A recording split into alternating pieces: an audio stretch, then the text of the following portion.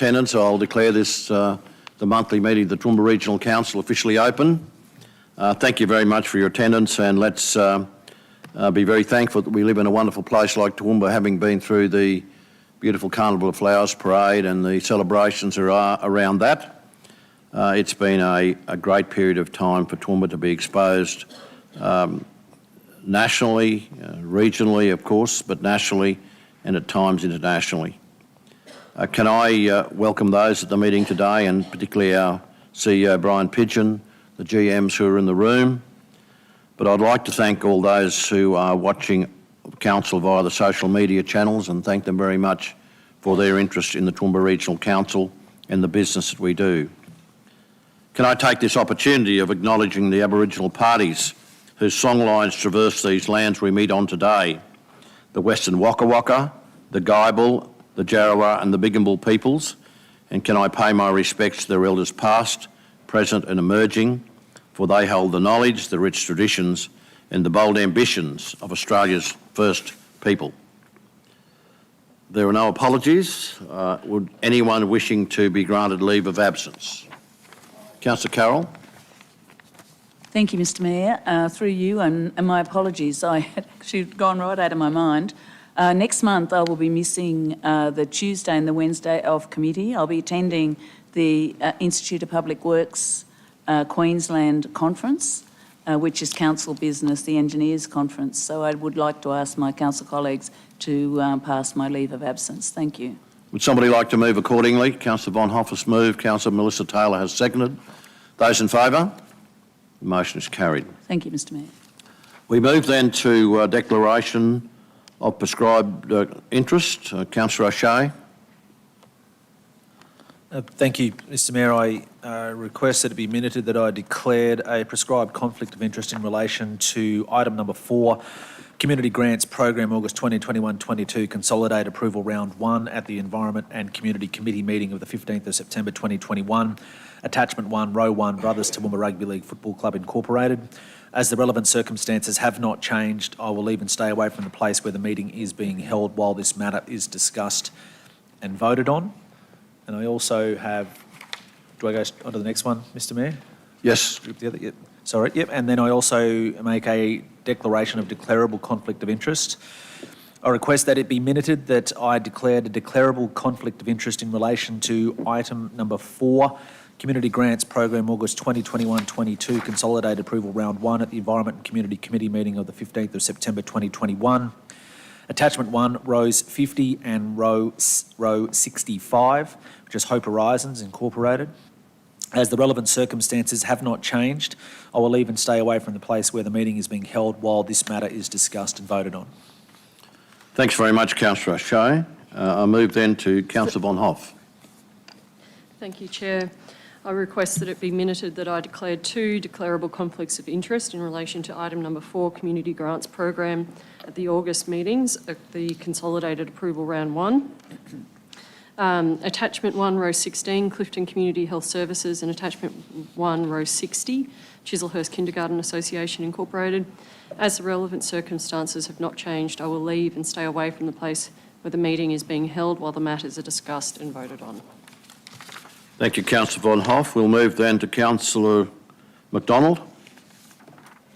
Thanks, Mr Mayor. I request that it be minuted that I declared a declarable conflict of interest by Theatre's Chairman and Directors at the Finance and Business Strategy Committee meeting on 15th September 2021, and of Council's decision to allow me to participate in the decision about the matter, including by voting on the matter. As the relevant conditions or circumstances have not changed, I will participate in the decision about the matter, including by voting on the matter.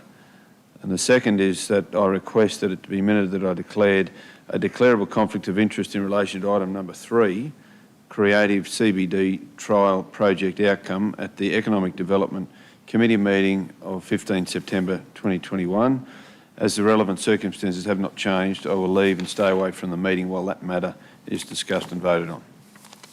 Thank you, Councillor McDonald. Move then to Councillor Melissa Taylor. Thank you, Mayor. I request that it be minuted that I declared a declarable conflict of interest in relation to item number 3, Creative CBD Trial project outcomes at the Economic Development Committee meeting of 15th of September 2021, and of Council's decision to allow me to participate in the decision about the matter, including by voting on the matter.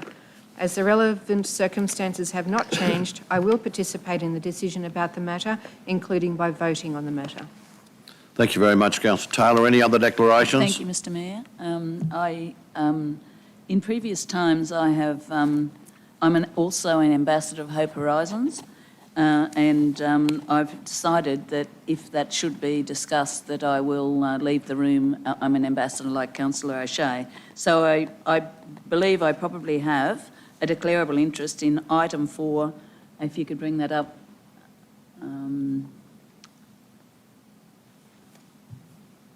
Thank you. A declarable conflict of interest in relation to item 4 at the Environment and Community Committee meeting of the 15th of September 2021, attachment 1, row 65, Hope Horizons Incorporated, of which I am an ambassador, an honorary ambassador. As the relevant circumstances have not changed, I will leave and stay away from the place where the meeting is being held when this matter is discussed and voted on. Thank you. Thanks, Councillor Carroll. Anybody else?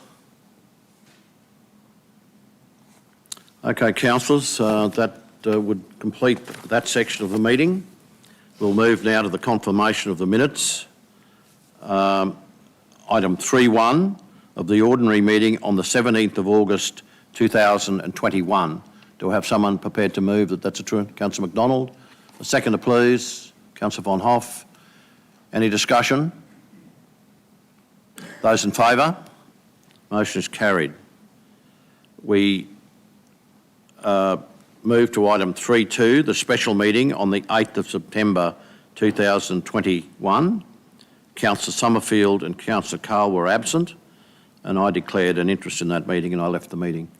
So would someone who was at the meeting, Councillor O'Hara-Sullivan has moved, Councillor Shine has seconded. Those in favour? That's carried. Are there any petitions that anyone wishes to bring forward? Okay. We'll move then to item 6, which is business for which the Mayor wishes to have considered at a meeting. Oh, is there any business arising from the minutes? Sorry, my apologies. No business arising? Okay. We'll move then to item 6, business for which the Mayor wishes to have considered at this meeting without notice. You would have received the script of all this on Friday, and I think it's time that we did what the motion there has indicated we ought to do. Can I say that I did have a conversation with Minister Butcher and his Chief of Staff yesterday in respect to this, letting them know that it was happening.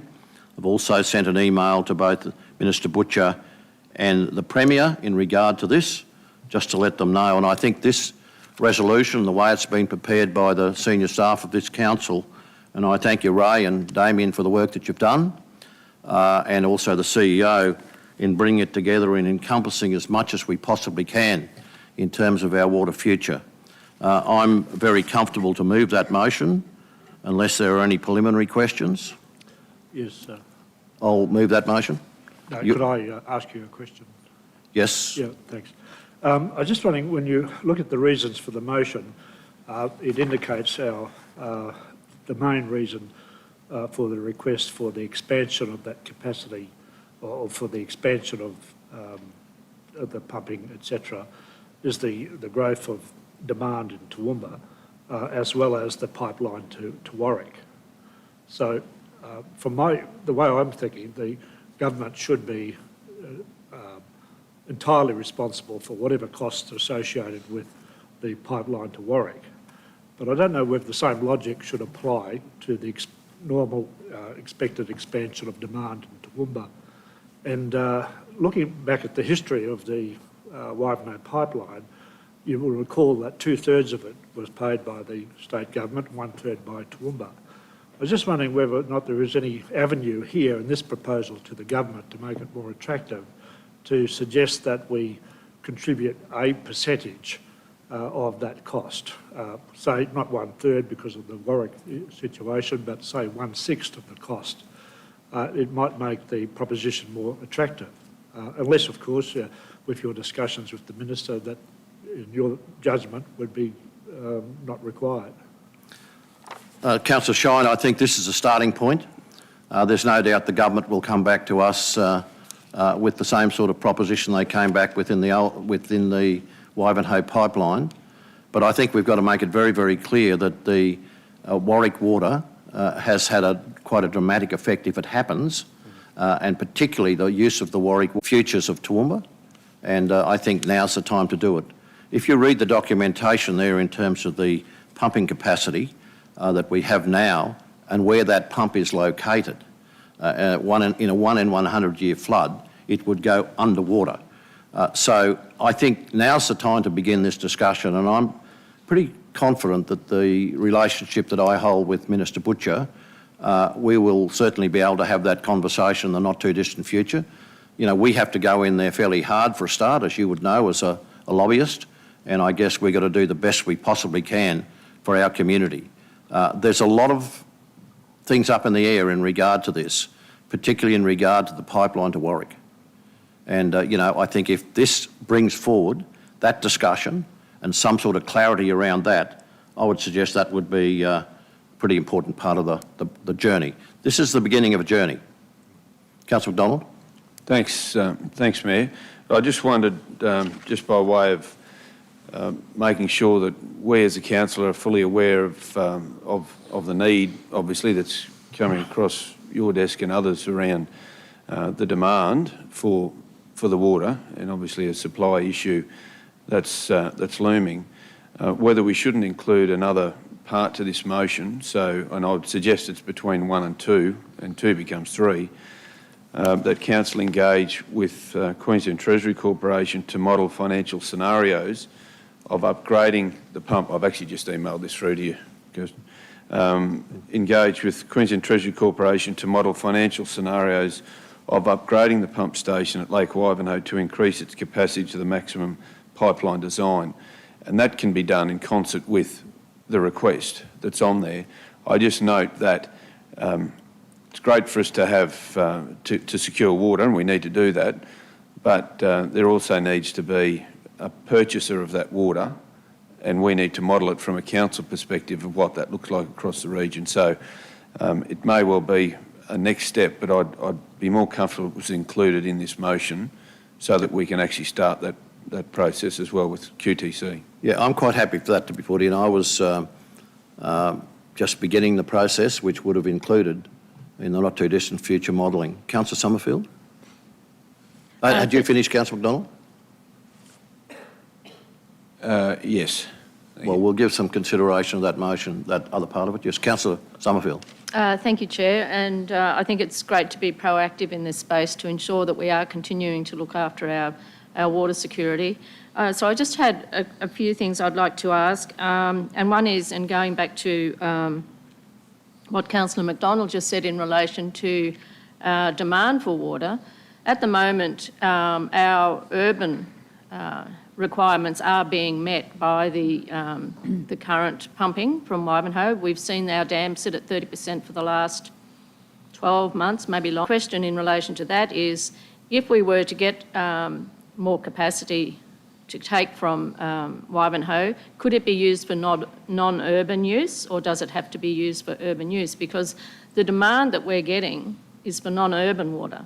It's for growing veggies and all that sort of thing. So I just wonder whether any additional capacity that we could get right now would be for non-urban use. That would be one question I have.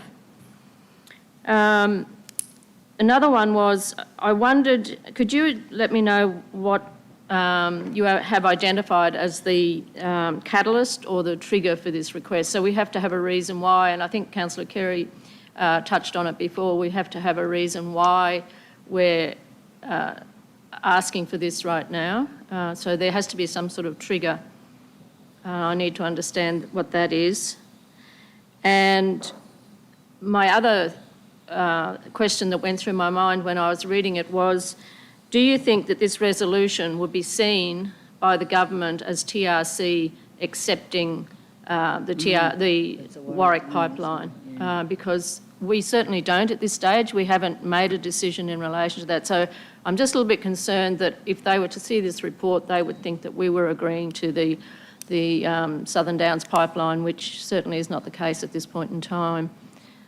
So they're my concerns, and then my questions, but then in relation to the actual report, on that first page, where it talks about the Clifton water supply, it's suggesting that the problems that we have with the Clifton water supply is drought, and that is not accurate.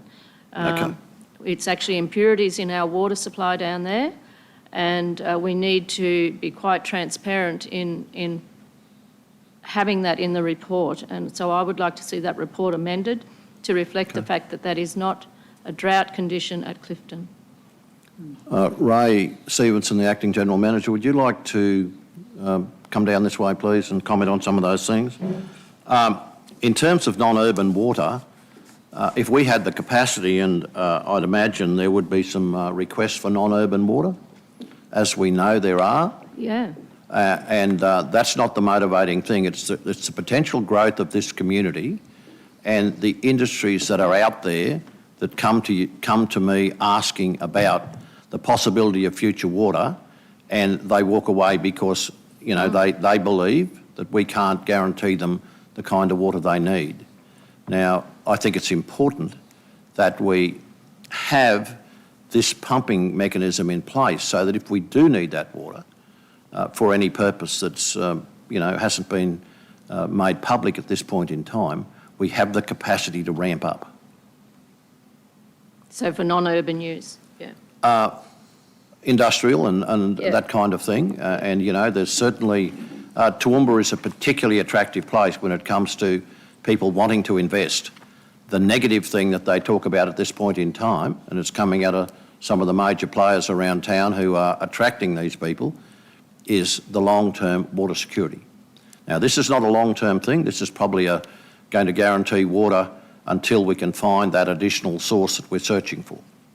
But this is the best option at this point in time, is to connect to Wivenhoe. We know that we can get additional allocation, but to do that, we have that latent capacity in the Wivenhoe pipeline, which I think is a critical factor in this discussion. It's there. It simply needs an upgraded pump, and if we can get that, I'm quite sure that things will look a lot better as far as our water future is concerned. There are those who believe the modelling hasn't been as good as it ought to be, and there's more water being used than we believe, but I can't go into that. I don't have the detail of that. Ray, did you want to make any comments as Acting GM in respect to the questions that Councillor Summerfield asked about would the water be available for non-urban use, the reasons why we're doing this, and are we agreeing to the pipeline to Warwick? Good morning, councillors. Thank you again for your time. So the availability of water, so our pipeline is currently fed by a 500 odd litre a second pump set at Wivenhoe. The maximum capacity of the pipeline is another 560 odd litres a second, so there is capacity in that pipeline to deliver more water up into Cressbrook. So certainly if we have the opportunity to install larger capacity out there, it provides us with greater redundancy. In the event of a failure of that pump system, we will have moved more water earlier. So any advancement on that pump set is a reasonable outcome for Toowoomba. We will certainly increase our security there. Within the Cressbrook system, Toowoomba is able to utilise that water for its own purposes. So we have our allocations out of our raw water systems, and it's up to Toowoomba how they see fit to utilise that. Certainly the domestic water supply, Toowoomba bulk water supply, is the lion's share of that.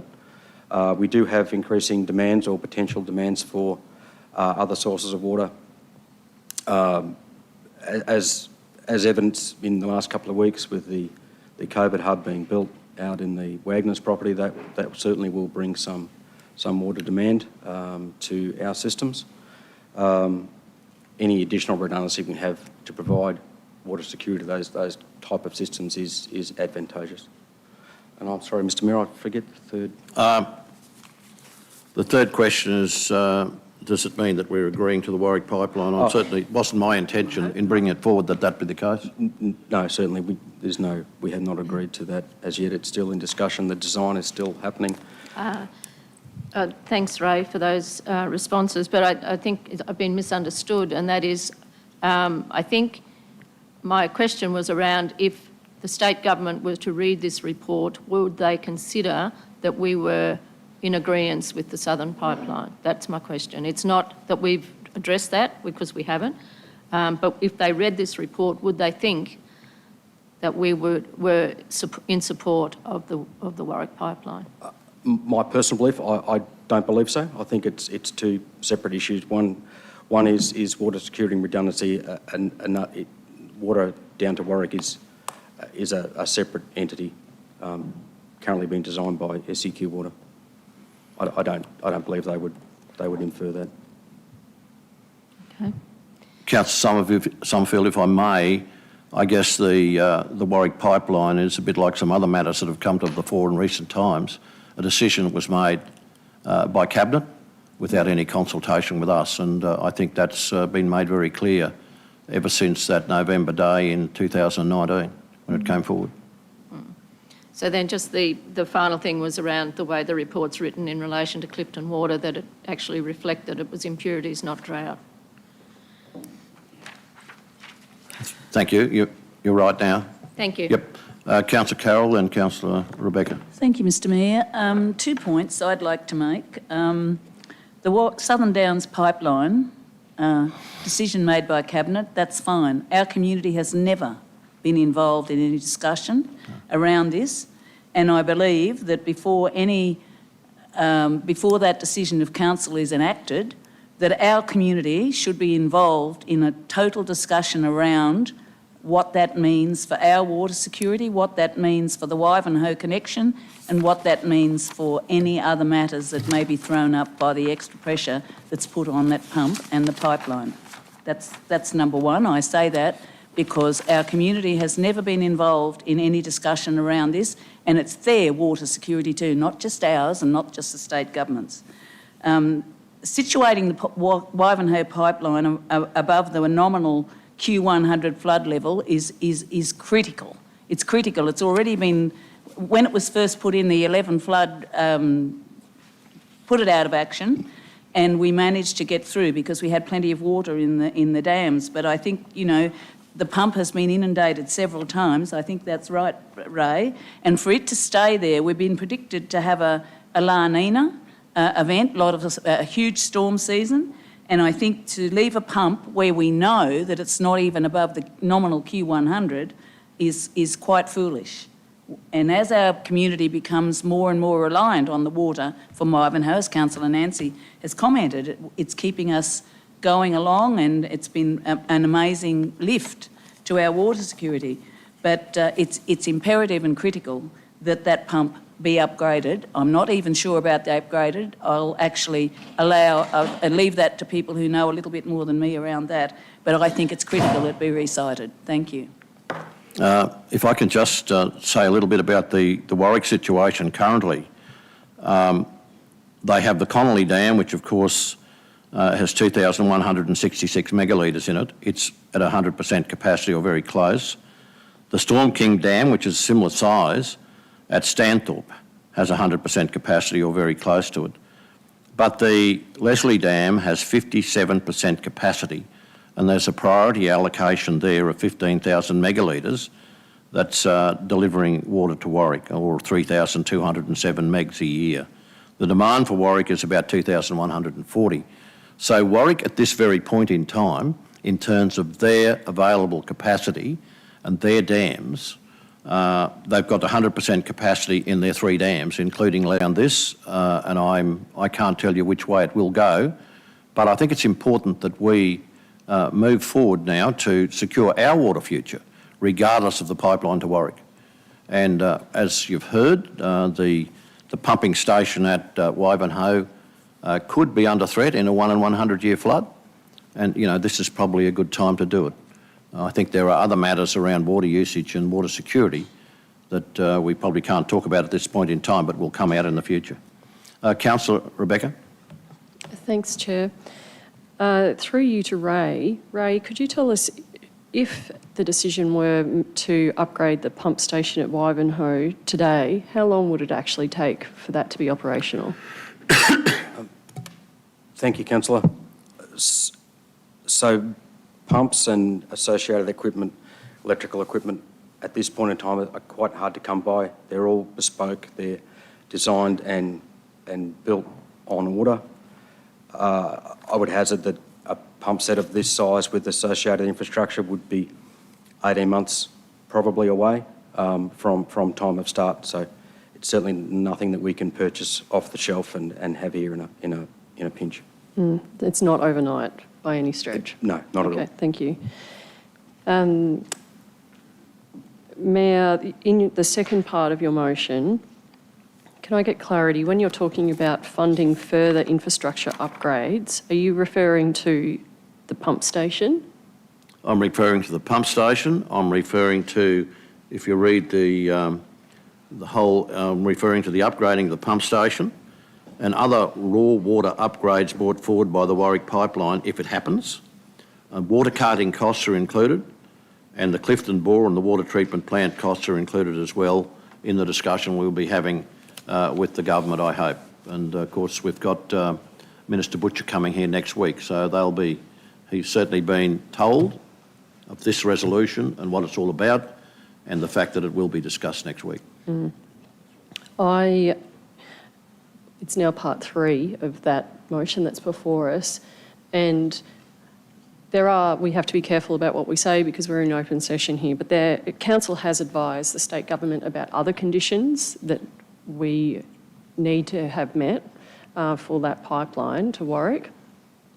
So can you explain why this particular aspect has been drawn out and included in the motion that's before us? Why? What's been drawn out? The funding of infrastructure upgrades. There are other requirements in the conditions that council has put forward to the state government. So why are we only specifying this particular part? And my concern is similar to those that have been raised, that this might send the message to the state government that if this is met, if this requirement is met, we're good with the Warwick Pipeline. And that's not the case because there's other factors that need to be considered and they haven't been stated here. Do you think it's necessary to include that final part of the motion, part 3 of the motion? Which asking the state government to contribute to funding further infrastructure upgrades? For the proposed pipeline between Toowoomba and Warwick, because that's a big conversation that needs to be had, and we're still waiting on critical pieces of information in that business case. So I share the concerns that it sends the message that the proposed pipeline is a fait accompli, and this local government hasn't reached that conclusion, and Southern Downs Regional Council hasn't reached that conclusion either. Do you understand? I'm saying, is it necessary to include that part 3 in your opinion? I think at this point in time, there's no question, with or without them demanding the use of our water to Warwick, we need to begin the process of upgrading what we have now for the future of this region. Absolutely. That's absolutely critical, and there's probably no better time or no better opportunity in the current circumstances to put these matters on the table. To me, it's about a journey, and it's about putting things on the table and beginning the discussion. I'll let perhaps other councillors have some questions. Thank you for that.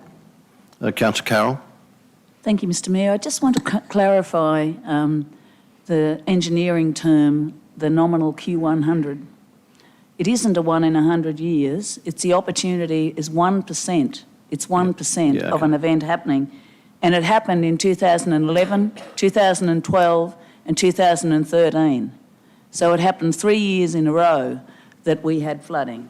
And we tell ourselves it's 1 in 100. It's not. It's a 1% chance, 1% chance that we're going to have it each year. And it's a little bit misleading because I think that if we say 1 in 100 years, we've had it 3 times with that pump in 3 years in a row. So we need to have the pump. I'm happy to be corrected, but... No, Mr Mayor, I'm not correcting you. I'm just Yep. pointing out. No, that's what we all say that, but we just need to remember that it is just a 1%, and sometimes with Murphy's Law, it just happens that Absolutely. it's not 1 in 100. And then it may not happen for 50 years. Yep. Any other questions around the room? Councillor McDonald? Yeah, Mr Mayor, I'll pick up on Councillor Von Hoff's comment, and it's a very sound comment in the sense that they are two different things, and we have already started a conversation with the state government in regard to some infrastructure with particularly around Clifton and supported by the state government there. I just wonder whether to take out any assumptions that we're suggesting that it will go ahead, that just simply says the council expects the state government to contribute to funding further infrastructure that are required if the state government's proposed pipeline between Toowoomba and Warwick was to go ahead, something like that. Yep. I mean, you're That's flagging, reasonable. what I guess your intent here, correct me if I'm wrong, is flagging now, early on, that if a decision is that it goes ahead, then we really want the state government to Absolutely. to chip in. That's what we're trying to spend some do. money. That's what you're trying to say. But what we don't want to say is that we agree that it should go ahead.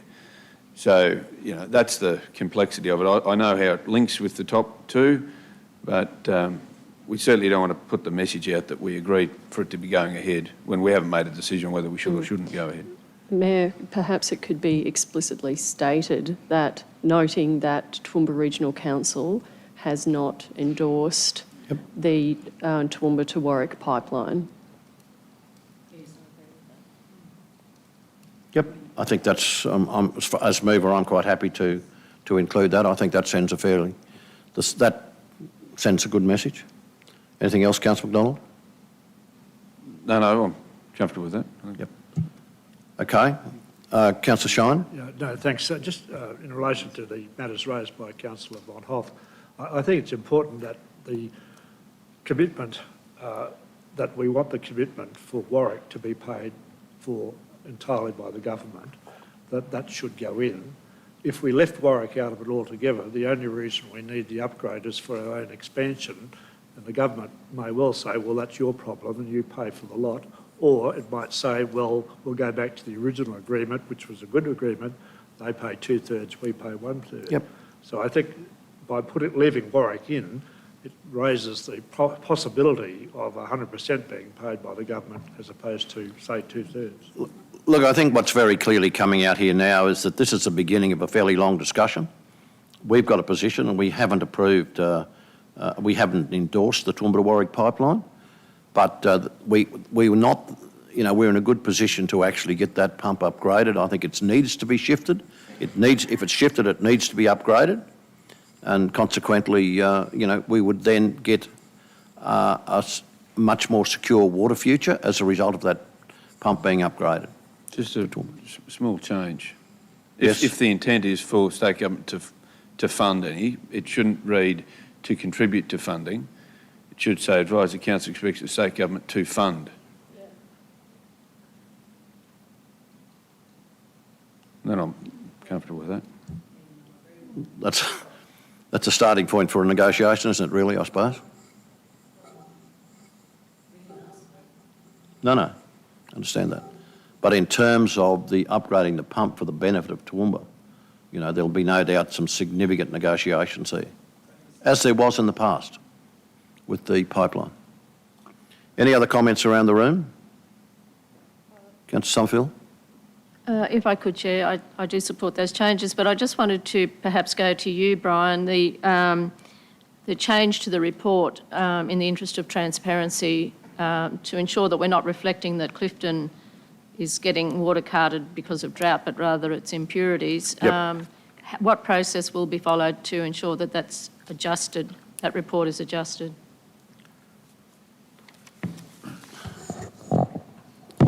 I'll just, excuse me, I can just make a CEO's note on the report that council asked that it be corrected at the meeting, and I'll just put it within that report itself. Okay, so that will then be reflected when we endorse the minutes at the next meeting? Yes. that'll Thank be- you. Councillors, could I also just quickly make a comment? And I understand what you're trying to achieve with recommendation 3, that council hasn't made the decision yet, but the way that reads, it can actually be read that council has actually made a decision not to endorse it, which is not your intention either. At this point, you actually haven't made a decision. Just include the word yet. At this stage, Has not yet endorsed the Toowoomba to Warwick pipeline. not yet endorsed. I think that's reasonable. Is that? No, considered is a better word. Sorry, Mr Chair, I've put my hand up. Has not yet considered. Its formal position in relation to. Its formal position in relation to Thank you.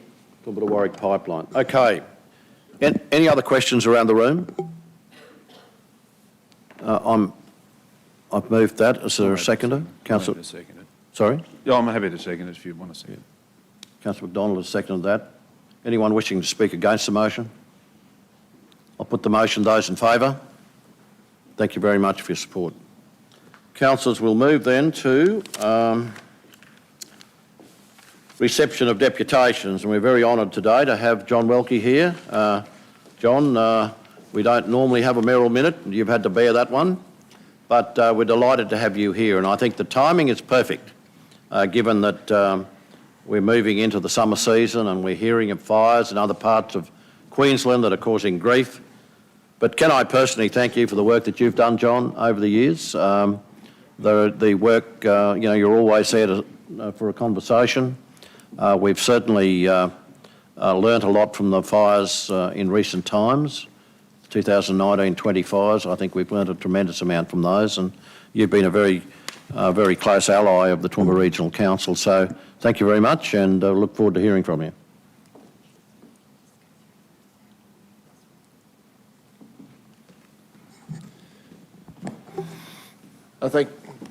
Thank you, Mr Mayor, and thank you, councillors, for the opportunity to come and speak at a full sitting of council today.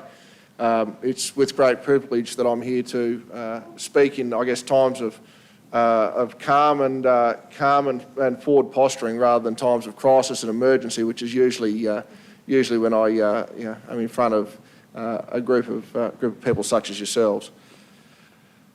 Today, I'm here to talk about our strong relationship between Toowoomba Regional Council and Queensland Fire and Emergency Services, and specifically that of the Rural Fire Service through the Darling Downs Area Fire Management Group.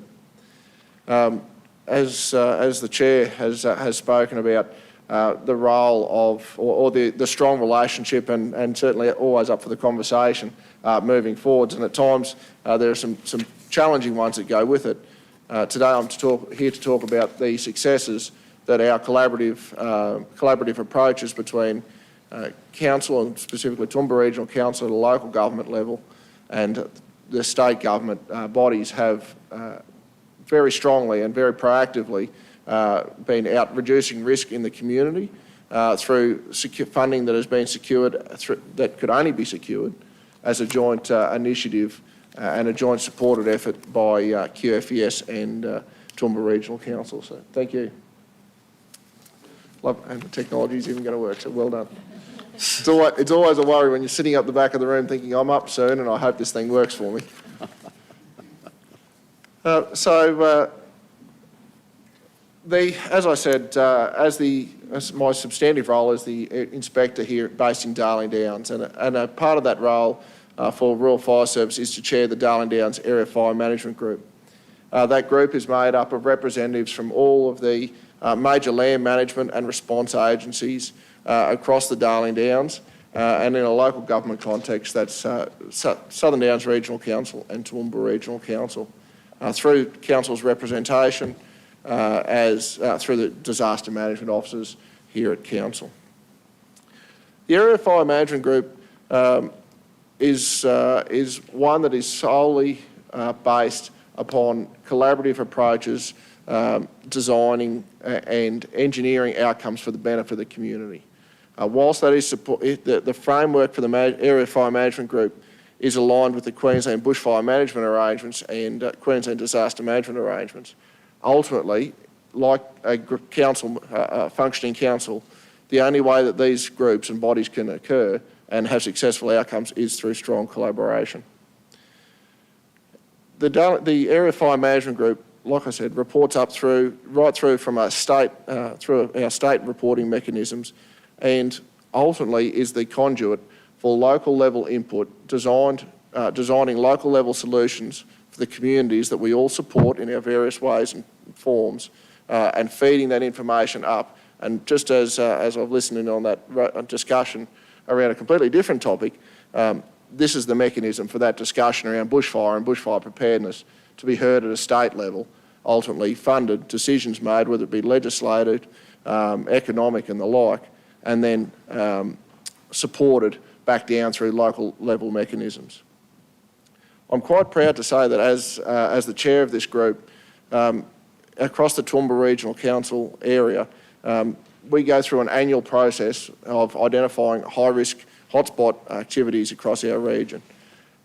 To those of you in the room and those of you watching online, there's probably a lot of these localities come as no great surprise to us who have been around this local government area, and particularly around the Toowoomba region, for a number of years.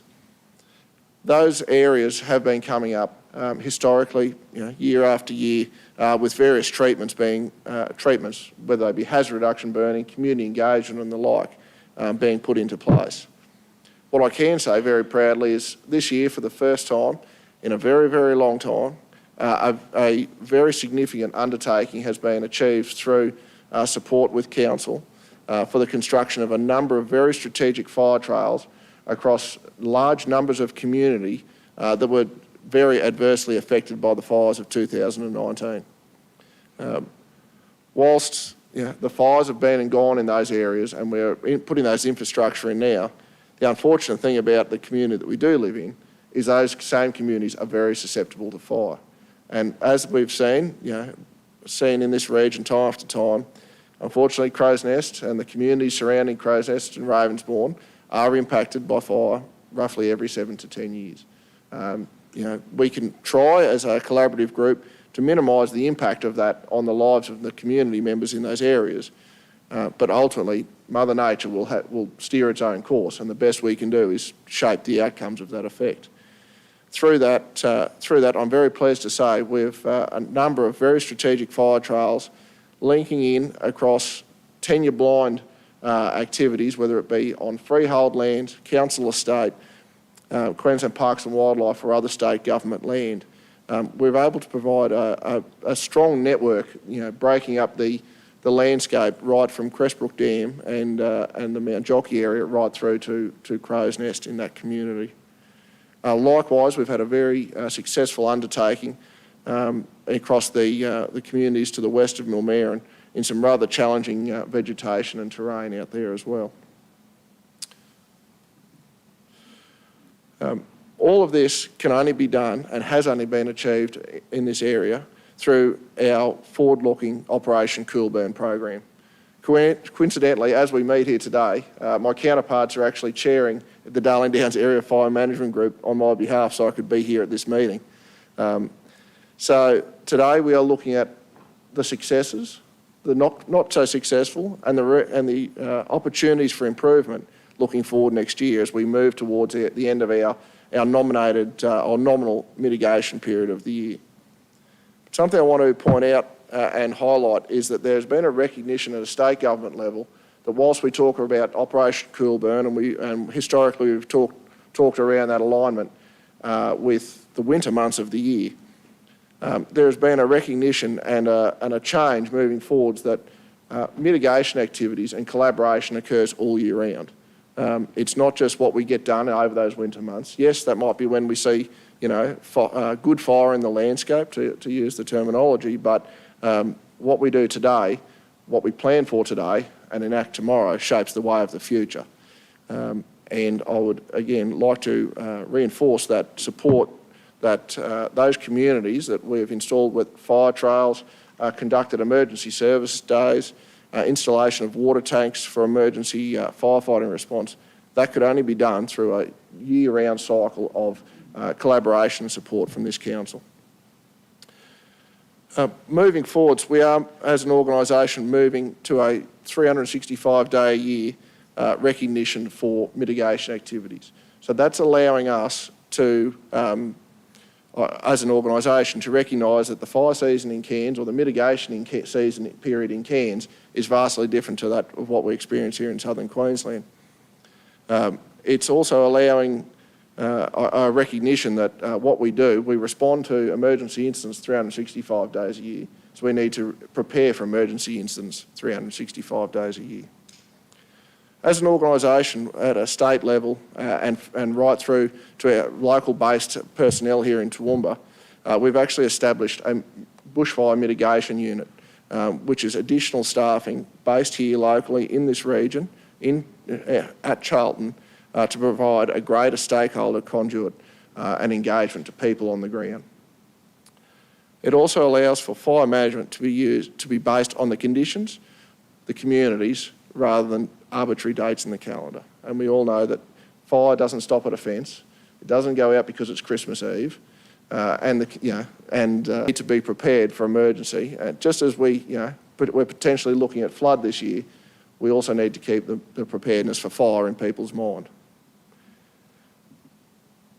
So as we move through our mitigation period and we start to talk around our bushfire season, the organisation focuses on 5 key strategic priorities, being the primacy of life for emergency responders and community. We provide provision of information and warnings for our public and the protection of critical assets and infrastructure. And most importantly, needing to recognise the diversity of this region as a landowner in this area, I'm very pleased to see the protection of cultural and agricultural assets recognised at a state government level as a priority for this year. Traditionally, when we talk to community and talk around the protection of critical assets and infrastructure, yes, there is certainly a recognition for pumping stations, electricity, telecommunications and the like. But from an economic perspective, our farmers this year are probably experiencing one of the best seasons they've had for a number of years. And that has not only a direct impact to them in an economic sense, but it also has a great benefit to the community that we all operate in for a longevity of community sustainability. So we achieve this through our firefighter safety, but also the safety of our community. It's both a blessing and a curse that we are still very active in those communities that were affected of the 2019 fires. It's a great thing to see the very positive things that are going on that have been achieved through our joint efforts with council, and I really do.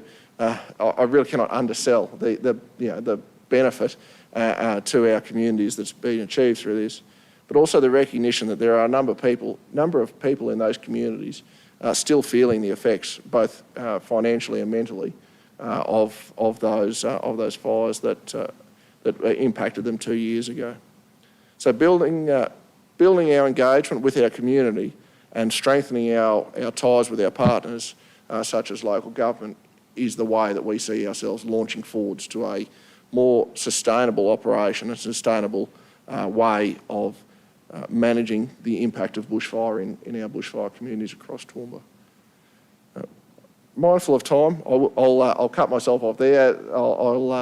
I could speak for hours on this subject, but I do just, again, really wish to emphasise the importance and unresounding gratitude that has been from myself in my chair role as the on the Area Fire Management Group, but also in my role as the inspector for Darling Downs Rural Fire Service, which is, at the end of the day, when it all goes bad, it goes bad, and I'm the person that's responsible for that.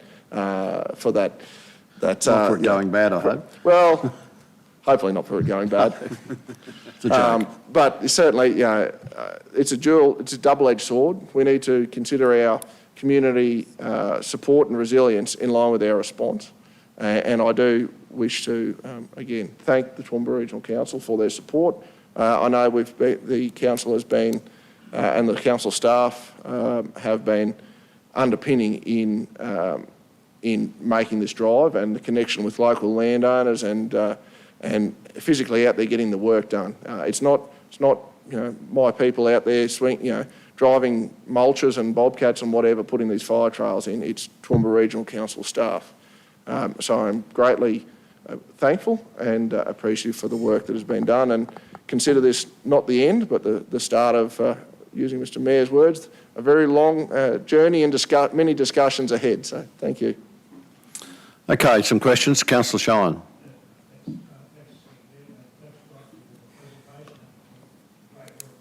You and your people, your team does. Just the last point of the collaboration, is there room for improvement? Can we be doing more? And secondly, you mentioned that there's a great season for our agricultural industries, probably because of that winter rain. Does that also mean more fuel for fires as well? Yes, certainly. Thank you, Councillor Shine. I think it'd be a very brave person that ever said we've hit the pinnacle of collaboration. There is, in my way of thinking, there is always room for improvement. What I would like to see us do from here on is use our successes this far and recognise the challenges that we have had to get us to this point, but this is the launching block for better and bigger things for the years to come. So certainly there is on all sides of the fence involved in this discussion. I think there is potential for improvement in our collaboration. It's, at the end of the day, it's not about any one single surface, agency or department. It's about the outcome being delivered to the communities that we are servicing, our clients at the end of the day. And on your second comment around, or second question around the agricultural aspects, certainly this year we are very much still, whilst we've had another share of rain last night, there is still very much the potential for a grass fire season that will impact communities that are this year that are probably not so used to it. Or, when we think of bushfire, we think of the significant forest fires that we see around Crow's Nest and Ravensbourne and right through, even through the Pilton Valley. The potential this year is that certainly through those winter rains and that the farmers are reaping the benefits of is, our more remote townships, likes of the McLagans and the John Darians that are, essentially grassland communities that maybe don't always have the prevalence of bushfire in their mind, are more likely to see fire, maybe not directly impacting the townships, but certainly in their communities. Councillor Nancy. Thanks, Chair. And John, thank you for your presentation. Very interesting, and it's great that we're all working together. Sad that people are still being impacted from those fires, and they were certainly devastating times.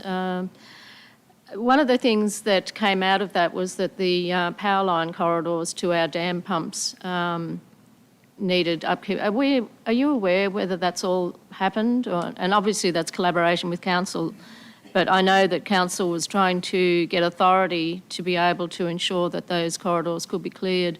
I'm just wondering whether that's actually occurred. Are you aware? I'll have to take that question on notice, unfortunately, Councillor.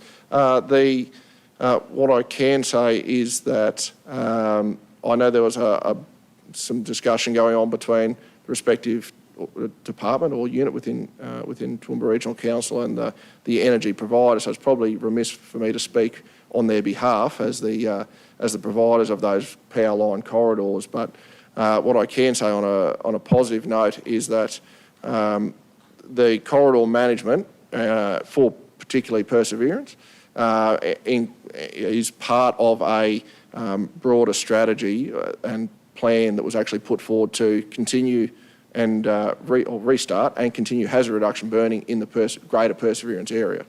I was actually only out there yesterday, and whilst we had those significant fires of 2019, now we're 2 years into the traditional 7-year cycle of a fuel build-up and leading to further fire potential. So now's the time we need to be reinvigorating and breathing some life into the ongoing management of our estates, whether it be freehold, local government, power line authority and the like.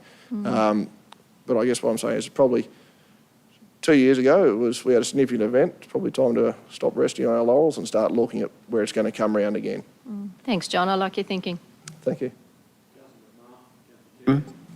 Yeah, thanks, John. Question 2, actually, and they're along the similar lines. From where we sit in council, the Operation Coolburn, I was very pleased that we did 100% of our targets last season, and that was important, I think, for the residents who were concerned after 2019. Just wondering how we're looking in Operation Coolburn in a wet winter coming into a hot, maybe wet summer, and then just how that's going in your opinion. Yes, certainly. Thank you for the question.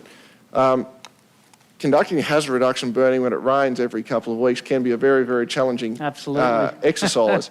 But I am pleased to say that it'll be, and being, like I said, the Coolburn meeting is on today, but with the council, other representatives. But I'm very pleased to say that all of our mitigation fire trails and infrastructure has been completed this year. All of our community engagement has been completed this year. And all but one hazard reduction burn for the Toowoomba Regional Council area has been completed this year that was planned. So it's been a very diverse year. We've gone from chasing fires to bogging fire trucks, trying to do hazard reduction burning this year. But there is, unfortunately, one activity that couldn't be completed purely because we can't get on the ground there to do it. But in saying that, all of our physical works, whether they be hazard reduction or fire trail construction, the like, has been complemented with community engagement, not only for those people directly involved, but for those communities that are impacted by it. So we've been able to, I guess, keep the prevalence of bushfire in those communities in people's mindsets, even though we haven't physically been able to put fire in the landscape in some instances. Have you got a second question, Yeah, Councillor thanks, Tim? Chair. Just follow up, different area. I was very privileged to be at Tabletop last week for a cultural burn with your guys, our First Nations and some First Nations from further down the hill. And you've talked a bit about collaboration and shared knowledge, and I think it's great that way we're learning at doing things. Just wondering your opinion, how are those relationships going with our First Nations friend and that sharing of knowledge that's been so important? Yeah, thank you.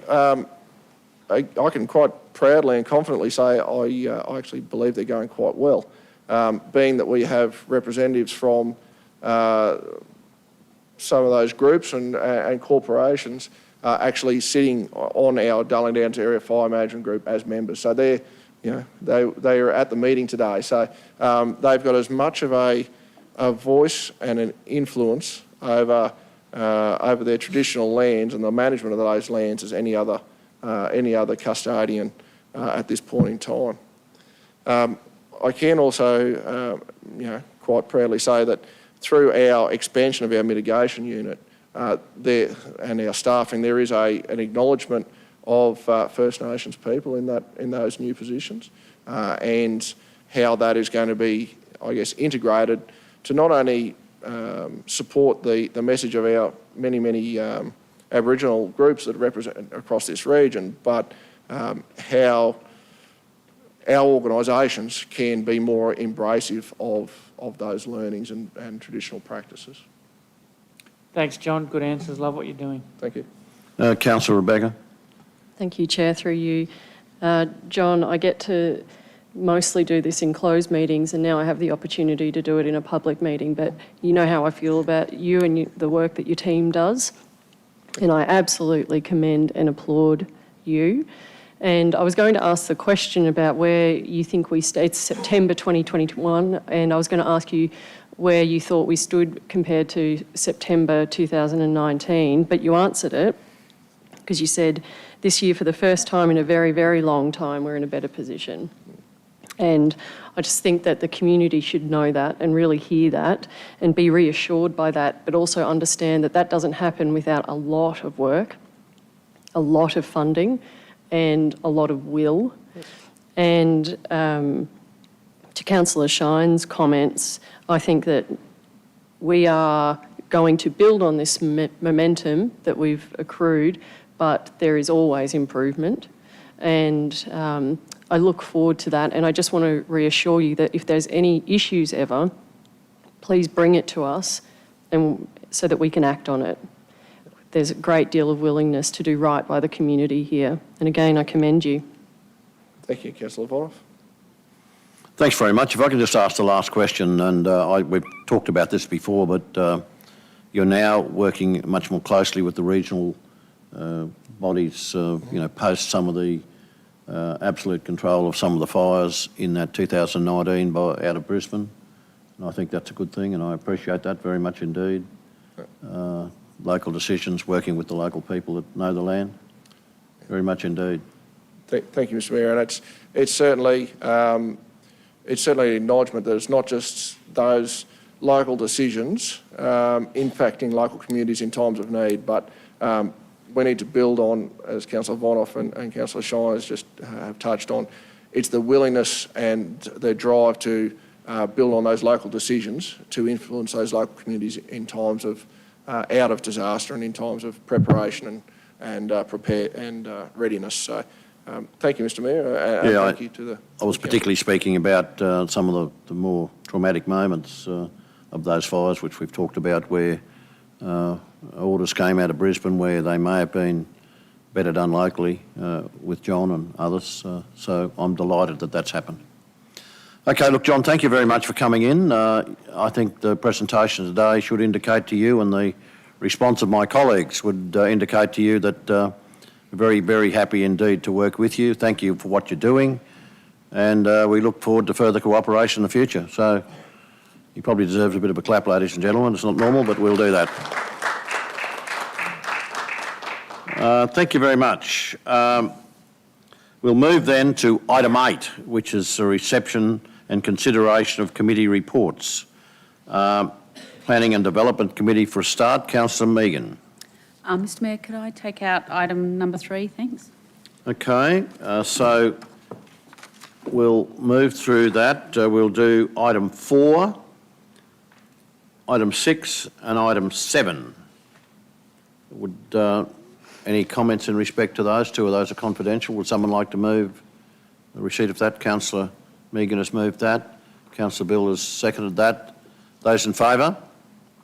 Councillor Megan, over to you in respect to item 3. Thanks, Mr Mayor. I would like to add a third part of the recommendation there, that we write to the Minister for Education and for Environment and Great Barrier Reef, advocating that the current coverage of koala habitat mapping be broadened beyond the SEQ region, and that all of the Toowoomba region be included in the mapping. And I can speak to that when you're ready, Mr Mayor. So you're moving that? Yes, Mr Mayor. Seconder? Councillor Vonhoff, yeah? Thank you, Chair. Councillor Carroll, you wish to say a few Mr words? Mayor, if I could ask Councillor Megan if she might consider what's there in the yellow, because that is the main reason I do not support this. The mapping is inadequate, doesn't represent the koalas that are there in the South East Queensland portion of Toowoomba Regional Council. And if it doesn't accurately represent what's there, then it can't protect them. So I would ask my colleagues to consider that as part of that recommendation. Thank you. Is strengthening the right word there, or should we a more accurate mapping? More accurately map. Yeah. Because that is actually, well, I would just like to say, when I first got in local government 21 and a half years ago, the good quality ag land that was mapped was recognised by the officers from the State Department that it was quite inaccurate. 21 and a half years ago. We sat in a planning meeting yesterday, and that same mapping that was inaccurate 21 years ago is now still being used, because it has to be used, to direct where planning should go. If this mapping isn't accurately corrected now, we will be doing this, somebody will be doing the same 21 years from now with inaccurate mapping, and there'll be no koalas left. Thank you. Councillor Megan, are you happy that that be It's included? just the wording up there, Mr Mayor, is not quite making sense to me, that the current coverage of koala habitat mapping be broadened beyond the South East Queensland region, more accurately mapping that has already been done. More, And more accurate mapping, To more Chair. accurately map and what all has of already the been Toowoomba done. region. to Or- more accurately map. So, Mr Mayor, I would like to What see it has that it's already actually been- that the mapping that has already been done Is be- improved. Be made more accurate, more representative, to more accurately represent the koala populations in the southeast part of our shire. Chair, the other option could be to say the current coverage of koala habitat mapping be broadened and made more accurate. It's a bit better language. And- yeah. Just where do we put it, I'm saying, so that it makes sense when you read it. Habitat. Yes, Of habitat correct, mapping. correct, councillor Shine, absolutely. Made accurate. Mr Mayor, And, More Mr accurately Mayor, from- it should be in the Darling Downs region, I think. Mr Mayor, I would actually like it to be a separate clause of its own because it is recognised by our officers in 2019 when this was brought to us. It was recognised by our officers that the mapping was inaccurate.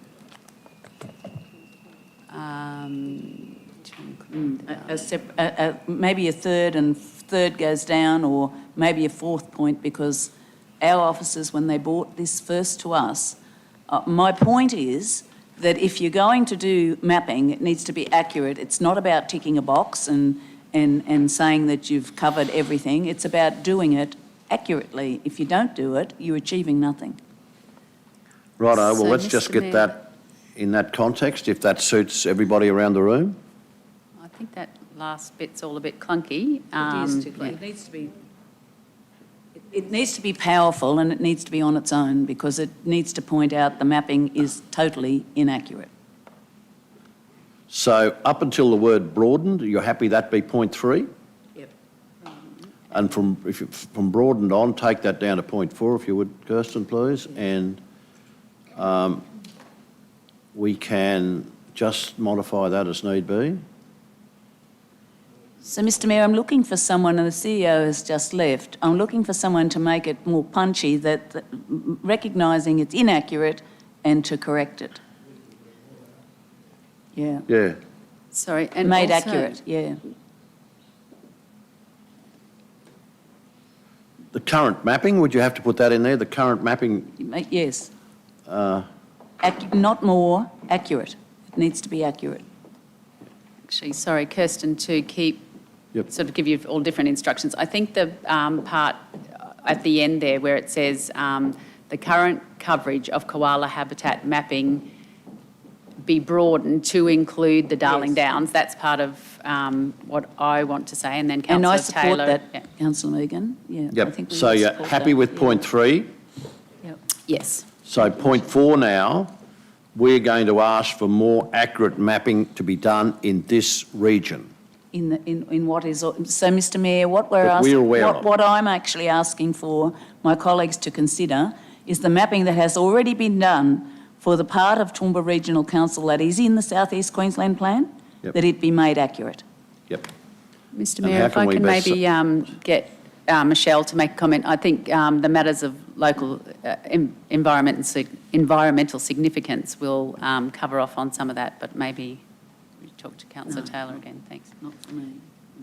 Thank you, councillors. In relation to the matters of local environment significance mapping that council is currently undertaking as a piece of work to support and inform the new planning scheme, that information will help us to understand and map areas of ecosystems and improve connectivity in our entire region. And whilst it does not specifically step into the state interest matter for koala habitat, we have considered koalas as a particular species in relation to that habitat area. So it could be that at the conclusion of the MLES process that we could use that information to support the state in reviewing its mapping and updating it in terms of the accuracy for the region, that we would have that additional and new information to hand to do that. So an option could be simply to write to the Minister for the Environment, Great Barrier Reef, advocating that the current mapping for the Toowoomba region be reviewed and updated, having consideration to the MLES project at its completion to help inform the state's accuracy with their mapping, something to that effect. Sounds good. So, Michelle. Mr Mayor, Councillor Carroll. thank you, and through you. This is not reassuring me at all. The reason for the state mapping is to come in as an overlay to guide development. If we wait until council's done theirs, it was already admitted. I mean, the fact is, it's the only thing that can stop. If we wait for council to do that, there'll be nothing left of any of this habitat. The only way it can be stopped is for a state government overlay to come over it, and their mapping is inaccurate. And I've had all these phone calls from people, and I've only had them from the south, where it is totally inaccurate. And we were told by council officers some years ago, when the mapping first came into being, that it wasn't accurate in the north either. So we're talking about the southeast Queensland area. So if we wait for council to do its plan, there will be nothing left in the area of southeast Queensland that is in our shire, because it will be too late to save any colonies of koalas and their habitat.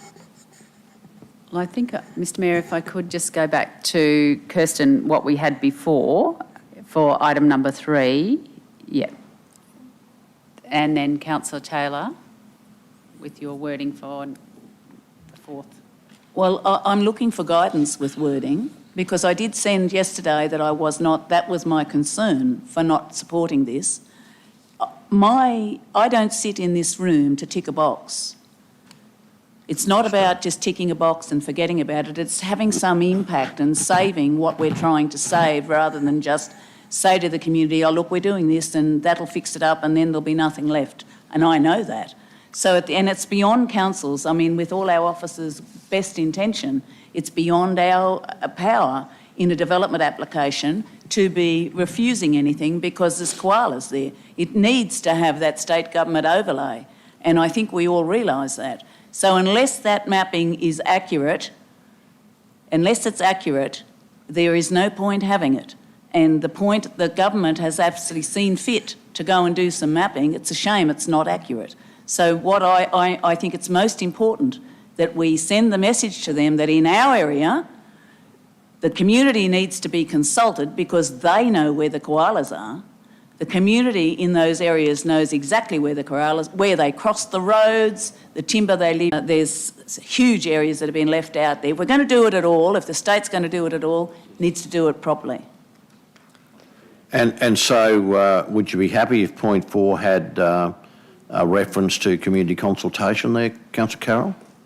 Actually, I think, Mr Mayor, that is good wording, because what exists on the ground currently, they will find that by talking to the long-term residents in those areas. And thank you, Mr Stewart, thank you. I'm Yeah, happy well, I with think that. that's... Thank you. I agree.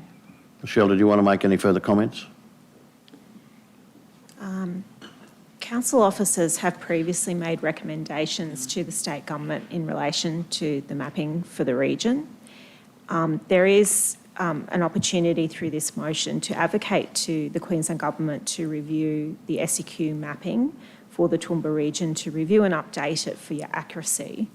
I do feel that there is an opportunity for council, as it moves through the Matters of Local Environment Significance project, and we're not at the conclusion of that, but expecting to complete that towards the end of the calendar year, that could actually be a useful tool to also help inform the state, to give them some data that we've been able to collect over various phases of work, which have included local experts and consultation with various community groups through that process to help them inform their mapping.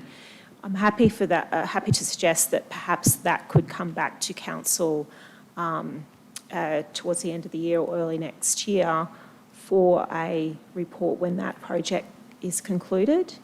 The provisions for the MLES mapping won't be included in the planning scheme until the planning scheme is adopted. But if council is happy with that data, there is nothing to preclude council then preparing to share that data with the state so that it could also inform its own legislative mapping, which would have a higher order set of controls for koala habitat in the region. So, Mr Mayor, thank you. Thank you, Michelle. I'm not in any way not valuing what the staff are doing, I realise, and this does not say how they make the mapping more accurate. If they're wanting to do that and they get the message they should, then they should be informed by the work that our local officers are doing. So, and the people that are on the ground, which hopefully our people will be talking to. So I think how that is fine, valuing your work and the community's knowledge.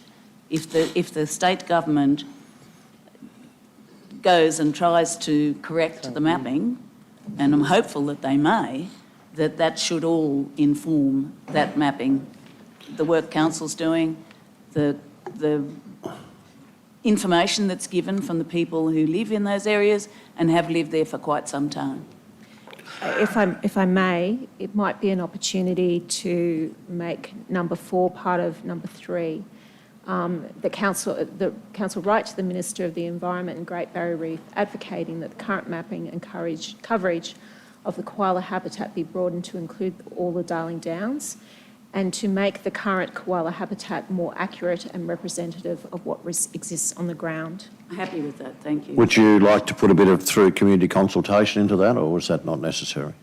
Well, I think, Mr Mayor, in some of our areas, particularly around the city, the people there's been an influx of people, but I think the long-term residents of these areas have knowledge, and that can't be replicated. So I think that how we do it, I suggest, is probably better left open-ended, but it'd be very foolish if we didn't speak to the people who actually know what's happening out there.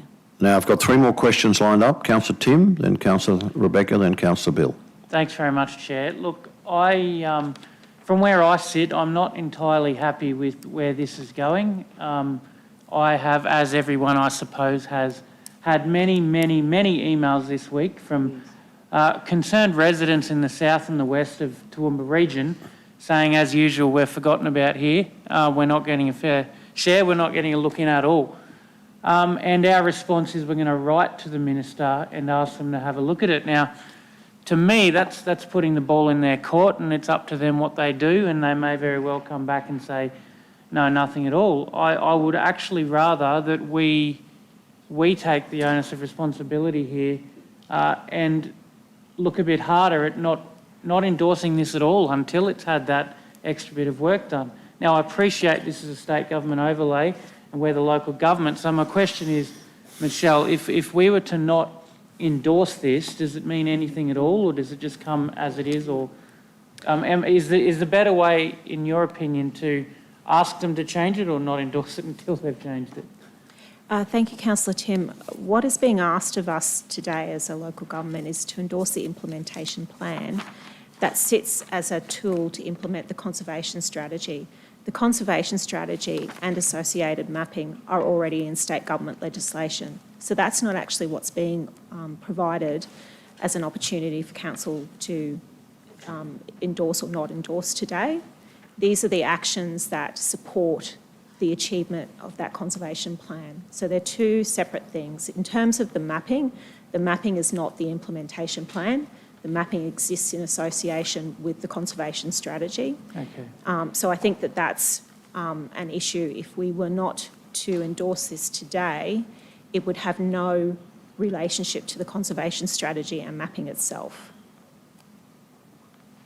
The implementation plan is a way in which state agencies and local councils and SEQ, potentially community groups and private landowners, can work collectively to implement the outcomes of the conservation strategy. And council has already identified actions that we are already contributing towards within this implementation plan. Okay. We'll keep moving. You got a further Look, I question? just, it doesn't fill me with confidence that anything we put in this motion is actually going to be followed up on, especially number 3. And perhaps I can look at foreshadowing another motion, Chair, but I'm happy to go to other questions. Thank you. Finish, Councillor Tim. Hand over to Councillor Rebecca now, and then Councillor Bill. Thank you, Chair. The first thing is, now that Councillor Shine said it, I can't unsee it, more accurate. The more just needs to go. It's either accurate or it's not. Yep, agree. Thanks. The other thing, so last week I asked about the teeth because our best efforts to improve conservation are only as strong as the teeth that come with legislation. And I hear Councillor McMahon's comments, and I feel like what we're doing here is trying to be pragmatic and working within the state legislation that exists currently. But Michelle, can you explain to us, please, that this advocacy for conservation and the improved mapping, will that actually translate to meaningful legislative teeth in conserving habitat? Can I answer the question in 2 parts, please? And I'll start with the first part, which relates to the state's role. The state has identified koalas as a matter of state environmental significance, and explicitly they control that. So with the conservation strategy and associated vegetation management controls and the state koala mapping controls, it is entirely within their realm to do that in relation to koala habitat specifically.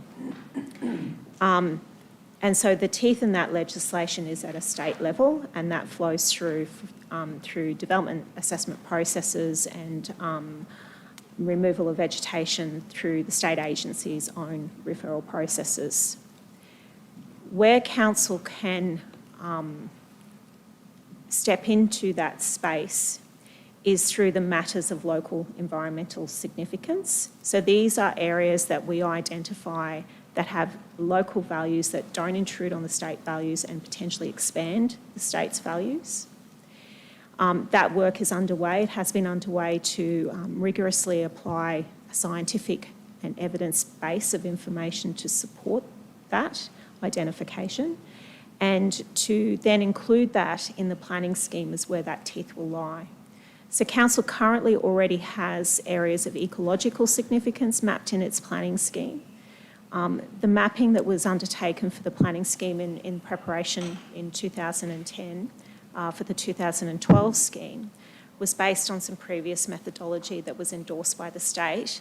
And that methodology, as science progresses, has improved, and we have followed a new base to improve our mapping, and that's a work in process.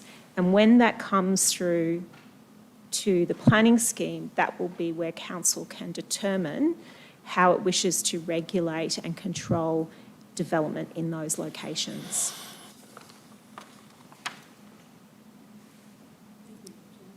Councillor Bill.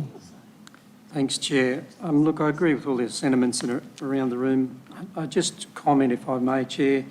I would have thought, so the timing here for us to request the state to readdress their mapping and their overlays will be no quicker, in fact, longer than us doing a natural progression or being involved in a natural progression of this, as Councillor Megan has put, to contribute ground-proofed information, verified data that will actually aid the state to get to that position of review at some point in the future. In the meantime, let's do what we can. And I agree with the sentiments what Councillor Megan has put. And it's not that we're ignoring, it's we don't have control of that. But what we can do through those areas of significance in our planning scheme that we're identifying, which I believe will come to the table rather than us banging the table and telling the state how to do their job on reviewing the koala mapping, I think it'll be a sounder option for us to contribute. And in the meantime, by endorsing this, we're actually making a positive step to protect those real pressure points within our region, i.e.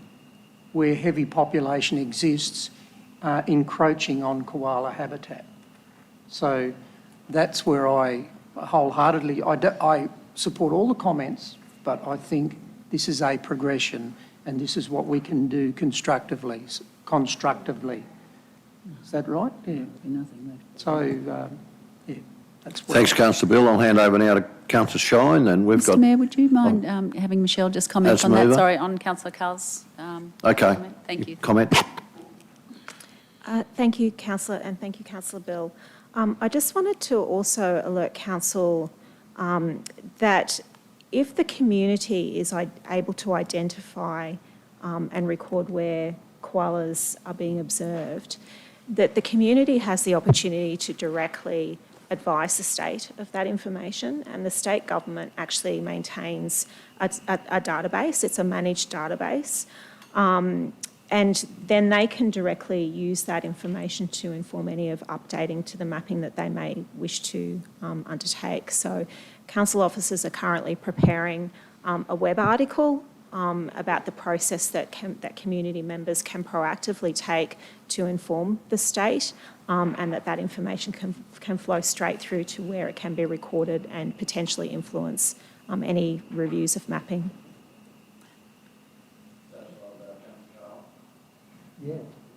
Yeah, thanks, Chair. It's just, I think this is the best course for us to take and the most appropriate.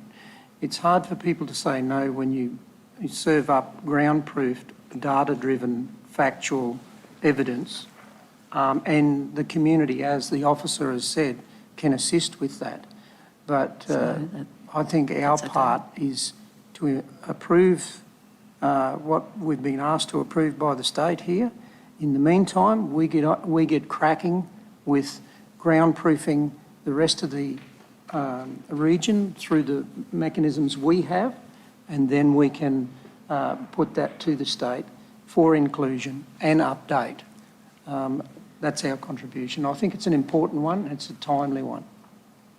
Thank you. I'll move then to Councillor Shine. Thank you, sir. Followed by Councillor Somerville, Councillor O'Shea. Okay. Thank you.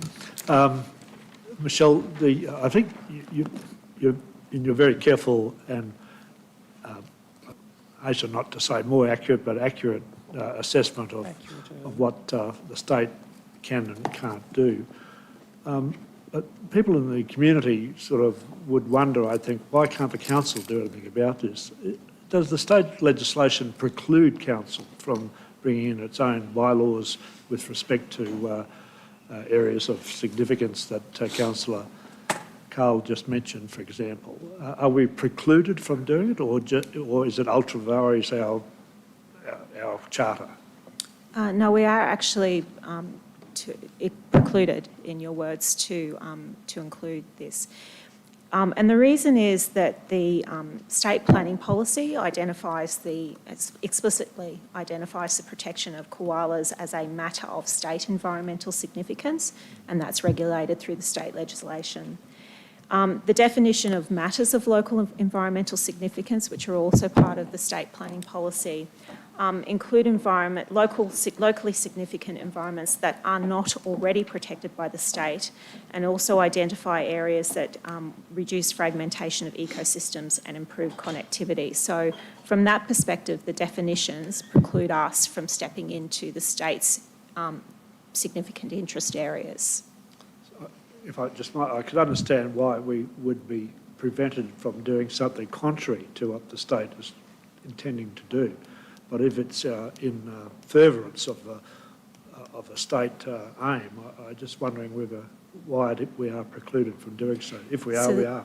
The state requires council to identify matters of national environmental significance and state environmental significance in its planning scheme, and we need to use their information to do that. That is what the state planning policy states. The areas where we can expand on and support and perhaps extend that information is around those matters of local environmental significance, but we can't explicitly be doing that for a koala matter, but we can be looking at it from biodiversity, habitat protection, connection of corridors, ecosystem preservation. Have we tried to do that? That is the work that's currently underway as part of a major study to inform the new planning scheme. We have one layer of information already existing in the current planning scheme, and we are preparing information methodology that is consistent with the state's framework, and that is using local knowledge to build that information. That will eventually flow through into the new planning scheme, but the study itself will be concluded towards the end of this calendar year. I'll move to Councillor Summerfield. Thank you, Chair. Look, I think that we need to be in the tent, not out, and I think that we're better off trying to work with the government to try and get the best outcomes that we can. So my only thought is that can we make advocating a stronger word? Is there a better word that we could use instead of just advocating, and maybe perhaps mentioning, and it's up to you as mover, Councillor Megan, but maybe reflecting that we've had such a huge community response to this in that wording, that might make it more powerful to try and get them to engage and expand it to the Darling Downs. We may offer a suggestion in light of that feedback, perhaps requesting maybe, or to request maybe a better word than advocate in that context, if you're happy. We want further than request, we want imploring or something like that, don't we? Yeah, You know? insist. Yes, we do. Requesting's just... Insisting's a bit of, a bit strong, I think. But Imploring sounds a pretty strong word. I don't know whether it's appropriate right there, but I think it might be. Well, it would we need to show send a the message. passion. Yeah. yeah, Would send a message. You happy with that, Ms Mover? thank you, yeah. Right. Councillor O'Shea? Yeah, thanks, Mr Mayor. Not to upset the whole apple cart again here, because we've wordsmithed this quite a lot, but I think I just keep looking at it and thinking of the objective that we're trying to achieve here, and one comes down to, I just listened to the mover, and the second around, one is around the inaccuracy of the Mapping. of the mapping. So I think that's an important part of it, and two is around what action we are requesting, imploring, demanding, whatever word that may be, for change. So I wonder if, well, I think the first part, like line one is fine, but I wonder if we need to be stronger in a second statement, like at point two, which would be something around the likes of, write to the Minister for, Environment and Great Barrier Reef, advising that the current mapping of coverage of koala habitat is inaccurate. Because isn't that an important point of what we're saying around what we're trying to say? We're trying to tell you this is inaccurate. So I wonder if that needs to be the second point. And then potentially the third point could be a mash-up of 2 and 3 here around agree to provide information to the Department of Environment and Science about the matters being undertaken that are relevant to the plan's actions, and requesting the current mapping of koala habitat include the Darling Downs, and consult with community stakeholders to accurately represent what exists on the ground. Sorry, it's a bit... Because I just wonder, because I think the key thing like we're talking about is we've had terms today of how do we get the best bang for our buck with what we have control of, or what we're trying to advocate here on behalf of our community and what we have control of. So I think if the main message that we're trying to have them reach is that it's inaccurate, that potentially, as I said, 1 stays as is, 2 would just be that we write to the Minister to say that it's inaccurate. I think 3 becomes 2. Yeah, and then, do you know what I mean? I know that we've got a mover and a seconder with it, but that's where my thoughts was. 1 stays what it would be, 2 would be write to the Minister for Environment and Great Barrier Reef advising that the current mapping of coverage of koala habitat is inaccurate. And then 3 is the whole part of the first bit, agree to provide information to the Department of Environment and Science about the matters being undertaken that are relevant to the plan's actions, and requesting the current mapping of koala habitat include the Darling Downs in consultation with, what did I say? In Local consultation. communities, because there's more than one. Yeah. Yeah. And consult with community stakeholders to accurately represent what exists on the ground. Yep. But 3 becomes 2 and 2 becomes 3.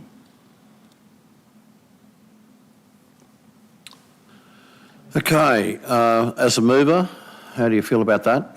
Well, Mr Mayor, I'm sort of a bit worried about the intent of my alternate recommendation was really so that the Darling Downs was being considered to be part of the koala land, and I would like them to apply all of that fantastic work that they, and vision and implementation and target and all of that to the Darling Downs. And that includes extending the mapping and making the mapping more accurate.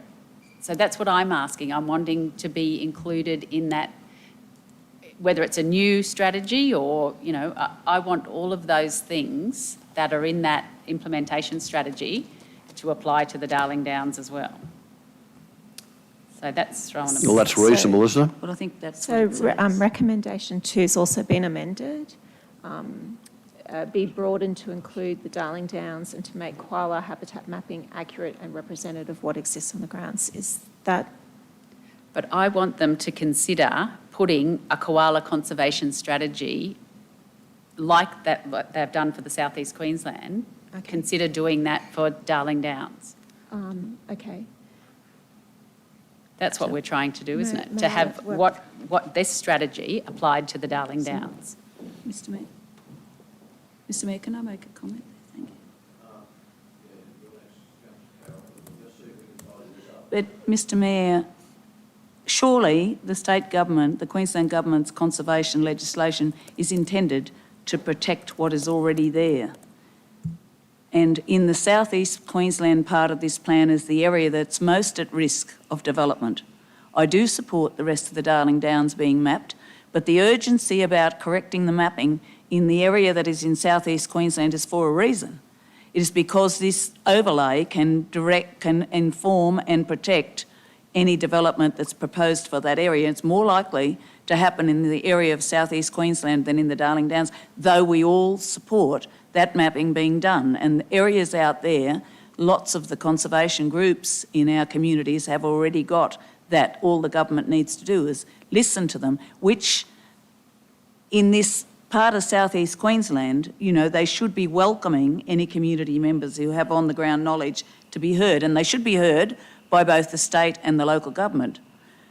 And if you're going to do mapping, and Councillor Megan says the mapping's already been done, well, if she's happy with it, I'm not. And it isn't accurate, and if it's not accurate, it's not going to do what it's put there to do.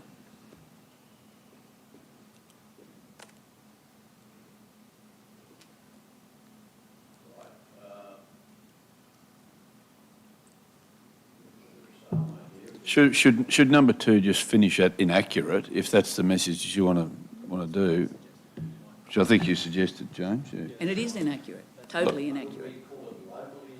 Totally inaccurate. Well, Sorry? It is inaccurate. If we called it locally inaccurate, to be more specific about our concerns, are we It's totally... beginning to go a bit too far here with this? The message is there, send it. Mr Chair, I'd suggest it's not locally inaccurate. It's a state, as we've heard from the officer, it's a state legislation and the locals actually know where habitat exists. Yes, so, but it's not mapped. Yeah, but, okay. You're happy with it in your area, I'm not in mine. I'm not suggesting that the mapping's accurate for a start, and it's not the time for debate, Councillor Taylor. Councillor... I think there's been lots of goes at trying to get this right. I think everyone agrees. No one's going to take any notice of us anyway. And on the officer's recommendation, Yes, we are, Carol. we need to do what we can do now with the mechanisms that we have at our disposal. And that's what I was trying to say before. And that's why I support Councillor Megan's intent there. without straying into areas that we have no jurisdiction and without... We just mop it up. I'm sorry? We just mop it up and take the blame when I'm not all the suggesting trees... that at all. Not suggesting that at all. Righto, councillors, we've been on this for a fair while. The message we're trying to get across to the Minister for Environment and Great Barrier Reef is that we want a better job done. We want recognition of the growth areas around here and the impact they will have on koala habitats. Councillor Tim, you've got something to say?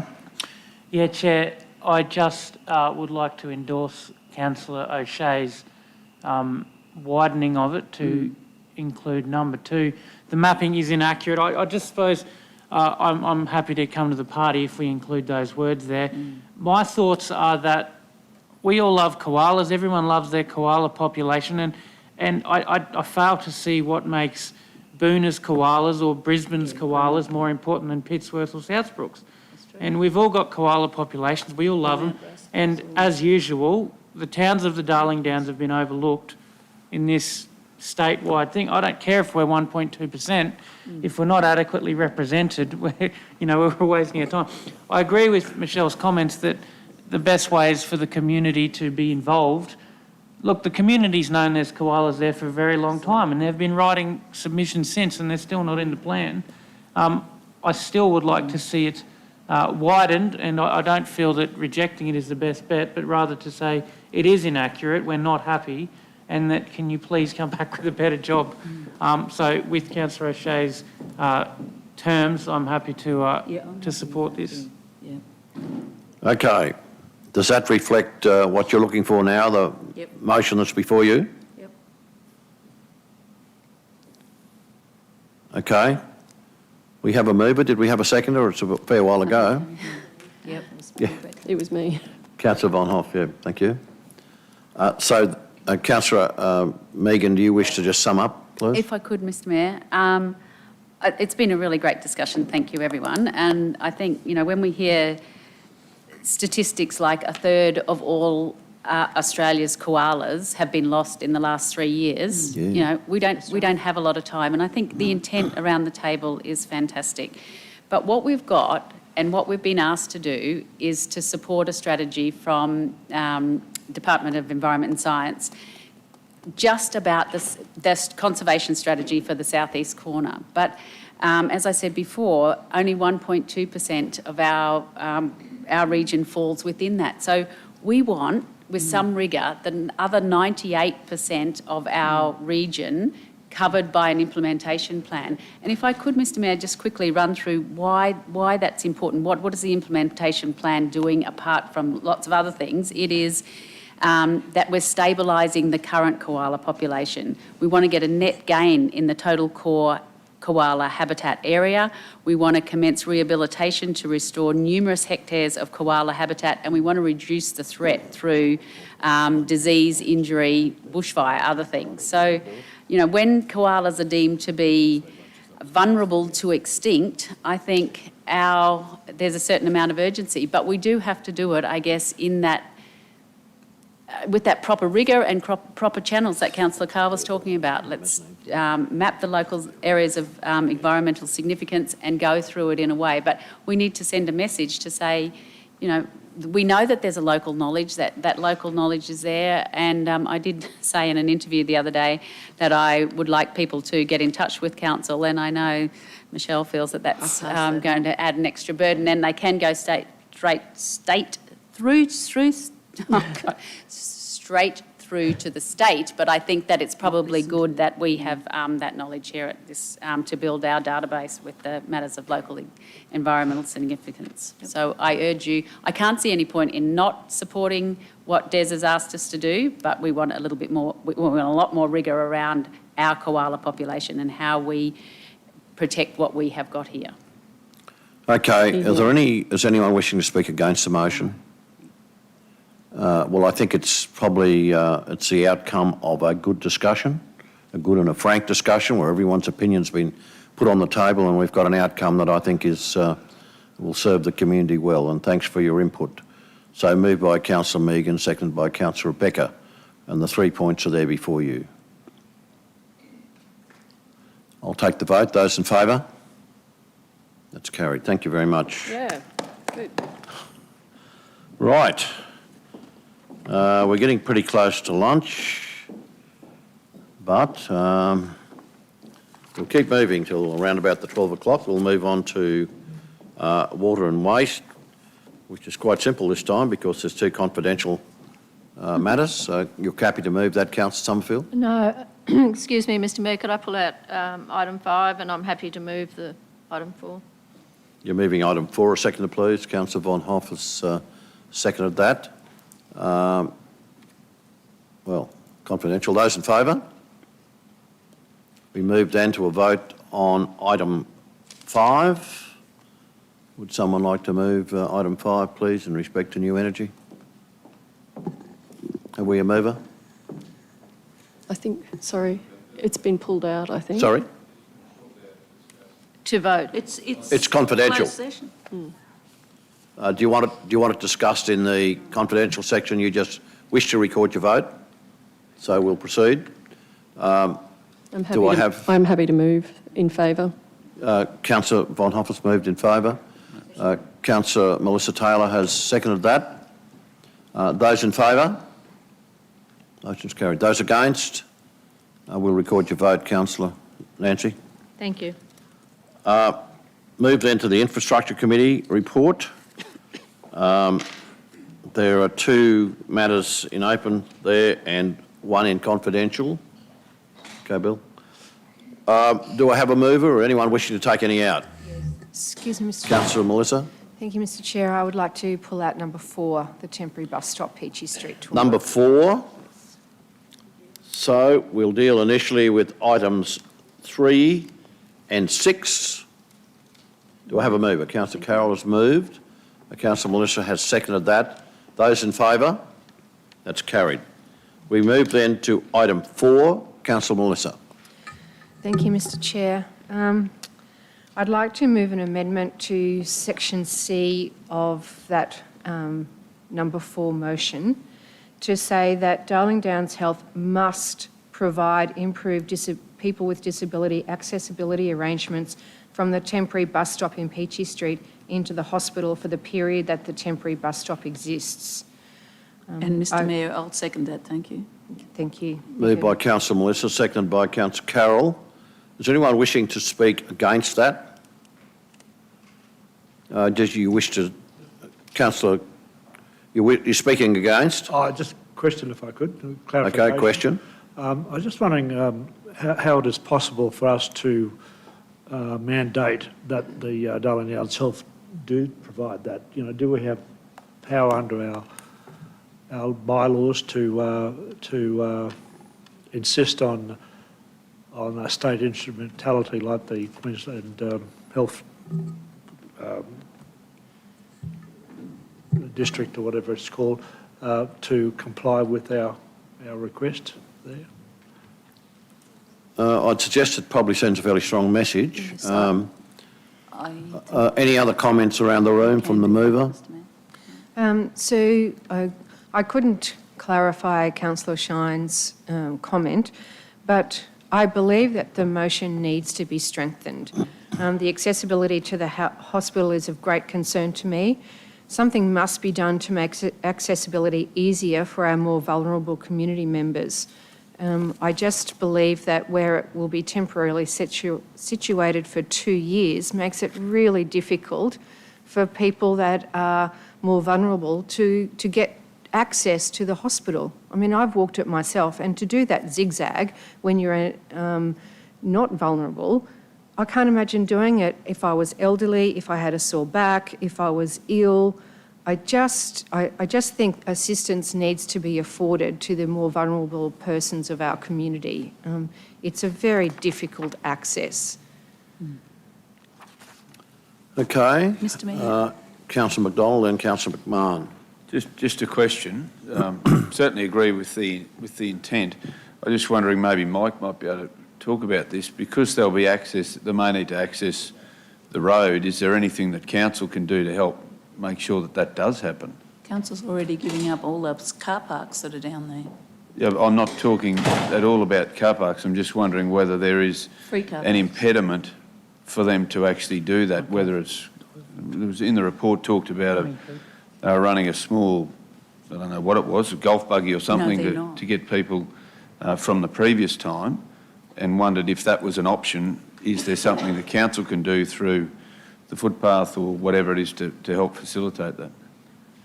I'm looking at working at it through from a practical sense. If we say you've got to do it, well, what does that mean? A skylift or something? I don't know. That's, So sorry, may I speak to that? Yes. Thank you, Councillor Mr. Melissa. Chair. So my thought, Councillor McDonald, was a sky chair would be highly impractical. But I was thinking something like a camera system, or, you know, a call button that if someone could press and speak to someone at the main entrance to say, I need assistance down here to get to the hospital, and a volunteer, because they have a really great volunteer cohort there at the hospital, maybe somebody could come down and assist. That was my thinking behind that. Mr But Mayor, sorry. could we get that up so we can actually read it, please? So I just wanted to add the word must. So Darling Downs Health must provide. I don't think the tense works. Improved people with disability accessibility arrangements. so, Mr Mayor, surely that would be then the ball is in their court how they are going to do that. The Yes. fact is that they may have that would make them, would suggest to them that they need to give a little bit of thought to it, and then perhaps it becomes an operational matter with our team as to how they do that, and should they need something out on the street or something else, that becomes an operational matter. Absolutely. So I guess the fact is what we're saying here, they're taking free parks off the street to have this temporary bus stop, and we as a council are suggesting to them that they need to work out a way with our team how best to help the people who need help to get up to the hospital. I know of no other hospital in Queensland that actually has a bus stop that's outside the hospital precinct. So thank you, unless it's just right outside where you access the emergency centre. Yep. Councillor McMahon, did you have your hand up before? Yeah, thanks, Chair. Look, I'm happy to support Councillor Melissa. I just wondered, it said subject to Darling Downs Health providing, i.e. done deal, and we've changed it to they must. So it's, I think the new wording doesn't too much make it stronger, is it? Asking or telling, and either way they can just say no. So maybe long term, if the ball's in their court, they can do it or not. But I'm happy to support the change in the word. So you're suggesting that item C there would be subject to Darling Downs Health providing. That's what it was, Chair. We We changed changed it to it. must provide. So you better guide me here, please. I think what Councillor Tim is saying, he supports the changed Yeah, wording. I'm happy. You support the change? I don't think it achieves Okay. a real lot, but Any other comments around the room? it's their call. If not, Must to done deal. Mr Mayor? Councillor Megan. Could I just ask, has there been has this question been asked of them, and what's their response? Or do they say it's good enough, or it's okay, or it meets standards, or do we know? May I ask General Manager Mike Brady to speak on that, because he has the team have been in consultation. So I just don't want to say something that is incorrect. General Manager Mike.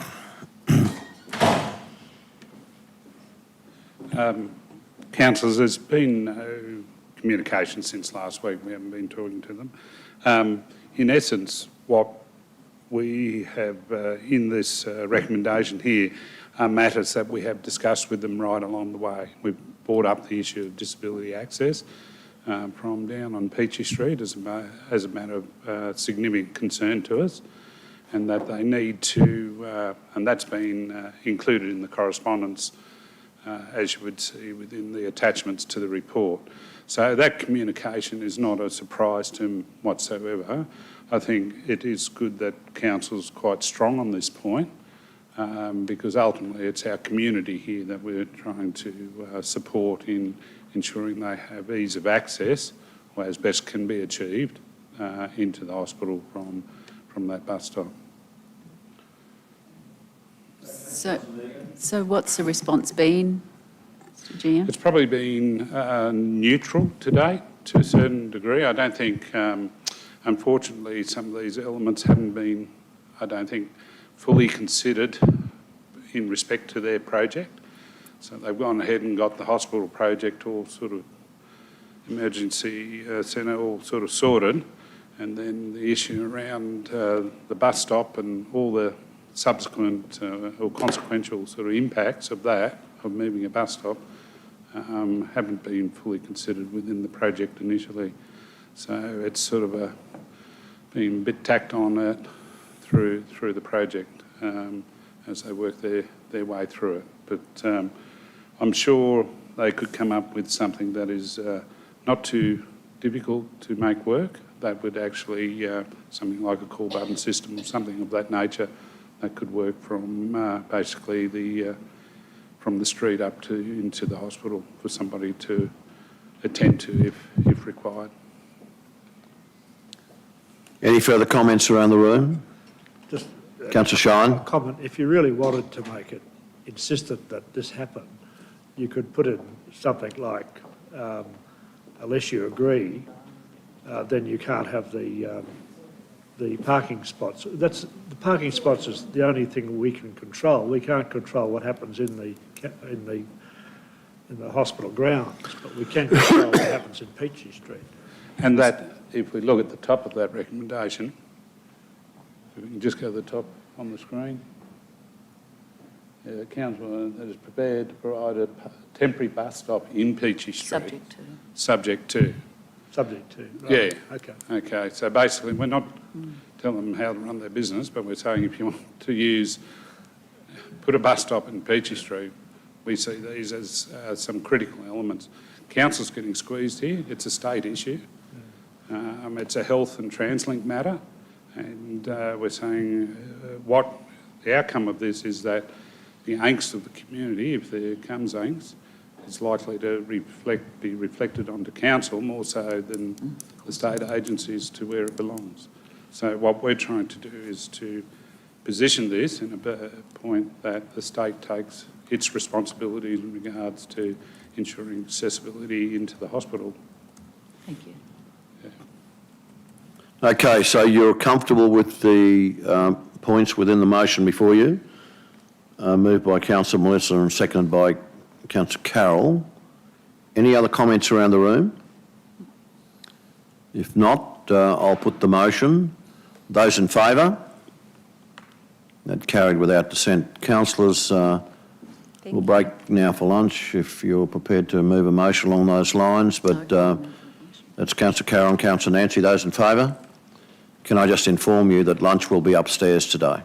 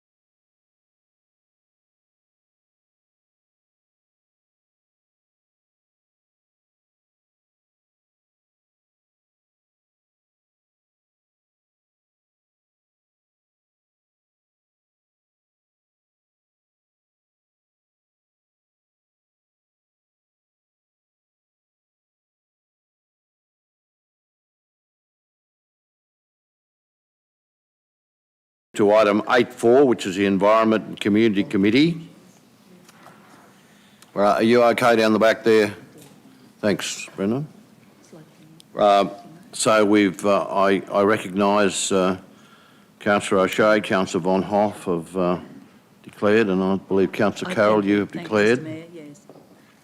So the first motion is all except item 4, and that is that the report of the Environment and Community Committee dated the 15th September 2021 be received, and with the exception of item 4, the recommendations therein be adopted. Moved by Councillor O'Shea, seconded by Councillor McMahon. Any questions? Those in favour? The motion is carried. Motion 2, that Council approve the application for funding for Hope Horizons. Now, there are a couple of people who will be leaving the room. Yeah.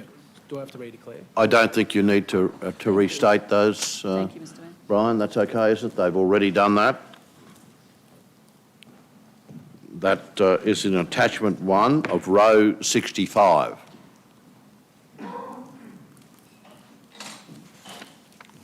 Someone like to move accordingly? Councillor O'Hara Sullivan, Councillor Nancy Summerfield. Those in favour? That's carried. Right, we move then to the next one. No, they've got to stay out for it apparently.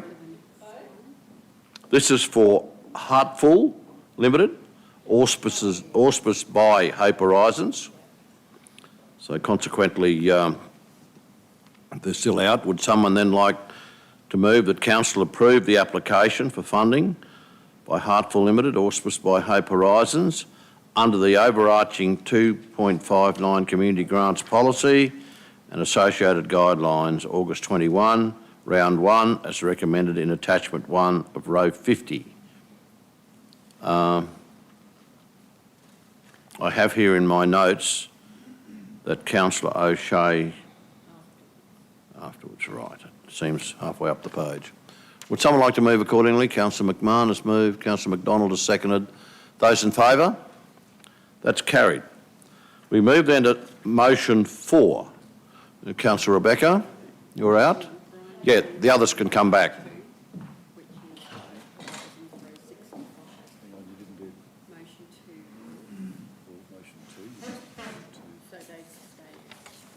Just a moment, please.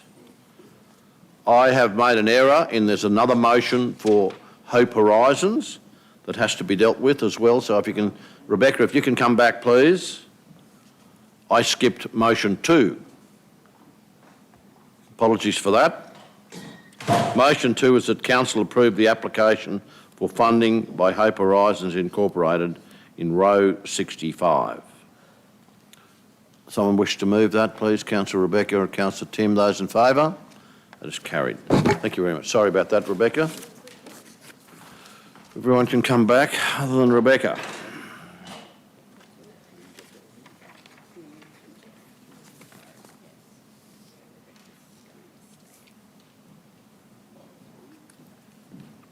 Carolyn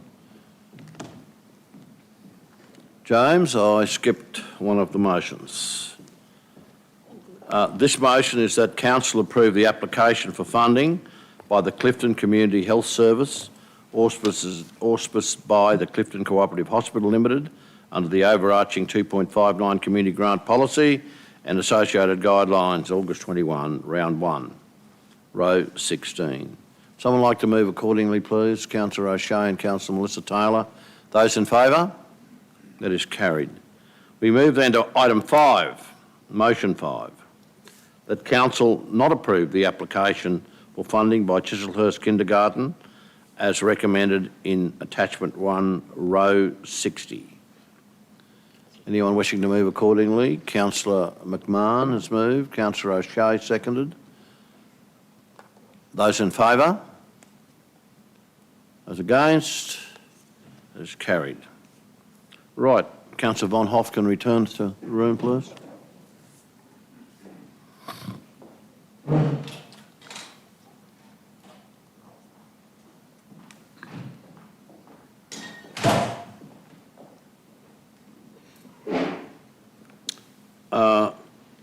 Motion 6, Part 1, is that Council approve the application for funding under the overarching 2.59 Community Grants Policy and associated guidelines as recommended in Attachment 1, with the exceptions of Row 1, 16, 50, 60, 61, 62, 63 and 65. In Part 2, that the unsuccessful applicants for funding under the overarching 2.59 Community Grants Policy and associated guidelines be advised accordingly. Someone to move? Councillor McMahon, Councillor Melissa Taylor. Those in favour? That's carried. Item 7, to be dealt with separately, is motion 7, is that Council not approve the application for funding by the John Darien State School Parents and Community Association as recommended in Attachment 1, Row 61, and 2, that the unsuccessful applicants for funding under the overarching 2.59 Community Grants Policy, associated guidelines be advised accordingly, and that they are encouraged to apply for grant funding through the Event Support Program for their celebration. Do I have a mover there, please? Councillor Nancy Summerfield, Councillor James O'Shea. Those in favour? Those against? Vote recorded. Councillor McMahon and Councillor Von Hoff. Sorry? And you're against it too? What? Who did I say moved that? Oh, righto, good. Righto, there's 3 against. Motion 8, that Council not approve the application for funding by Vera Lacaze Memorial Community Kindergarten Incorporated as recommended in Attachment 1 of Row 62. Motion 8, do I have a mover? Councillor O'Shea, a second to Councillor McMahon. Those in favour? Those against? Councillor Von Hoff and Councillor Von Hoff, vote recorded. Yep. That's carried. Move then to motion 9, which is that Council not approve the application for funding by Bat Conservation and Rescue Queensland Limited as recommended in Attachment 1, Row 63. Do I have a mover? Councillor McMahon, Councillor O'Shea again. Those in favour? Those against? Vote recorded. Councillor Melissa Taylor and Councillor Rebecca Von Hoff. Okay, well that closes that. We'll move then to item 8.5, which is Finance and Business Strategy Committee. Mr. Mayor, sorry, can I just confirm? Apologies. So did we do the row 1 whilst I was out of the room? Sorry? Did we vote on row 1 whilst I was out of the room? I only noted that it went out for the Hope Horizons. So I had a conflict with row 1. We voted on that, didn't we? That was done? No. Yeah, that's done. Pretty sure I skipped the second resolution, sorry, and it caused a bit of grief, but anyhow, we got through it. Right, move then to item 8.5, the Finance and Business Strategy Committee, and there's item 3, 4, 5, 6 and 8 to be dealt with there. The first motion will be all except items 3 and 5. The second motion will be item 3, and the third motion will be item 5. Okay, we'll move then to the all items except items 3 and 5. So it'll be 4, 6 and 8. Not sure that you need to remove item. I don't think you need to remove mine. Did somebody want to pull out item 3? I don't think you need to. Yes. To do that. Possibly want to pull out item 3, I've got on my paper here. Anyone wishing to pull out item 3? I don't think anyone wanted to pull out anything. And Righto. there was no need to pull out item 5 because I'd already declared it at the last meeting. And so Okay, well, the notes I've got here are a little different to that. Mr Mayor, I'm sorry, through you, I will pull out item 3, thank you. You'll pull out item Thank 3. Councillor Taylor wishes item 3 to be dealt with separately. and item 5 will be dealt with. That's where, Councillor McDonald, you declare. Well, do I have to declare again, other No. than declaring at the start of the meeting? Yeah, I stayed in the meeting last time. Yep, that's fine. This is the economic development one where I go out of the room. For this one. That's all. Okay, so you have to pull it out then. So, righto, we've got 3 and we've got 5 out for this particular motion. We've got 4, 6 and 8 in the first motion. Would someone like to move, please? Councillor McDonald and Councillor Shine. Those in favour? We move then to item 3.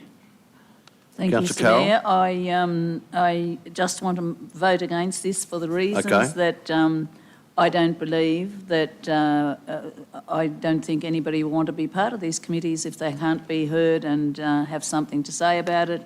And I also note that attended one on Friday and we still have proxy written in there for the second representative. So can I ask through you to the CEO, will that be changed with the abbreviation of deputy chair and or councillor rather than proxy?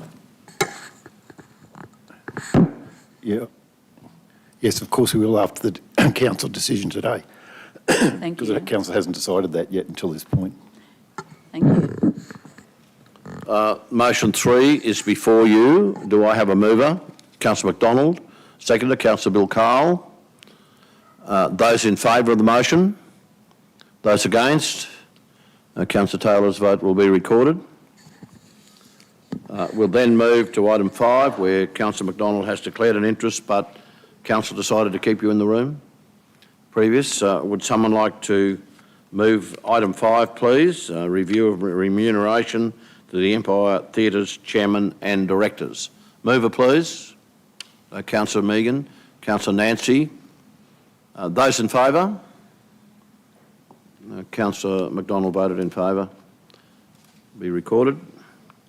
Right, well, that's that. We'll move then to economic development. There are 2 matters there. Item 3, creative CBD trial project outcomes, and item 4, a request for sponsorship to the 2022 Toowoomba Smart Logistics Futures of Freight Symposium. We'll separate. Councillor McDonald, you're out of the room. Yep.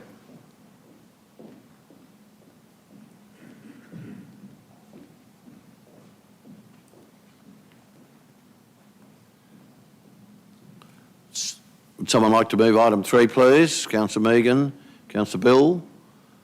Those in favour? It's carried. Councillor McDonald may come back.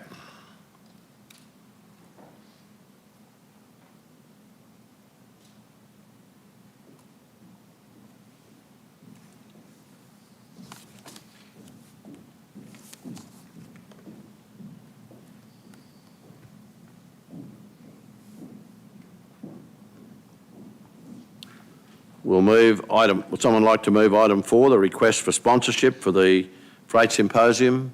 Someone like to move that? Councillor McDonald has moved. The seconder, please, Councillor Carroll. Those in favour? That's carried. Well, we got there. We move now to the monthly performance statement. Anne-Marie.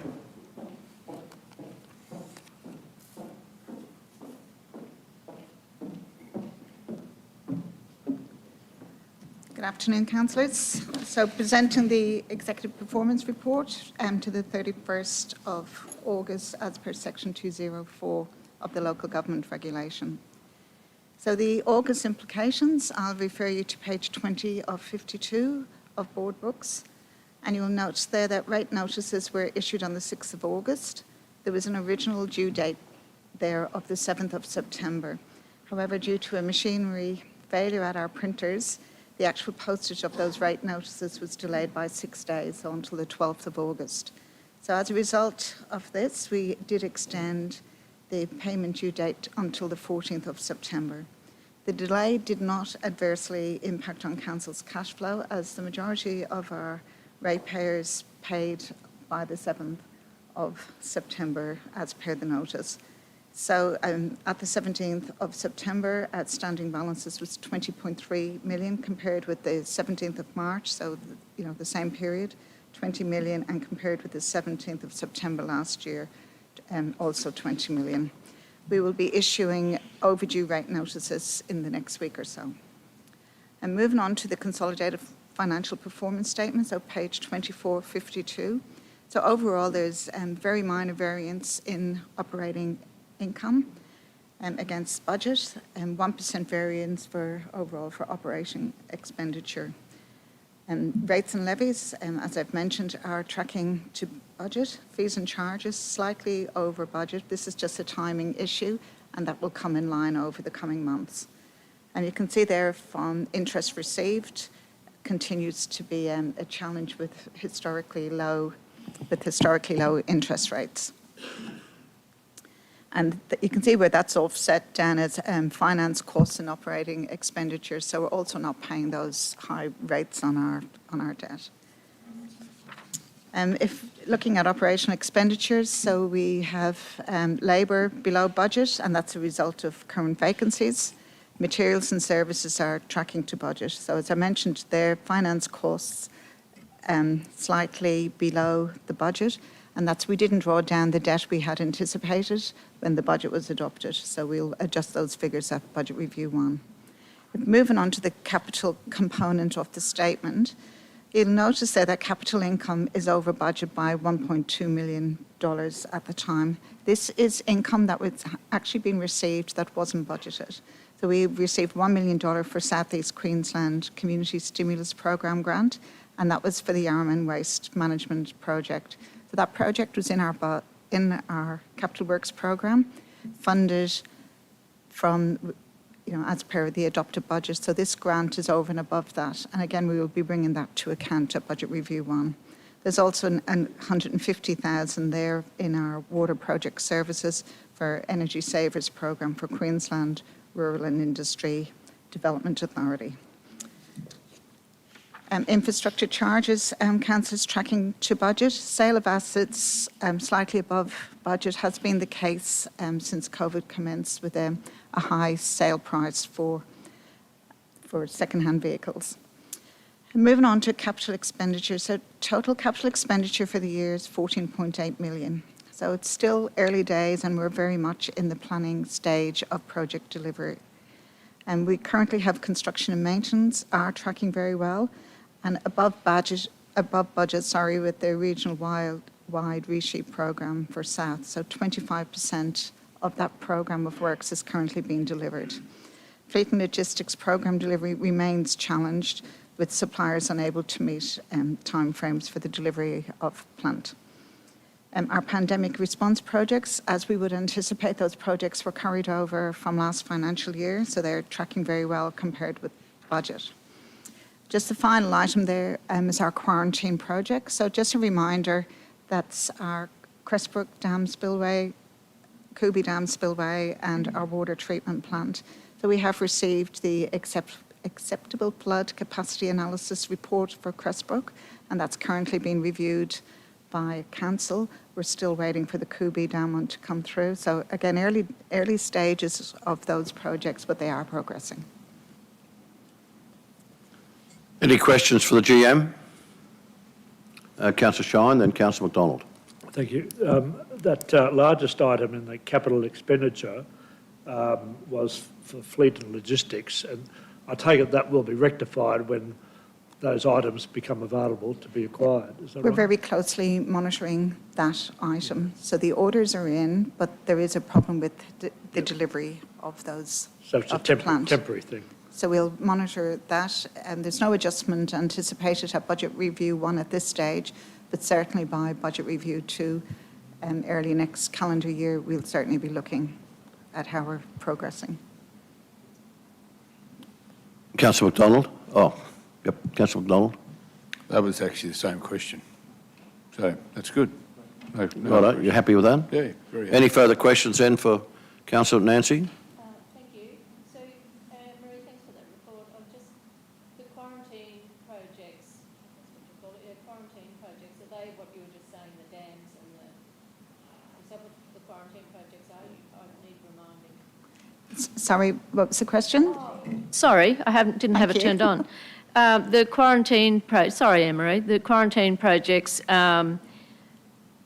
are those ones you were just mentioning, the dams and the treatment plant, are they? Yes, so the quarantine projects are approximately $300 million worth of capital works over the next 10 years or so. Yeah. That's the body of work we carried out with Queensland Treasury Corporation, looking at our debt capacity and our ability to include those projects within our works.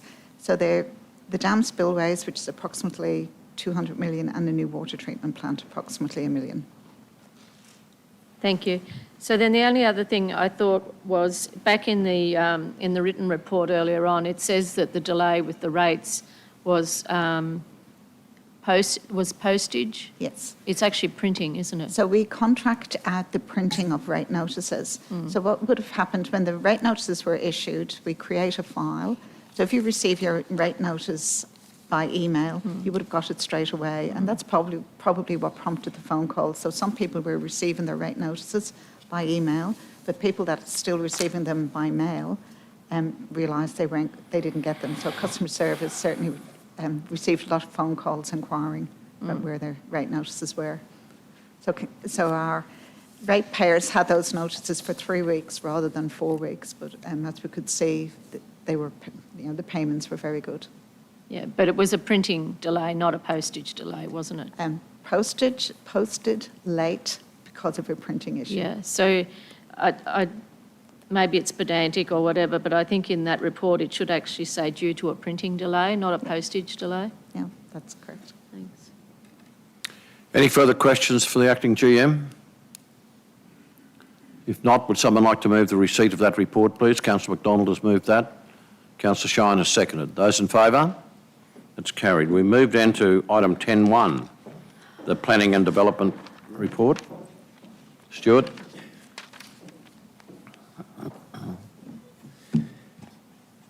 Good afternoon, councillors and Mr Mayor.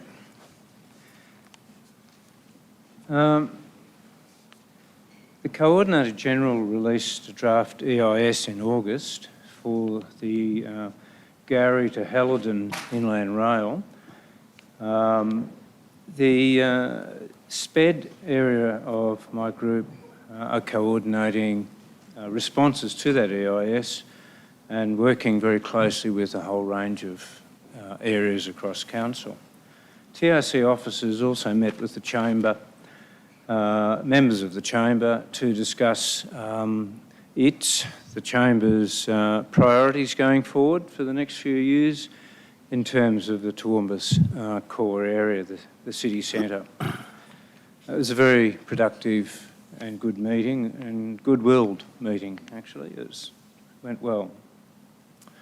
Our sister city, Takatsuki in Japan, invited Oki State School to put in a piece of artwork to the art festival in Takatsuki, and that's gone over there, I believe. And once the art festival is completed, it will be going on display in one of the major shopping malls in Takatsuki. So that's a great honour for our friends out there at Oki. An exciting project that's being done and was picked up by Councillor Shine, who was good enough to forward a question in regard to it, is a project being done by Regional Architecture, and it's the Warm Temperate Design Guidelines. And Councillor Shine really wanted to know what that was all about. And it's work that we're doing also with the USQ University, because the phase one of the study involves defining the region's climate. Now, believe it or not, that hasn't really been done on a scientific basis to any great extent before. And so the USQ, in terms of doing a lot of original research right across the region, which is a little bit broader than just the TRC region, but it's our region generally. So we're defining what the actual climate is and tracking what's been happening with that climate, I guess.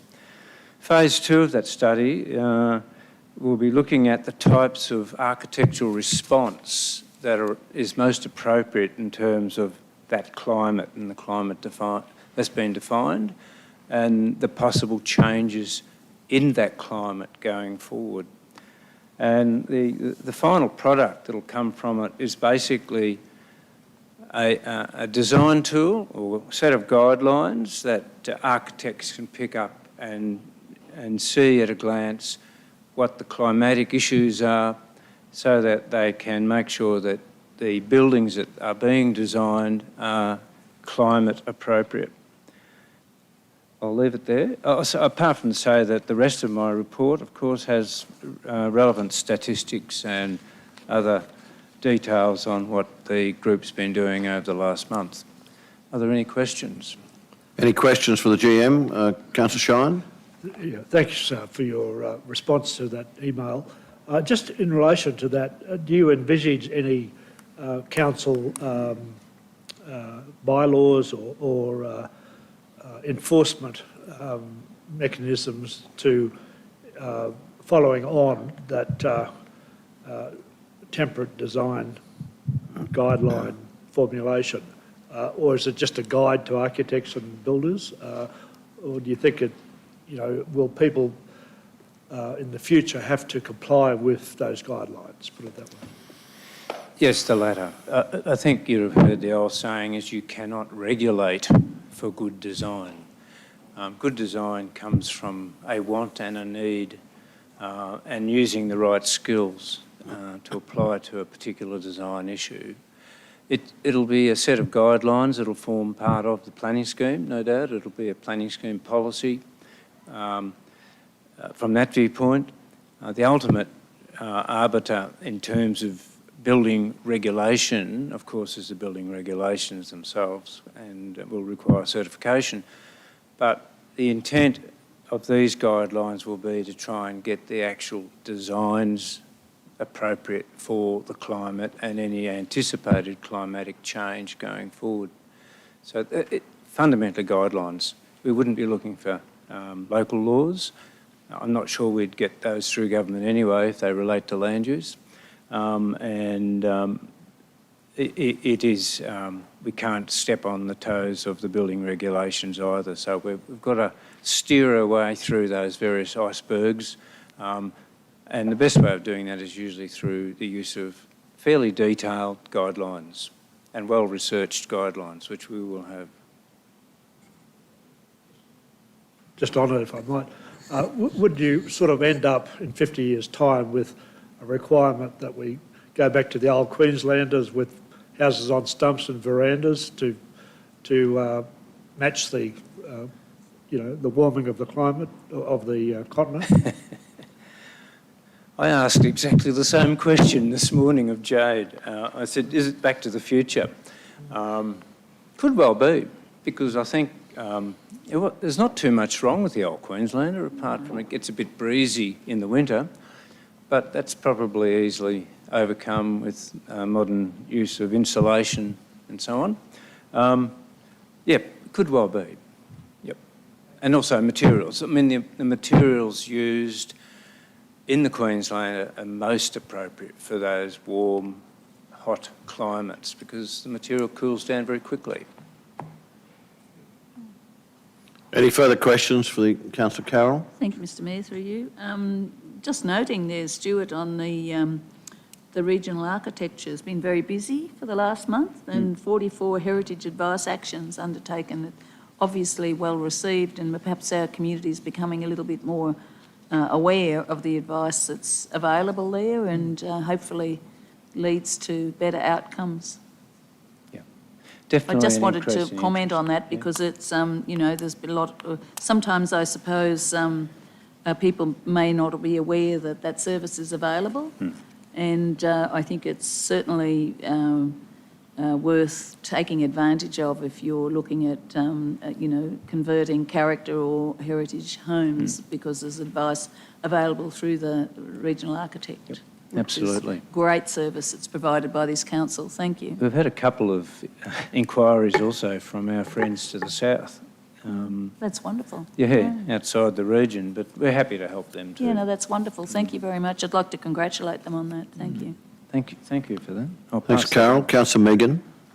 Oh, thanks, Mr Mayor. I was just going to add to what the General Manager said about that temperate climate design study. So that's part of all of those studies that we're doing for working up our, as well as the growth plan, working up our planning scheme. And my understanding is that the current data that we have for warm temperate, that's what we're classified as at the moment, is over 30 years old. So part of this study with USQ was to get a grant, and we got a whole lot of more weather stations to know what, if we're going to move away from warm temperate, what, not only what that means in terms of design, in terms of using cooling and heating strategies for housing, but what that will mean for agriculture. So what was once grown in a warm temperate climate is now, you know, what are the opportunities for what will be grown if it's going to be warmer? So I thought that was interesting. Yeah. Yep, very true. It's a really good example of where council can work with the university sector in terms of doing some of that original research, and the university's been very, very keen to work with us on this one. Any further questions for the GM? Would someone then like to move the receipt of the Planning and Development Group report, please? Councillor Megan and Councillor Bill. Those in favour? It's carried. Thanks, councillors. Thanks, Stuart.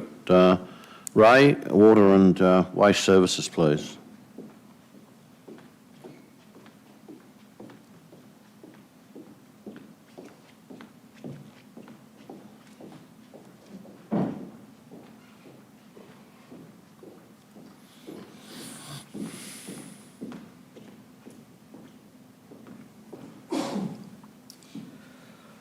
Thank you, Chair. Thank you, councillors, for the opportunity to speak this afternoon.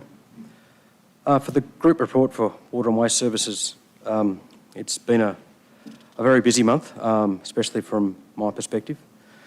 I think as a quick wrap up through our group, we haven't had any water quality exceedances of note to report. Certainly no quality exceedances reportable to the state. From a project perspective, the current section of Gary Creek sewer upgrade is all but complete. The new pipe is installed and we are literally in the clean-up phase and making sure our reinstatement is up to speed and any minor repairs are done. So this is a reinforced concrete HDPE lined sewer system that will last us for many, many years to come. We are 50% complete with the design of the next phase, which will probably be the last phase of the East Creek sewer replacement. We're currently doing cultural heritage, site survey, flora and fauna, etc., with the expectation that we'll have that completed in the next 12 months or so. Another win, again out in the field, the Cambodia pump station has been some time coming. Construction of the rising main is complete. The pump station is essentially complete. With you can have a picture there. You can see the pump station on the left. So essentially, there's no roof to this pump station. It has a soundproof wall which goes around, which is now in place where those orange bollards are, and it's white or a creamy colour on the outside. We're waiting for one final component, a pressure surge valve. Once that's installed, that project will be complete also, and we're progressing now into pressure testing of that rising main to ensure that everything meets specifications.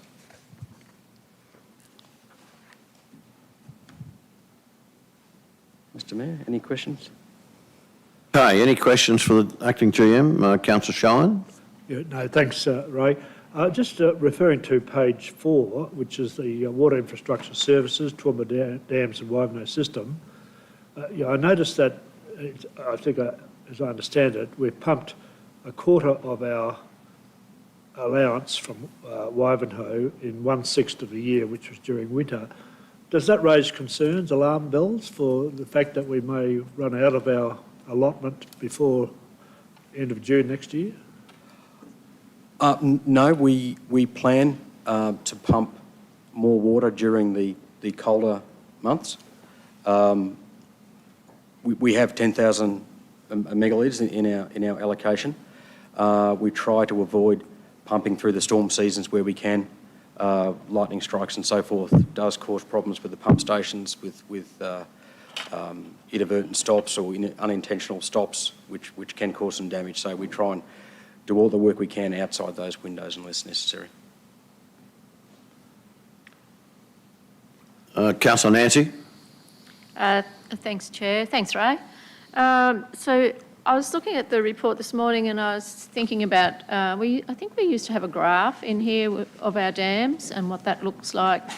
And I really think it'd be of interest to return that because it's actually quite informative in relation to our water use, including the Wivenhoe pumping, you know, and so that we can actually see, like at the moment, we've been at 30% for a really long period of time at the moment. And I just think if we had about, I don't know, even go back to 2013 or something like that when we had a lot of water in there. Sure, yeah. And what that now looks like. And, you know, we'd have a straight line at the moment. But Yes. I think it'd be of interest to all of us to have that graph, if that would be possible. Yep, sure, no problems. Bring it back. No problems at all. That'd be fantastic. Thank you. So just one question about the clean water tank at Peachy Water Treatment Plant. Was that tank put in when we put the new Peachy Water Treatment Plant in, or is that an old reservoir that was an there? existing tank. An old Yes. one. Thanks. Any further questions? Councillor Rebecca. Thanks, Chair, through you. Thank you, Ray. I asked yesterday about the waterworks undertaken on Bridge Street in the past week and that disruption to business and the coincidence with Carnival of Flowers and how that was suboptimal. Have you got any further information about whether or not Council tried to plan those works for a time when we didn't have a massive influx of visitors in very close proximity to those works? Yes, thank you, Councillor. I have asked. I haven't received any feedback as yet. Those pieces of work is being constructed by our own internal crews. So I've put the question out, but I haven't received any feedback yet. Okay, thanks. Any further questions? Councillor Megan. Thanks, Mr Mayor. Ray, you said it in the report about the polystyrene cage at Clinton. Is there, so that's then taken to the Greater Waste Facility, is that right? That's gathered up and taken there for the recycling? Yes. Yep. Are there cages at other places? And could there be? Is there consideration? Certainly, there are Yeah. collection points around our waste collection network for polystyrene. There is there? Okay. At all of them? I'd have to take that on notice, Councillor. I have seen a few, the places that I have visited, but Yeah. as for every site, I'd have to check for you. I mean, that's pretty amazing, isn't it? That this one was at capacity after the first weekend it was made available to the public. Yes, that's awesome. Has everyone had an opportunity to go and watch it in operation? It's an amazing piece of kit, turning largely superfluous product into a usable form, and it's very compact and highly dense at the end product. So if you have the opportunity to go and have a look, I highly But recommend we've it. only got one of those, haven't we? And then it's transported from the two, is it? Two. Oh, so one at, So if I could respond, Mr Mayor. So we put one in at Amara Road initially and it worked really well, was very popular, and so because of the demand we upgraded to a much larger size, and when we upgraded, the return on investment from the previous one paid for itself. It was then moved out to Clinton, to the new facility at Clinton, and a new one was installed at O'Mara Road, a bigger one at O'Mara Road. Thank you. Any further questions? No further questions? If not, would someone like to move the receipt of that report, please? Councillor Summerfield and Councillor Von Hoff. Those in favour? That's carried. We move then to infrastructure services. Mike?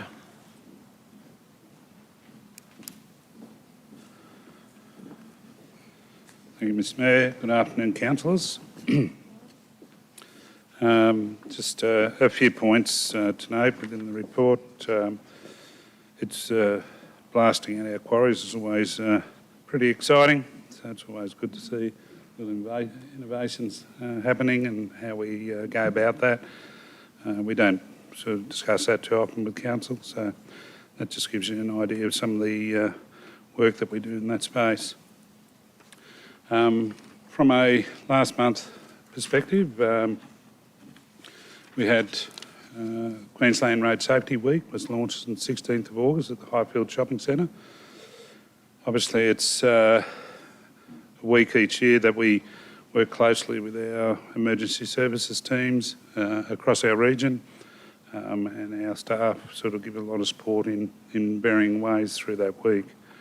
Obviously highlighting the need for us all to be a little bit more cautious on our road networks. And unfortunately, in recent months, our region has seen its fair share of fatalities, unfortunately, in mine, when we all drive.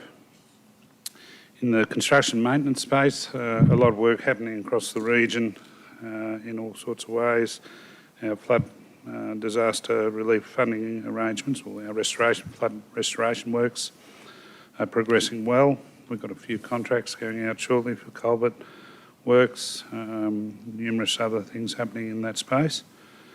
There's a few photos of some before and after works, and obviously, and also a recently completed major culvert project. We've got teams in support of our water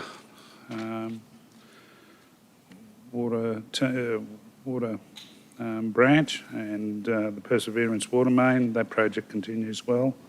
And obviously, prior to that, there was the Russell Street works happening. Probably coming out over the next month or two is a release of a couple of road contract tenders as well in our rehab program and upgrade programs. And that probably is the main items that are happening. Happy to take any questions directly. Any questions for the GM? Councillor Rebecca. Thank you. Through you, Chair. Thanks, Mike. I want to talk about the intersection at the top of the range. I've heard a couple of reports from Saturday morning that the Warrego Highway was blocked with traffic right down to Withcott, both lanes. And the problem was that cars were trying, for the Carnival of Flowers, to turn right onto Tourist Road. And that then blocked up traffic, and such was the influx of people coming into the city for the carnival that the traffic reflected that. Have we looked at that intersection at the top of the range and roadworks? Is that our responsibility or is that TMR? Where do we actually stand with all of that, please? All intersections onto TMR Road, in this case, where you're talking about, are the responsibility of the state through Transport and Main Roads. Obviously, when you do have major events such as Carnival of Flowers and different things like that, be it that piece of road or many sections of road around not only our region but many places, there can be network issues, and it's probably one of those little things that happen once or twice a year when we do run a major event such as the Carnival. Some years, I'm going back, obviously we didn't have it last year, but in previous years it has had from time to time similar problems, but maybe a lot of this was sort of squeezed into the start of the day on Saturday, and maybe the timing, whereas in previous years where the carnival's been in the afternoon, there's probably been an opportunity for the traffic to spread over a larger period of time in coming through to Toowoomba. So that might be one thing. The event organisers might wish to consider the timing of the parade in regards to the challenges for people to attend, particularly those that are directly living within the city. So I found Sunday as well, as I mentioned to you yesterday morning outside Finch, that I drove down Margaret Street mistakenly as I was coming back from my home, and it took me probably 20 minutes from the bottom roundabout to get right up to the top of it and head down Cottesloe Street. It was absolutely clogged, as was the very intersection you were talking about. On Sunday about lunchtime, it was absolutely flat. So I don't know what we can do about that. I think it was I'd probably just at that point in time, I think. That also the rugby league was Absolutely. happening at that time as well, so... That would have made added a bit to think, Margaret Street. I think Mike makes a very good point, if I might comment, and that we used to have all that issue before, and then when the parade went to 3 o'clock, it wasn't so bad, but was back to 10 this year. And I think we're also in a COVID year where there's that real press towards, local events in the state, stuff like that thing, so maybe that was part of it as well. I think we've been very fortunate to have as many people who've had come to town from, Brisbane and wherever. Councillor Megan, you've got a question? Thank you, Mr Mayor. Mike, I may have asked you this before, but I can't remember what you said. That electric vehicle and electric bike expo was on a couple of weeks ago. And could you just remind me and everybody watching, I guess, what councils, are we looking at any electric vehicles in fleet at the moment? Yeah, look, most definitely from a point of view of what we consider and what we sort of look at in regards to various vehicles, the opportunity to, we've got a hybrid vehicle at present, a Mitsubishi there that we've had for the last year, well, probably 2 years now. We haven't got a, we're encouraging people to consider that. If a lot of the pricing and availability of electric vehicles is still challenging, as is for any vehicle right at the moment, anything new. So I think it's a transition that you'll see happen over a number of years as the availability and the popularity of the types of vehicles that become available increases, that you'll see more and more come into our fleet. That's probably where it stands today. So could I just follow up, Mr Mayor? Do we have some sort of aspiration or a goal or some intention to move towards EVs in the fleet?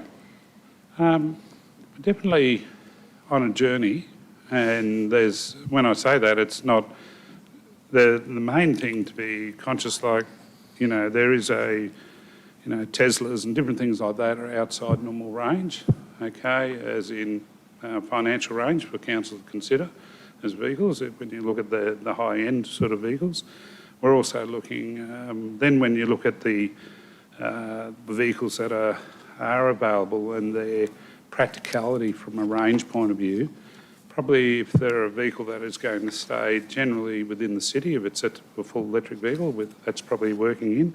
We're also looking at how we can charge charging stations out at the depot, those sorts of things. Looking at what we can bring in that space. It was a consideration in the development of the depot in itself to ensure that we had the ability in time to rectify or put in the necessary infrastructure for further charging. So these are all steps that take time. So we're not putting a specific strategy or a specific investment in, but just working with what industry provides. We're also looking at other fueling, such as hydrogen and other things which will come in time. And again, as that, over the next few years, as that becomes probably more available in industry, in the public realm. We'll be picking up on some of those sorts of things. That also goes to our heavy plant as well, where appropriate. There's a mix of major plant manufacturers looking at diesel electric mixers and different things like that. So, this is a transition. Sorry. And then hydrogen will come and knock them all off. Yeah, well, hydrogen's on its way, and it's. I think you'll probably have some interaction with the hydrogen producers in this area, not too distant future, I understand. Councillor Kerry. Thanks, Mayor. Mike, just in the first item that you mentioned, the programmable electronic detonators were used with great effect apparently out there at Curtis Pit. I was just wondering, would that mechanism be appropriate? For example, we had a discussion at the last Quarry Garden Advisory Committee meeting about various possibilities of blasting taking place there in the future. Would that be appropriate in that venue, for example, to reduce noise and vibration? Most definitely. So we've done, as you're aware, through that presentation at the advisory committee, we've done some testing there in regards to the sort of blasting. Noting that also that's a different rock type compared to Curtis Pit. The basalt, a very hard basalt, and I think, this sort of gives you an idea of what the developments in the industry are like, what this innovation is there. So when we are looking at things such as blasting near sensitive receptors, we very much look at what's available to us. So they've done, as you know, some testing up there and given us an idea of what is feasible from a blasting perspective. Thank you. Any further questions? Just a question. Okay. Thanks. Councillor McDonald and Councillor Nancy. I'm happy for Councillor Summerfield to go before me if she was before me. Yeah. I think you're won by A whisker. Whisker, Okay. yeah. Not that it's competition or anything. half a finger.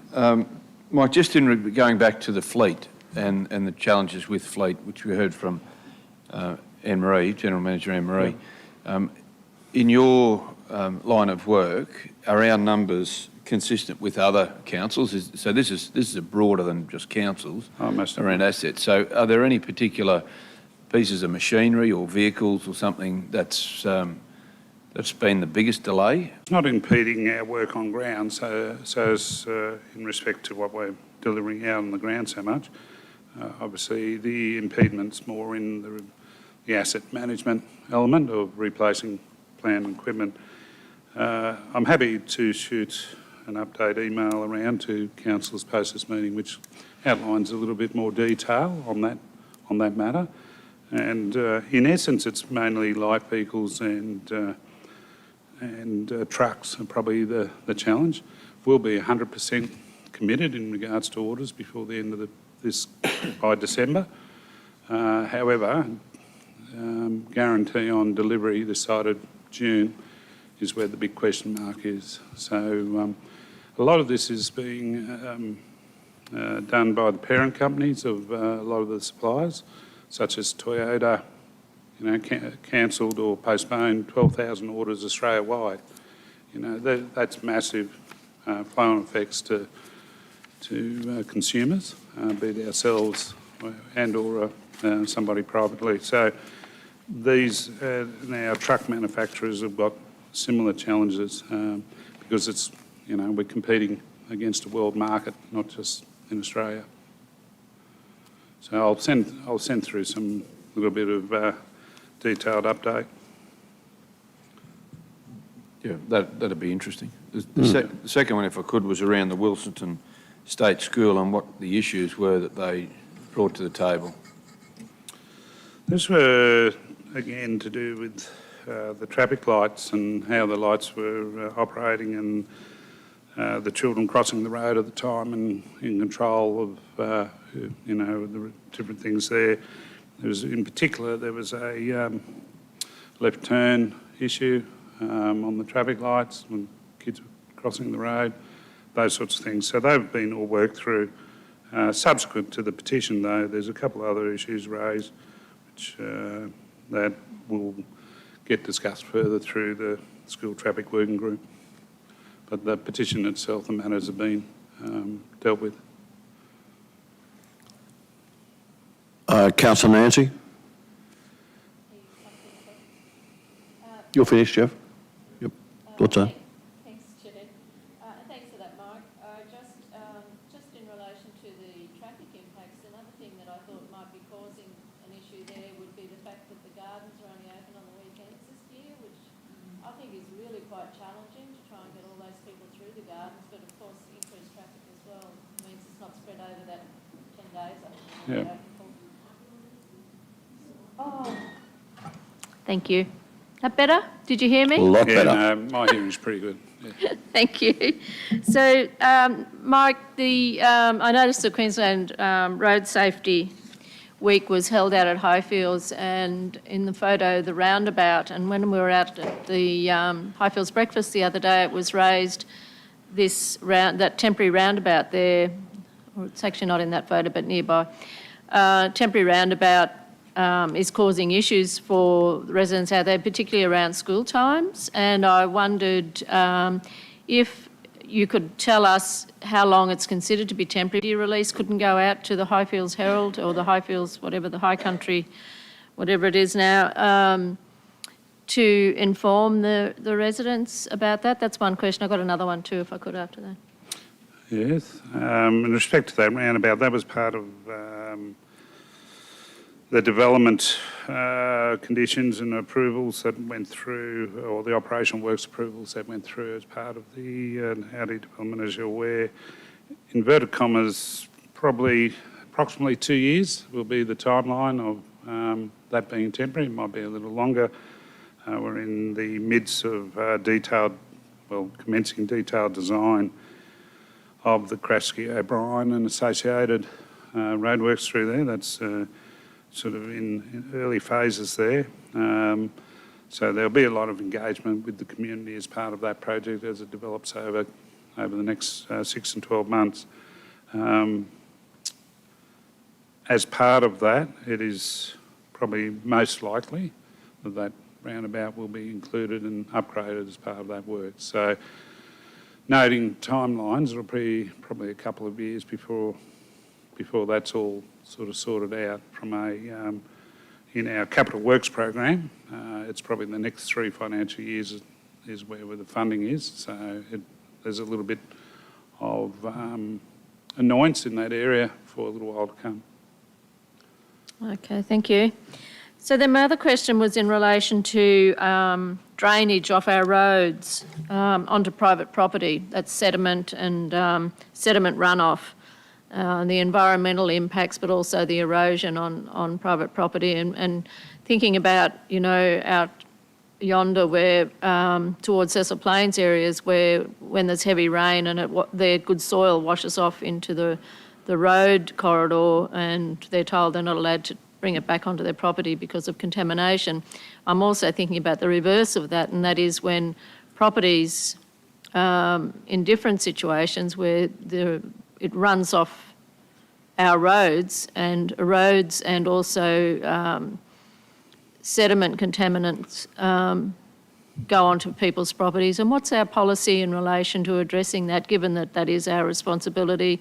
It's a two-way street in this, and I just wonder where we sit from a policy perspective and ensuring that our ratepayers, property owners are looked after as well. Look, when it comes to what happens out Cecil Plains Way and what's happened in the past in regards to floods and stuff like that, we've generally worked with DNR&M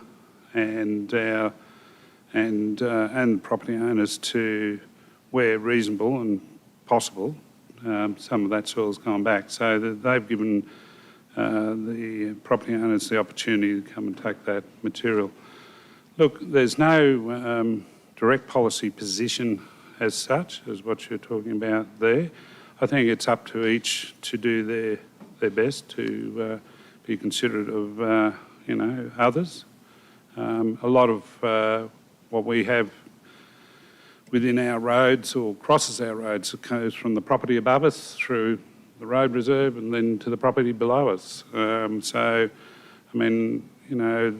not, we take our environmental responsibilities very seriously, and I think our teams do a pretty good job right across the region.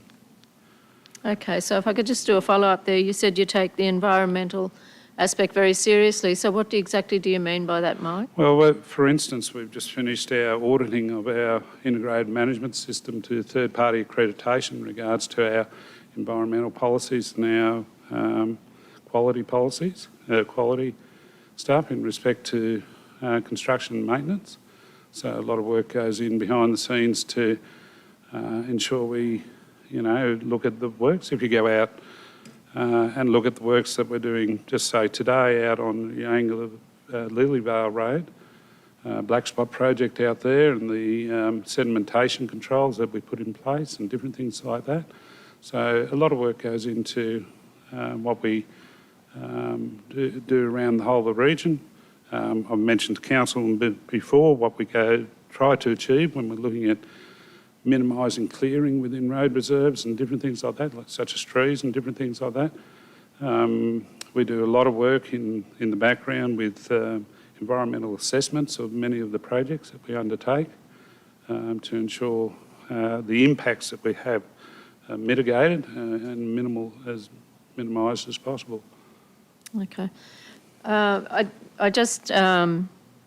There's one out near Kingsthorpe that comes to mind where there's ongoing issues, and I think that's relevant to a development that had been done many years ago, and there's ongoing issues there. And there's a couple of others that, we get emails, or I certainly see emails, people complaining and not getting fixed. But you're saying that you do put sediment barriers in place to try and address these issues? Most definitely, and the one that you mentioned, so out of Kingsthorpe, a lot of work's gone in out there, and we've got an environmental officer that's gone out and inspected that work.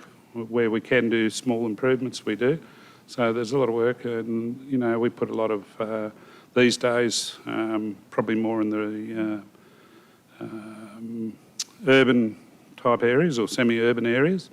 We go to the extent of even putting turf in where it's appropriate. So we put a lot of effort into to ensure or mitigate these issues that arise from time to time.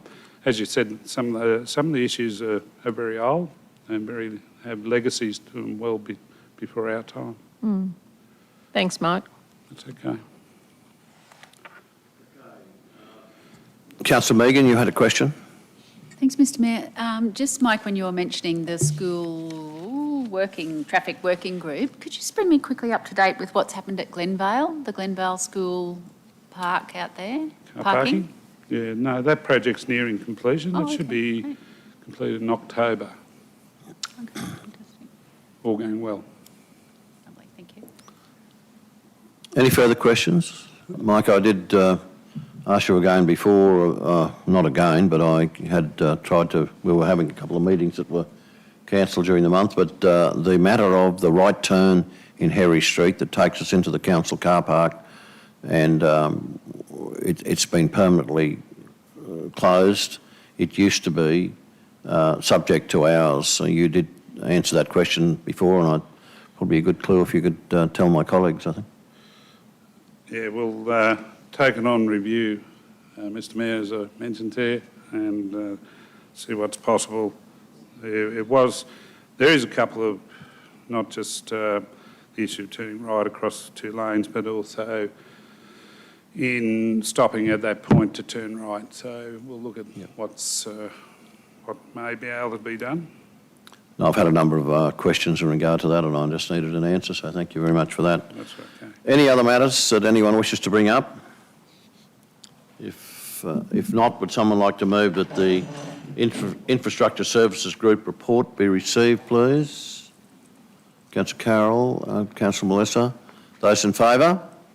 That's carried. Councillors, we'll Thank you, move. councillors. Thanks very much, Mike.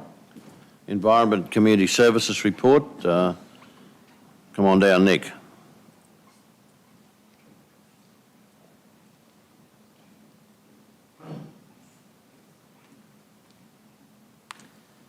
Thank you, Mayor. Good afternoon, councillors.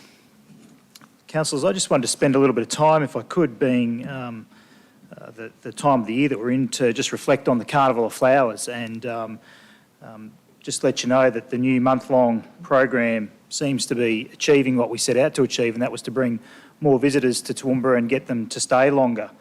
And I've asked for a bit of help in preparing a bit of an update for you, and it's fair and it's true to say that Carnival truly is a whole of council exercise with lots of people from right across the organisation involved in various capacities to help out with the conduct of the event, be that our staff volunteer, our truck drivers supply trucks on Carnival Parade Day as hard traffic barriers.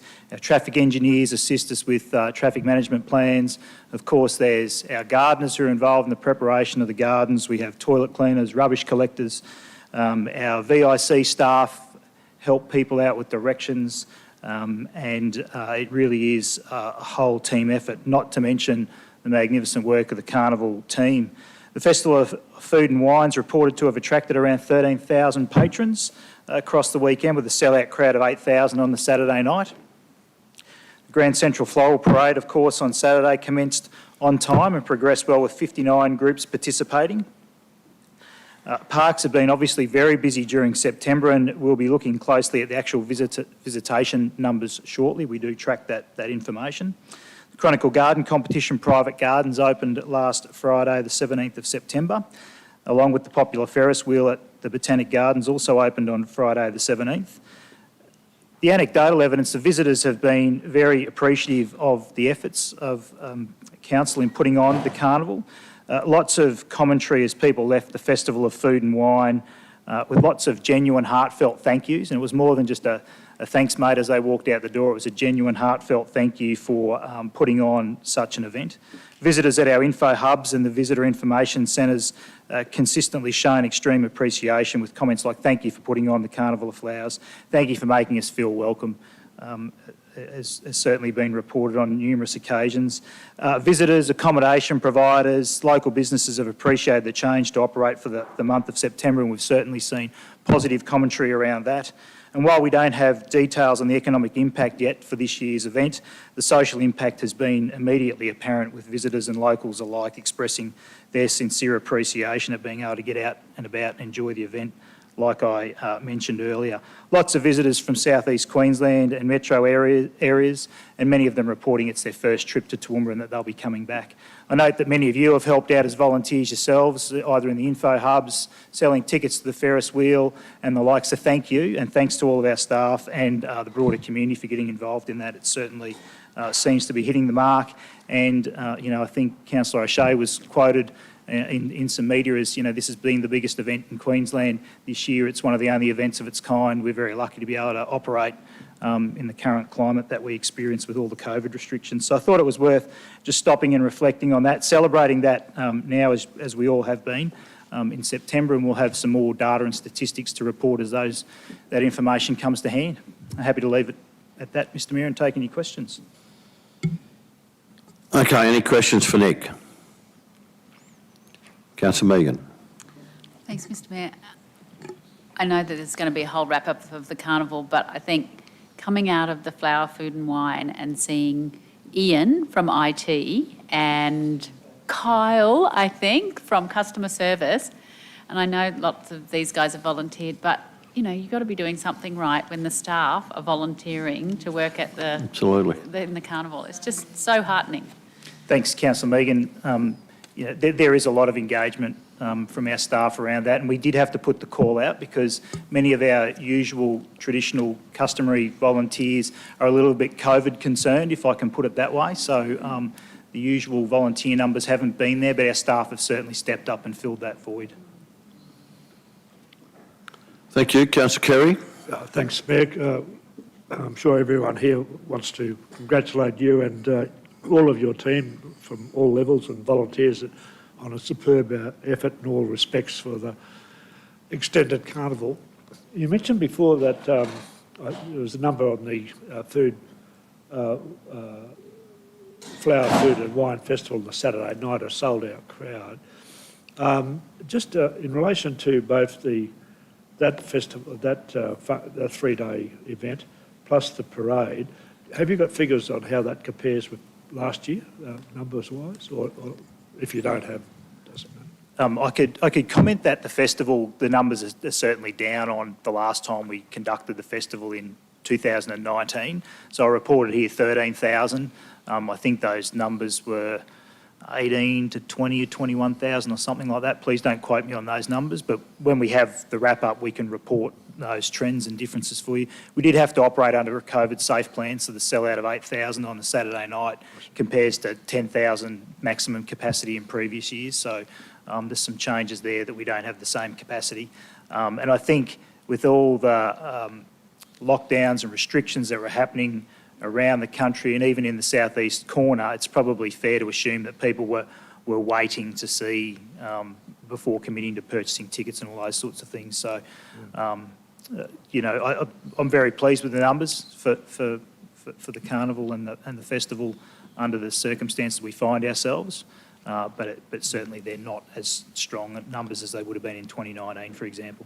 And a comparison for the parade and, say, visitations to the Botanical Gardens for previous years, are you able to assess that or not really? Or? I don't have any figures for the gardens as yet to be able to report on. The parade numbers are still being done. There's been some figures touted around of 60,000, which compares favourably with past years. I'm not sure that they are confirmed figures yet, so they'll be things that we can report on too, but that sounds to be pretty consistent with what we've seen in the past. Thank you. Just on that point, I found in walking the parade with Councillor O'Shea at the end of the parade, there seemed to be a lot more people on the far end of the parade than usual and less up this end, but by the same token, a tremendous enthusiasm and joy about being there. Councillor Tim, over to you.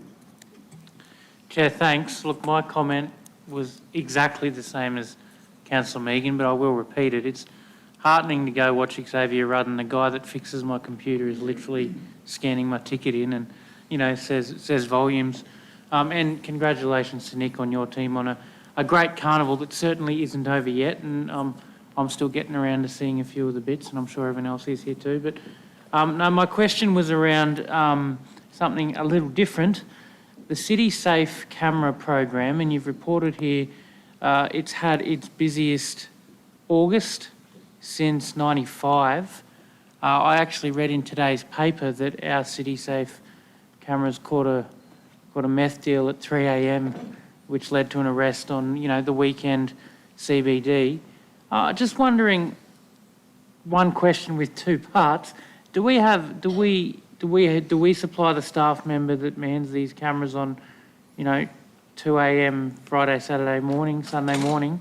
And how does that work? And secondly, time is a state issue when we provide the cameras, but can you comment on, from our perspective, the increase on why our City Safe cameras are so busy? The City Safe network is operated under a mix of staff and contractors. So the night shifts are operated by contractors, and I think it's only Friday and Saturday nights that we go right through the night. I can't remember the exact operating hours in terms of their monitoring. They're certainly recording all of the time. Protocols and processes involved to protect privacy and all those sorts of things, but the footage is available for Queensland Police Service to do follow-up. In terms of what might be driving increased numbers, I'm not sure. It's probably a question for QPS. The team are involved in all sorts of safe night precinct working groups and all the rest of it. So, that's being reported and monitored in those ways. Thanks for that. There's nothing linking, from council perspective, tourism with an increased use of the cameras. That's not probably something you're across? It's not a link that I'd like to make at this point in time, no. Good, thanks. Any other matters anyone wishes to bring forward? Councillor Nancy. Thank you, Chair. Thanks, Nick, for the report. So a couple of things. Congratulations on Carnival. It is going really well. I'm enjoying it, and I think the world is, everybody who's coming. We've been enjoying volunteering at the Info Hub and getting feedback from people. They're loving it, and so it's great. Pest management newsletter. I don't think we're on the list. I find it amazing that Council puts out a pest management newsletter and we don't get it. So it'd be great if they could, I think all of us would probably have an interest in receiving that, not just me, and it'd be great if councillors were just automatically included on that if we could, please. But just getting on to burns, we had that report this morning. I asked you some information the other day. You said you've done 3 since July, and fully understanding that the rain dampens that. I just wonder what the plans are to ensure that we try and keep that matter down, the food base down, so that we can ensure that we have a safe fire season. So could you elaborate on what burns you actually have planned for the future based on weather conditions? Yeah, so there's 2 burns that we haven't been able to achieve this year that we'd hoped to, and they were around Crestbrook and Perseverance, I think, and so conditions haven't been favourable for us to do those. We're still holding on to hope against hope that, you know, that will allow us to do it, but we are fast running out of time. Outside of that, we've done everything that we were planning to do in this year's program. So I'd be starting to get into next year's program, reporting about what's upcoming. So we heard from Mr. Welke this morning that the wrap up of this year's Operation Cool Burn's happening, and next year's program will be developed in time. Thank you. I was quite impressed to see that he actually had up there on the screen, cool burns weren't limited to a couple of months, that it was all year round. And I think when opportunities are there, that we should be making sure we keep that vegetation matter under control. Agree. Any further questions? Councillor Rebecca. Thank you, Chair. Through you. In relation to Councillor Summerfield's comments just then, Nick, and thank you for your report, and I echo everybody's comments about the carnival. Do those burns, if they don't get done in this calendar year, do they get carried over and added to the next calendar year's to burn list? Typically, that's fair to assume they would be carried over and assessed along with all the others. It might be that something else overtakes it in terms of priority, that it's a change in condition, but I think in most instances, they certainly are carried forward for assessment and consideration, and I think 99 times out of 100 that they would make that list again next year, yes. Okay, thank you. Any other points anyone wishes to bring forward? Councillor McDonald. Just a comment, if I could, just in regard to the increase in incidents. It's a little bit like random breath testing. If you're testing more, undoubtedly you'll get more. And it's similar with the cameras. It says in there that there's more cameras being active through August, and you often see a spike during that period of time when reporting is coming through. So that would, and that's common. As soon as we've added cameras, it seems to be a direct result of how that's gone along. Nick, just in regard to Carnival, to you and James and everyone, well done indeed. The comments around traffic and up the top of the range, I wondered whether we hadn't, of course I hadn't driven the highway to see it, whether we'd put up any additional signage or something east of the bypass, because when people say Toowoomba bypass, they may assume that you're not going to get into Toowoomba to go to the Carnival, but in fact that roadway and in from the north of Toowoomba may well have alleviated some of the pressure on the range. So perhaps it's something just to note for next year, to work with TMR and the state government perhaps in around that. Yep, definitely. Sounds good. Anybody else wishing to make any points? I think before Councillor Shine. Yeah, just on the burns again, no doubt there's other people like me who might consider that 3 burns, 2 more were unavoidably delayed, as you mentioned, but a handful of burns a year doesn't seem like a lot, but that might be because I don't have an appreciation of the extent of the burns, the length or width or the area covered. Can you elaborate a little bit on what a typical burn encompasses? Look, I'm not really the subject matter expert there, Councillor Shine, but needless to say, that program is developed in consultation with QFES and a number of other partners, and we heard from Mr Welke this morning around the 100% of the fuel reduction burns identified through Operation Coolburn were completed. So, you know, I think that can give us confidence. And like I say, they are developed in consultation with that Darling Downs Area Fire Management Group, taking consideration of all the priorities, not just of council-owned and controlled land, of which I'm only speaking of, but there might be land owned by either private landowners and residents or other state agencies, and so on and so forth, that were the priority this year, and they were the burns of priority that were completed. Now, any other points anyone wishes to bring up? I think at this point in time I ought to mention and it has been mentioned a few times, you've heard it in the speeches at Carnival, but the tremendous contribution of Graham Rayner over 40-odd years to the Carnival Parade, and I think that ought to be noted. As you would know, some of you have had a conversation with his wife Colleen.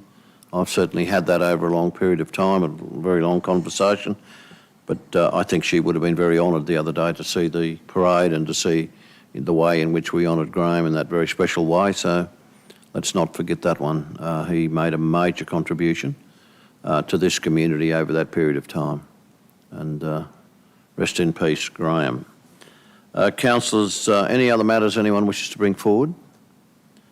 Can I ask someone then to move the Environment Community Services report be received, please? Councillor James and Councillor Tim. Those in favour? That's carried. Thank you. We move then to item 10.5, which is a finance and business strategy statement, please. Anne-Marie. Good afternoon, councillors.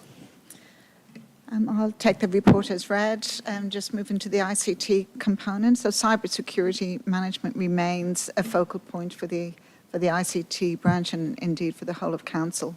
At this stage, we anticipate the first cybersecurity awareness training will be rolled out by the end of September to start rolling that out to all staff.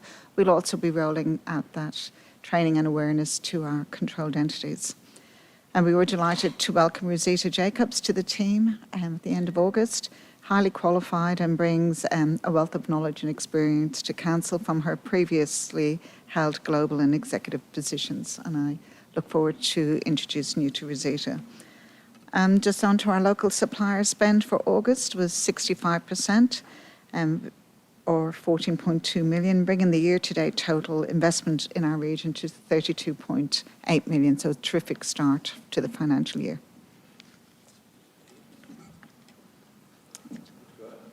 It is. Any questions for Anne-Marie? Councillor Shaw or Thank you. Well, congratulations on that 65%. Is that a record?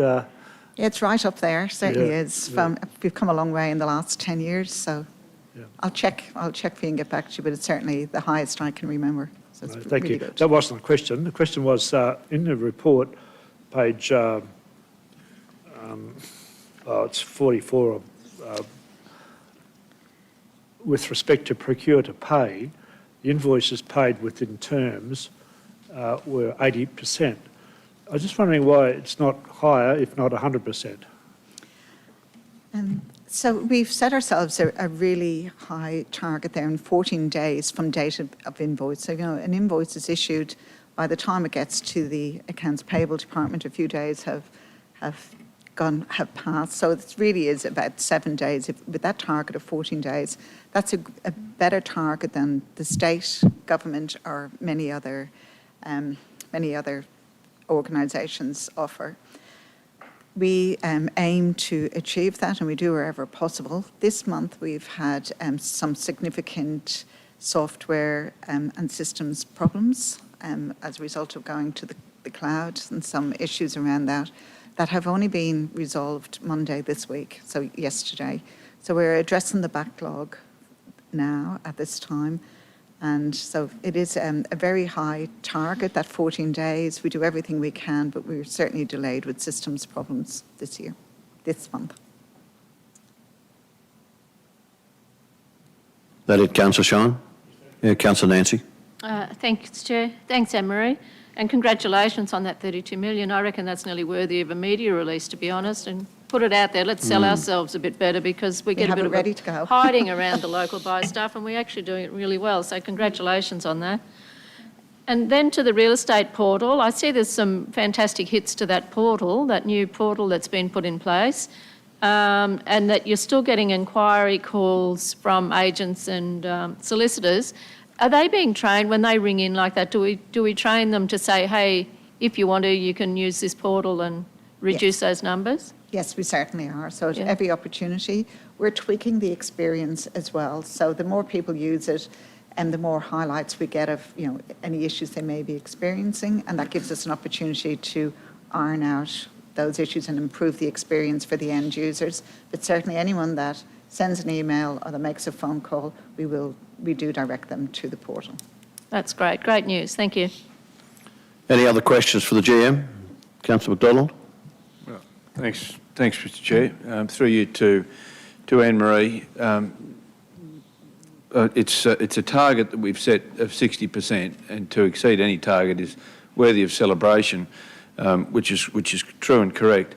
I just think there might be an opportunity for us to work with the Chambers of Commerce and other areas to just to explain a little further of our process to local buy and how we go through that. So I wonder whether there's an opportunity for Chambers to understand of the 35% this particular month, or month of August, how much of that maybe local business could upskill or retrain, or in fact bring that service to our region, thereby helping to increase that as well. Because ultimately we all want to do the best by our community, but there are some things that we just cannot purchase here that aren't available, and we also have a local government act that we have to abide by as well, which is around value for money for rates as well, for ratepayers. So I think we've focused on that 60, which is fantastic. We're reaching it. So now it's our opportunity to reach out to businesses and say, well, these are the products and services we can't purchase here. There may be opportunity for you to upskill or retrain or bring something to the region that we can perhaps consider purchasing from here as well. Probably just a comment, and maybe that's happening with Robin already. And I'm very happy to take that comment on board. We have previously worked with TSBE, and the Chamber, our Procure to Pay team, have run some workshops on how to do business with council. So happy to instigate that again. Okay. Any further questions? Councillor Rebecca? Thank you, Chair. Through you. Thanks, Anne-Marie. The monthly performance activity on page 2 of 3, it's got that the permanent staff turnover rate, the annualised rate for the financial year to date, is 13.83%, and the month is 8.92%. A couple of things on that. That feels high to me, and something in my mind is ringing that I thought that our KPI was between 6 and 10%, but that's a memory. So our KPI is 10%. That was significantly, so that's the annualised figure. We had a very high figure in July, which is the usual. So what we will find over the coming months, that will normalise. Okay, thank you. And then I wondered if this is really important information for us at the moment, and I wonder if it's possible, well, I know it's possible, but if it would be considered that a little bit more data be presented to councillors, like a comparison with this time last year, because taken in isolation, to say that vacancies at the end of August were 153, to try to understand, is that high, is that low, is that about where it was last year? We just don't have enough reference points, in my opinion, to accurately understand how we're tracking. And then the other point to make is that, can you just explain, please? So we've got 153 vacant and 88 positions have requisitions, 65 don't, and there's 24 secondments. Yes, so what does that mean? Yeah, the secondments, so the The secondments could be in either the positions with requisitions or without requisitions. And what makes a position have a requisition and another position not have a requisition? Just the timing. So Okay. if we have a position becomes vacant at the 31st of August, it will take a while. So we're reviewing every position as part of our service delivery review. Do we need to recruit this position? So these positions, it's just a timing about whether they'll have a requisition or not against them. Okay, so SDR is doing that work. All right. Well, no, each branch manager does that work. Okay, all right, thank you. Any further questions from anybody? If not, would someone like to move the receipt of that report, please? Councillor MacDonald. Seconder, please. Councillor Megan. Those in favour? That's carried. We move then, councillors, to the Chief Executive Officer's monthly report. It's before you.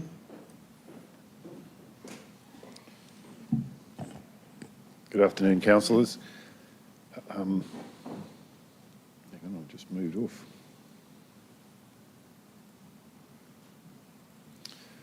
I've just got the one to cover off today and the rest I'll do in confidential later.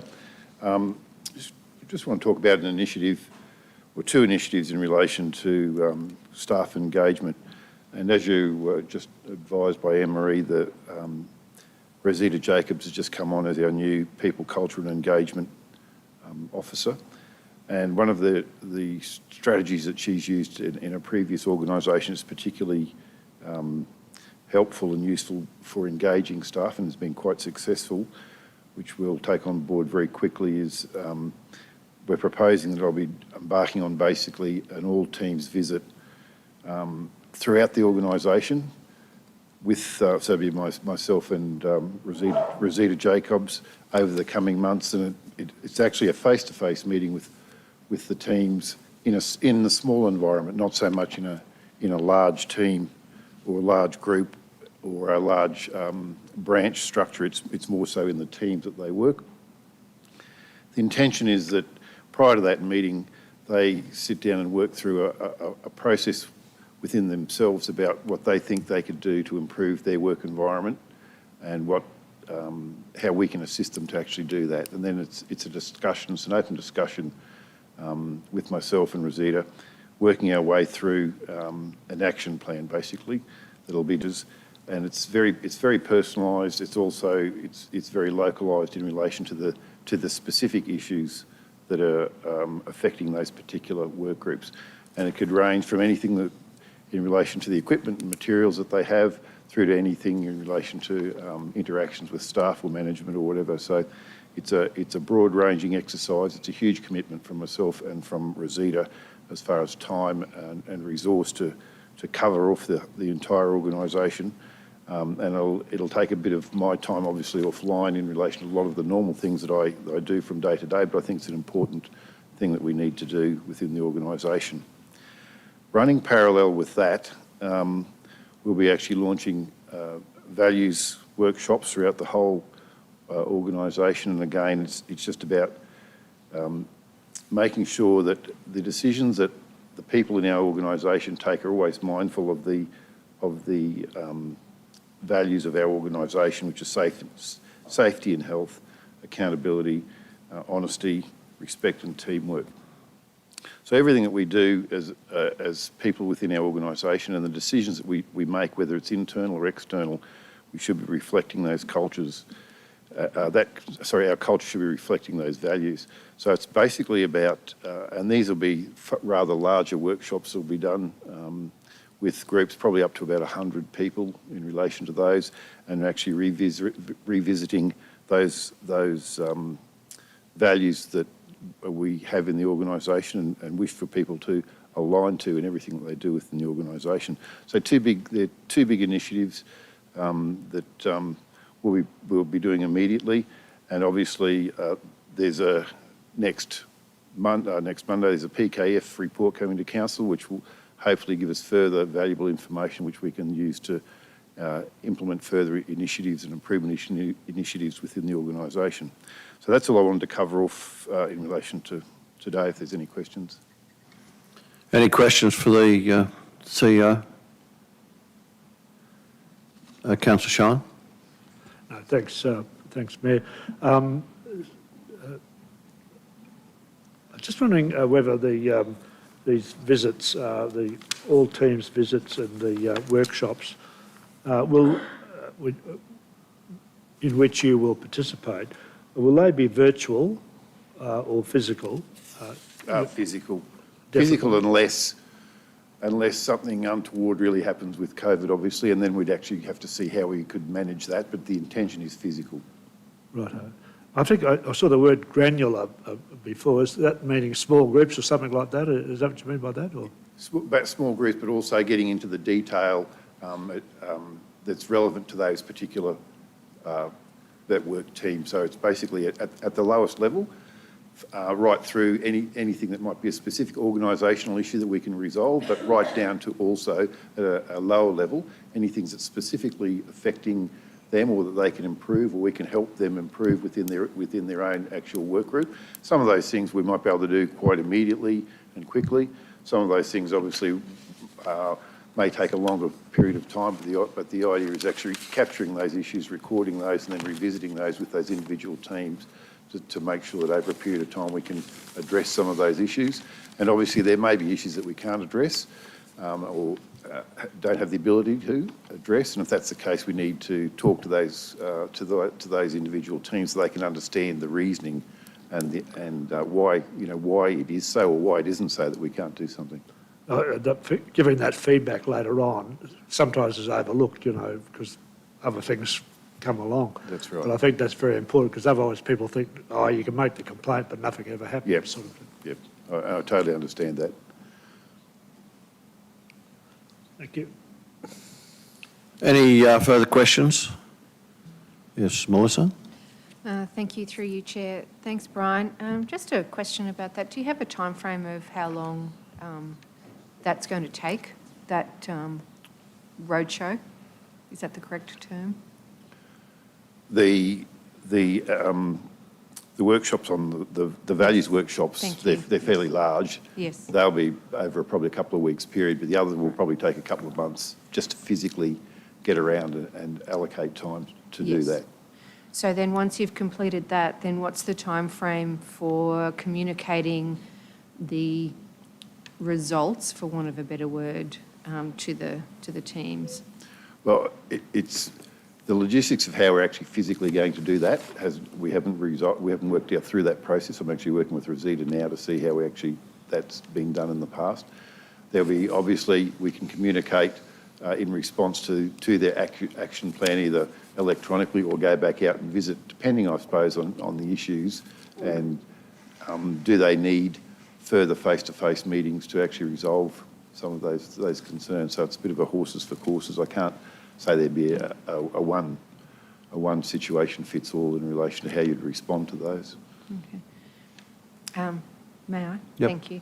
So I understand what you're saying, but are we putting a time frame of no longer than 6 months on it, or before Christmas, or?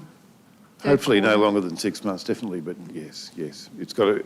It's important that we do it as soon as we can and continue, once we start the process to do it. And as I said, it'll be very time intensive for myself and Rosita, and we've obviously both got a lot, particularly with Rosita coming on board, but she believes it's a high value return for the time invested by both people to do that.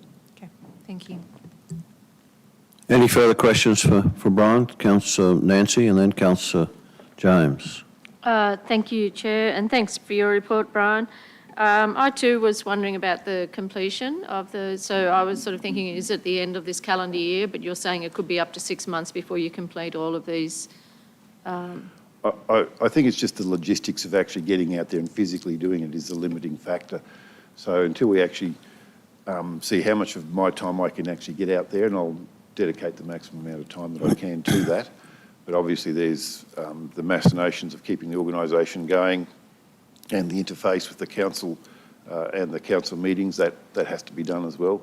But it's just a matter of getting that in, and then obviously as many of those as we can do in a shorter period of time. But we're looking at months more so than, we're not looking at certainly years, that's for sure.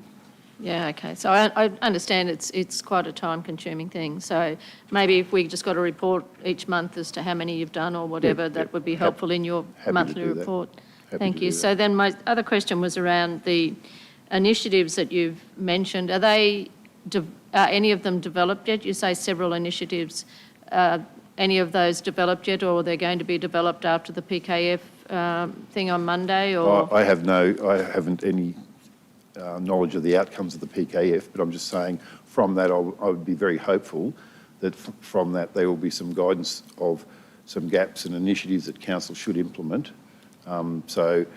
We would obviously have to dedicate resource to that as well. That's all I was saying in relation to that. Okay. Thanks, Brian.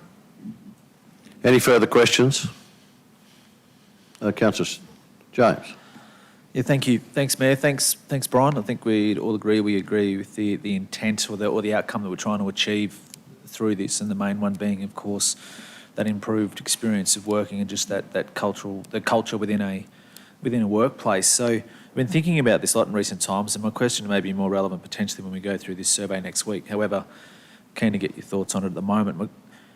I often wonder, with all of these surveys that we've done, the questions we've asked of people's thoughts on the workplace around their direct manager, their general manager, the CEO and things like that.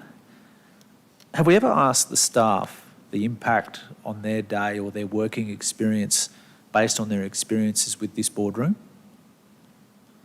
Now, the reason I say that, and I know that maybe we talk about culture and how it starts in this, at this level, and the impact that the culture of here has on the rest of as the leaders of this organisation. And I know, when we did that PKF survey last time, there were some pretty confronting questions or comments that our general managers faced. Have we ever asked, if we're really serious about culture and we really truly believe that it starts at the top and what the culture that's set at the top from this boardroom, has that question or has that ever been asked of staff in any regard? No, we have never asked that question to staff, and it's something you could incorporate if you wish to ask that question. We could do so. There's an opportunity for free-ranging questions, and those questions that we actually ask directly about our management and supervisors, people at supervisory levels throughout, they're a very direct and confronting question, and there is potential to get a lot of negative feedback in relation to that, but there's also positive feedback. But it's more so about a snapshot and an overview about the perception throughout the organisation of the culture. So if you wish to get that feedback, it could be helpful. We could ask those questions. Yeah, well, I think I'm only speaking for myself, obviously, but I think it's something worth considering if we're really serious about talking about culture, and if we're willing to subject our staff and others to that level of question, maybe we should be willing to face it ourselves. It may be some part of the discussion on Monday. I don't know where that goes. Yeah. Councillor James. Councillor Kerry. Just on that point, whilst there's some hesitation, I suppose, in wanting to be the subject of a critique, I think it's from an elected official's point of view, it's better to get that feedback now than at the ballot box, and I'd support it. Okay, any other comments in respect to that? We'll no doubt develop. Councillor Nancy. Thank you, Chair. I suppose the only thing I'm thinking is of our 1,800 staff, how many of them are actually exposed to this level of discussion? It's a very small percentage of staff that actually come in the room and are actually engaged with councillors. I think the majority, the huge majority of our staff are exposed to their line managers at whatever level that may be. I'm more than happy to have the critique. I think we get it every 4 years pretty solidly, to be honest. But I think if you think about what exposure there is at the boardroom level, the percentage of staff that actually come in this room is very minimal. I mean, we can do it, but I really don't think we're going to get much of an outcome because most staff aren't exposed to it. Councillor Carroll.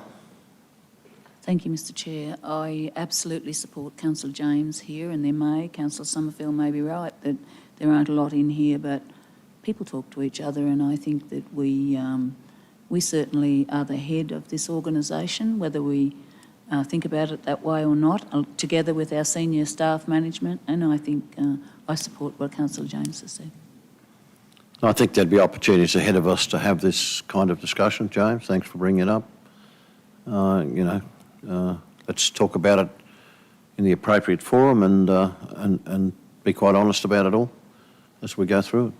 Any other questions? No more questions for the CEO?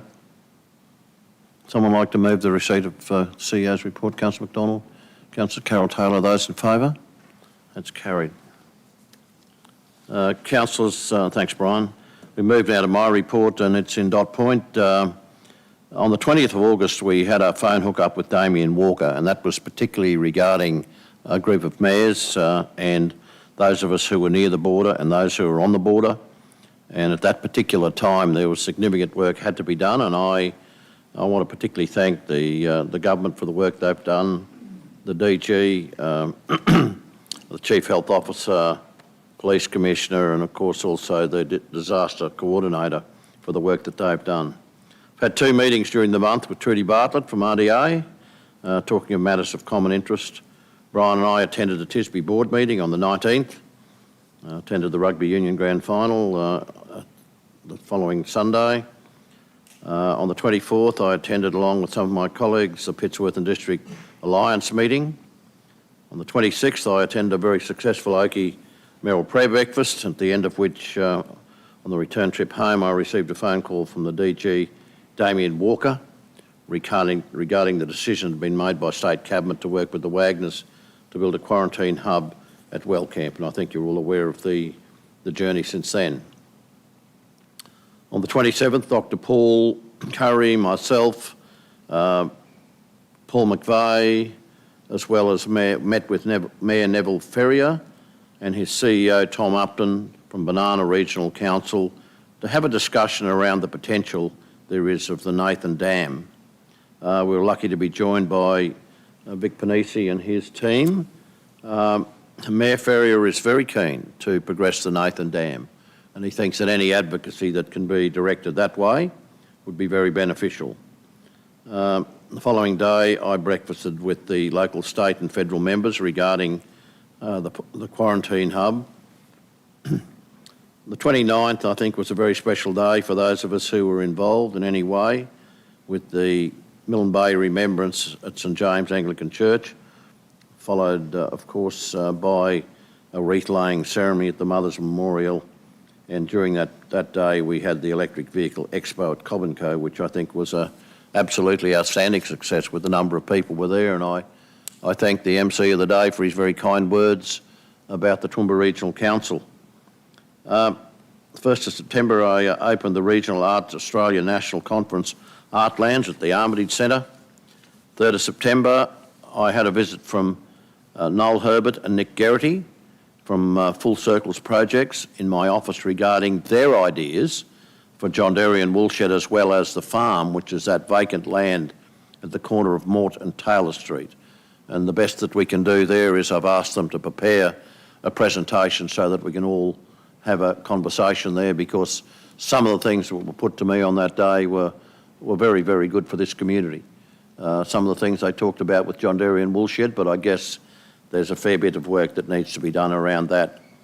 The same day I opened the Contemporary Wearable Biennial Jewellery Awards, an exhibition at the Toowoomba Regional Art Gallery. On the 7th, I met with the State QCWA President about the plans that they have to not one conference, but 2 conferences here in Toowoomba as they celebrate their 100th year, I believe, Carol?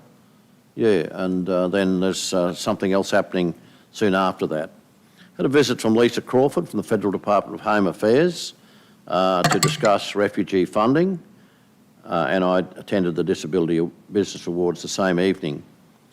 Paul Curry and I attended the ComSec board meeting on the 10th in Brisbane at the Entertainment Centre, where following the meeting, the Merrill colleagues and I were on a forum, Asia Pacific Cities Forum. On the 13th, I met with Craig Rutledge, who has been given the responsibility of leading, in my understanding, the community communications here in Toowoomba in respect to the Wellcamp Quarantine Hub. Very good meeting with Professor Geraldine McKenzie on matters of mutual interest, and one of the more interesting things that she came to me with was that some of the land which is part of the Japanese Gardens is in fact our land, and there has been an attempt to pass that over to them in the past, and I'm just investigating that now, and I think it's appropriate that the staff revisit that, because in a previous era there were some issues that came out that came out of the university that need to be revisited and just checked on again to see if we can get that to happen. I would find it a bit unusual that there's a small slither of land in the Japanese Gardens that actually belongs to us, and there's some sort of a business arrangement between us to look after that land. There's been a number of attempts to have a meeting too, in fact, with the Deputy Prime Minister Barnaby Joyce, and there was to be a cross-border meeting at Wallangarra. That did not happen. There were two of them, in fact, proposed, but we will hope to meet in the not-too-distant future so that we can progress some arrangements around funding for this area generally in a number of areas, and particularly the Water Alliance funding, which we were hoping for some time ago. On the 16th, you may have noticed that the Premier's office put out a release suggesting that they would be looking into the upgrading of our stadium here in Toowoomba so it can be used in the Olympic Games. I have been rather concerned that some of the rhetoric around the Olympic Games that's coming out of ComSec and other areas has not included any mention of Toowoomba. So I was delighted with that. I've made contact with the Minister, Sterling Hinchcliffe, and I've invited him to come to town to have a conversation about that. Immediately this happened, of course, there were a number of ideas put forward by local people in respect to where the stadium ought to be and how it ought to be done. But in saying that, I think the first step in this journey will very clearly be that meeting with Sterling Hinchcliffe. So, look, that's about where we are. I am attending a press conference tomorrow in respect to the future of Toowoomba. I cannot disclose any detail of it, but I think tomorrow will be an important day in the life of Toowoomba. Councillor Carroll? Thank you, Mr Mayor. Just on the CWA, I'd just like to pay tribute to the CWA. The CWA was born of a meeting in the living room of Marinya at Cambodia over 100 years ago, in the home of Mrs Ruth Fairfax. And what a wonderful organisation it's turned out to be, particularly for the rural and regional Australia, but in all sections of life and support. And, you know, we know in the flood position, the post-flood recovery here in our region, that they helped to distribute funds and look after people who'd been affected, and also through drought and through all other things. So I think it's quite fitting that their 100th birthday conferences should be held here in the region where they were formed, and I'd like to pay tribute and put on record our council's gratefulness, I suppose, for the members of the CWA over the years and the support they've given to our communities. Thank you. Yeah, thanks very much. I agree with that. Councillor Rebecca? Thanks for that, Mayor, for your report. I'm curious about the outcomes of some of these meetings that you've discussed here. Sorry? I'm curious about the outcomes of some of the meetings that you've had here. Now, you talk about your meeting funding, and this is something that's been going on for several months, our request for funding for the influx in Yazidis in particular that have come to Toowoomba, and some of that is internal migration from parts of Victoria. So that request for funding, yeah, you're right, Councillor Taylor, Mount Gambier. Yep. So that request for funding is at least, I don't know, three months plus old. Yep. Have you got any outcomes to report back to us about the success or otherwise of those requests for additional funding?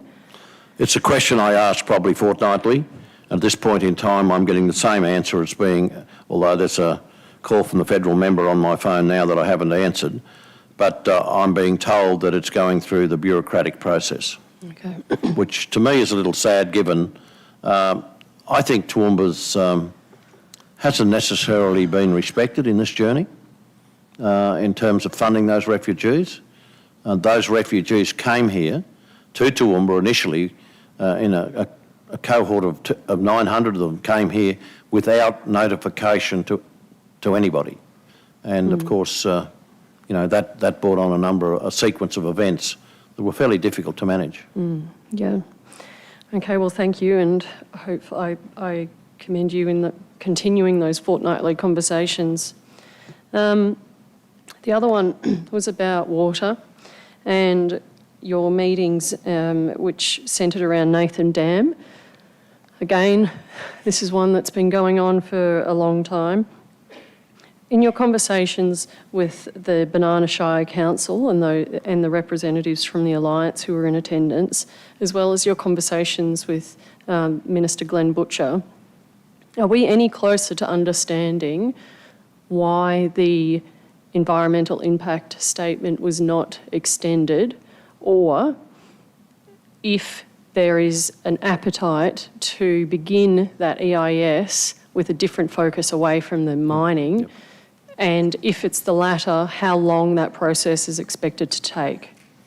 Yes, look, it was an interesting meeting with Neville Ferrier, and because probably 12 months prior to that, the local state member, I just forget his name, pardon me, but he has become quite enthusiastic about the Nathan Dam in recent time. I think you're referring to Colin Boyce. Colin Boyce, you got it. He's become quite enthusiastic about the Nathan Dam.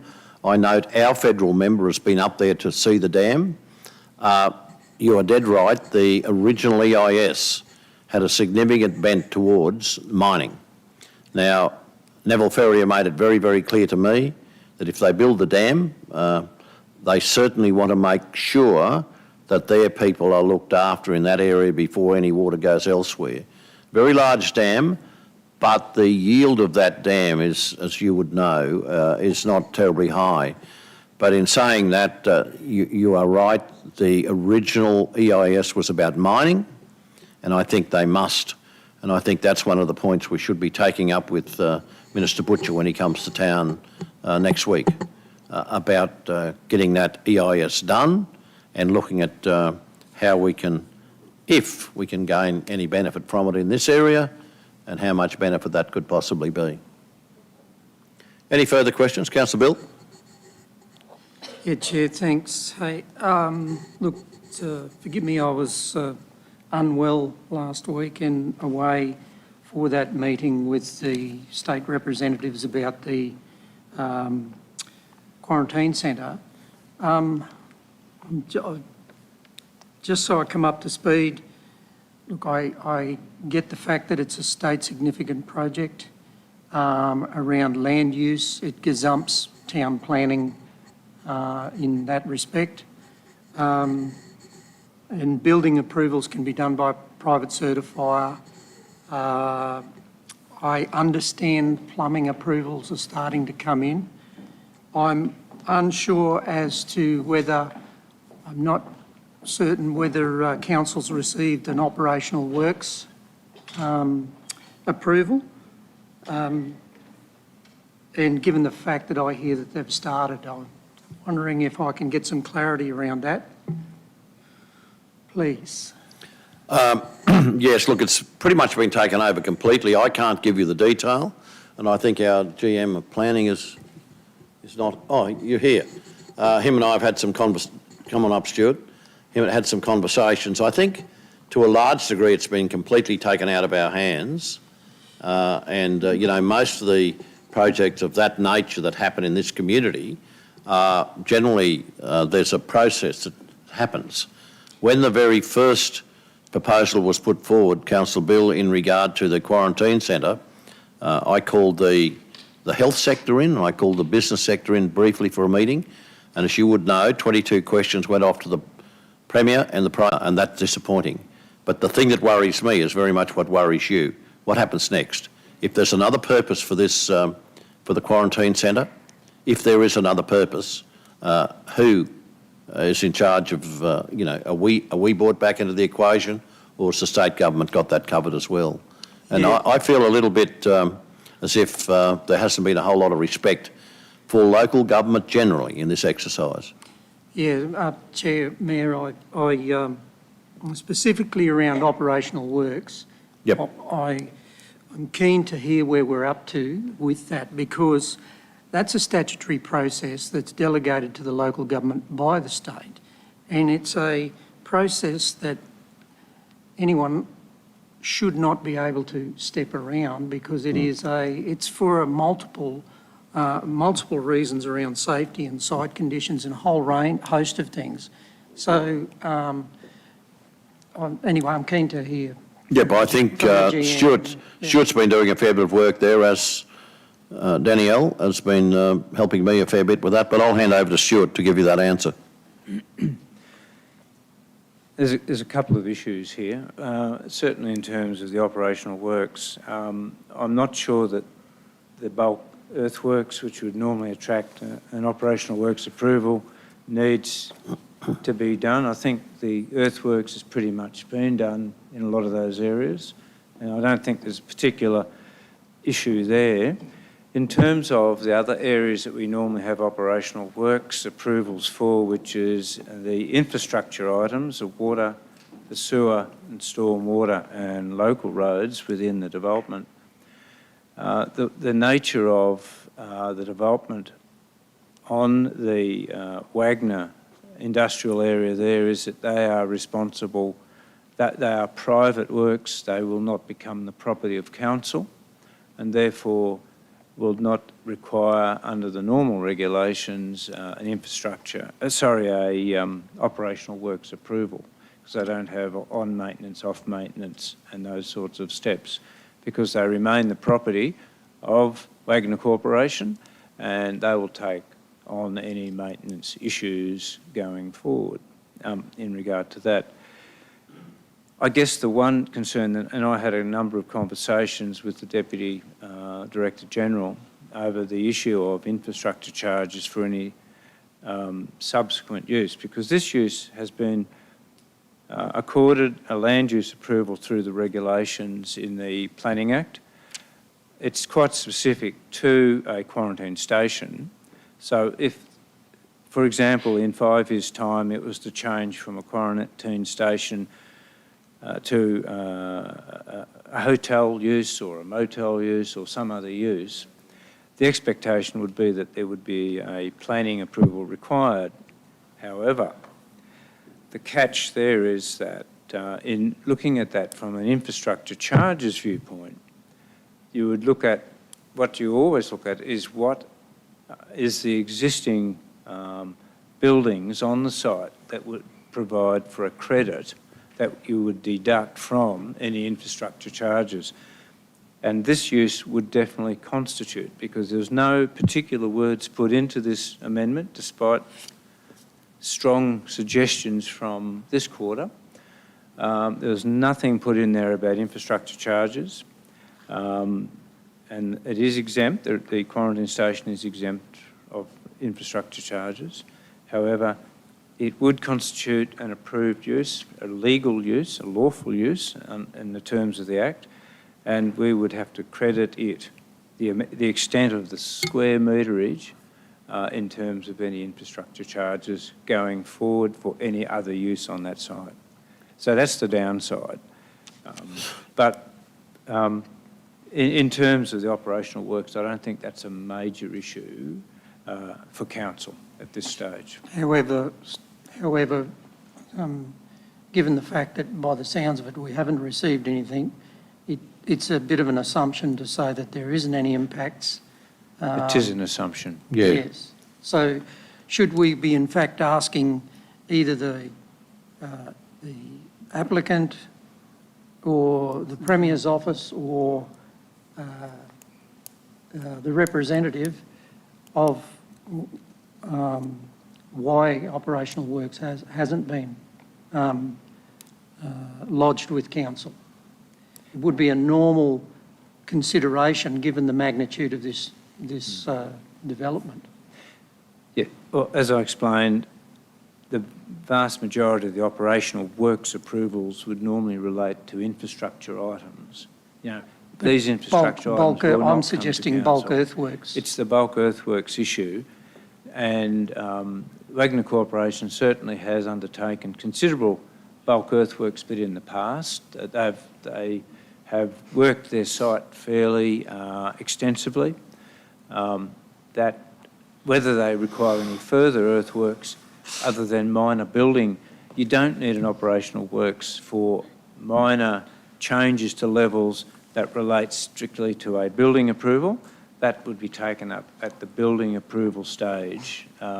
If it's but major bulk earth, if you're moving many truckloads of soil off the site or onto the site because of this development, that would normally require operational works, particularly to ensure that there's no runoff with siltation and what have you into the local creek. But I think that the horse has bolted in regard to that matter. I think that the site would probably be pretty much at the levels that are required, and that any changes to levels would be related to the building approval itself. So just one more, if I may, Mr Chair. So given your comments about soil being moved from the site, do we know anything about the massive man-made mountain of soil just to the southwest of the airport there? How the situation with that and the erosion that's taking place into the creek? I have no knowledge on that particularly, but what I can do is take that on notice and get back to council and provide councillors with a flying minute, or an email in regard to the status of that pile of dirt. Councillor Bill, that's the big piles of dirt over the road from the airport and slightly further south. Yep, they're interesting. They're very big piles of dirt. It looks pretty good dirt too. Yes. Wouldn't mind borrowing a bit.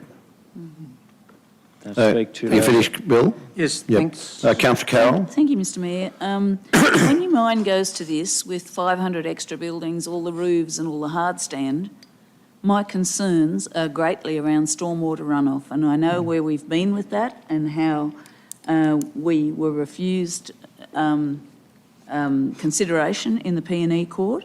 It just does do your head in to think that this isn't going to create a whole lot more, in addition to what is already there, a whole lot more runoff. And that is up the top end of a whole, quite a large catchment, which has flooded considerably in weather events. So is there anything we can do to ensure, not even just it's not really about money, it's just to make sure that that is being contained on and inside the property? Is there anything we can do with that? Well, I guess the short answer is not a lot, because we're not even going to see the plans, basically. We'll probably be given a courtesy look at what's going on the site, but basically there is no approval mechanism for council in regard to the quarantine station itself. Now, and you're quite correct, it will increase the impervious cover of that area significantly. It will, as a result, kick off a lot of stormwater. How they intend to detain and retain that on site before it leaves the site, and where it leaves the site, and how it's going to meet the natural water course, legal point of discharge, a whole range of questions which hopefully will be answered in the design.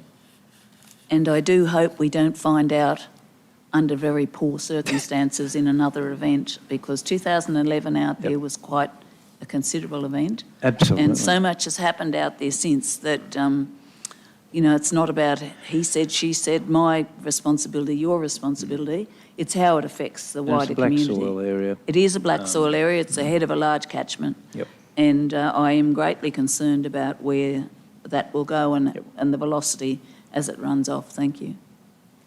Any other questions? Councillor Rebecca? Thank you, Chair. Through you, Stuart, I didn't quite understand what you were saying before in relation to the facility's potential future use 5-10 years from now. What were you saying? Does that have to get special approval or not? The approval that the government has given on this property for the quarantine station has been done through slightly unusual way, but it's quite legal, obviously, through a change to the regulations under the Planning Act. It's included this as a regulated use that doesn't require a local government planning approval. And there are a number of those listed in the regulations.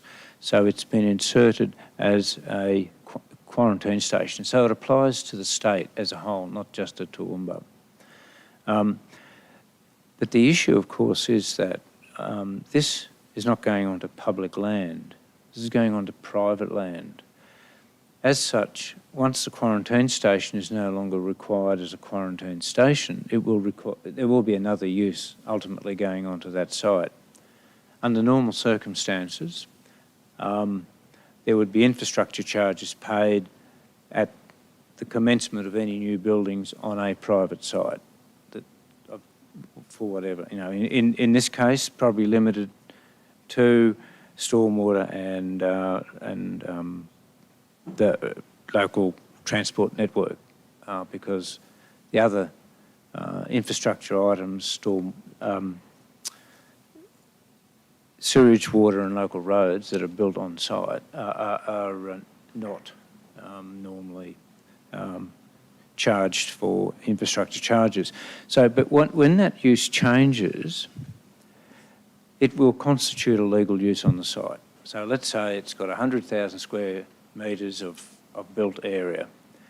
That 100,000 square metres of built area will be a credit when they come along with their 200,000 square metres of hotel or whatever on that site. And there will be a credit of 100,000 square metres. If they came with an 80,000 square metre, there'd be no infrastructure payable at all because they have a credit of 100,000 or whatever the figure is for the development. Do you understand? I think I understand a bit of that. Okay, I'm sorry.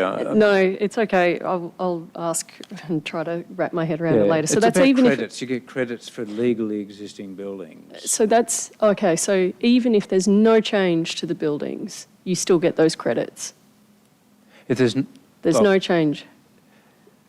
A change from a quarantine station. How there's still people using them. I'll try and explain the concern. As a quarantine station, it's been approved by the government. No infrastructure charges payable. However, under the Act, it would be defined as an existing lawful use if that use was to change. Let's say in 5 years' time, it is no longer needed as a quarantine station. Wagners need to find a new use either for those buildings or new buildings. They could take those buildings away and put new buildings on the site or make an application for it. Let's say a hotel. I don't know what it'll be. But let's say it's a hotel. And if the quarantine station is 100,000 square metres and the hotel is 100,000 square metres, there is no infrastructure payable because the credits, there are credits for an existing lawful use. Understand. So Sorry that took me so long to get there. Thank you. That's all right. I get terribly complicated. I'm confused by it myself, I tell you. And that just happens to be planning, doesn't it? It's fairly complex. Councillor Shine?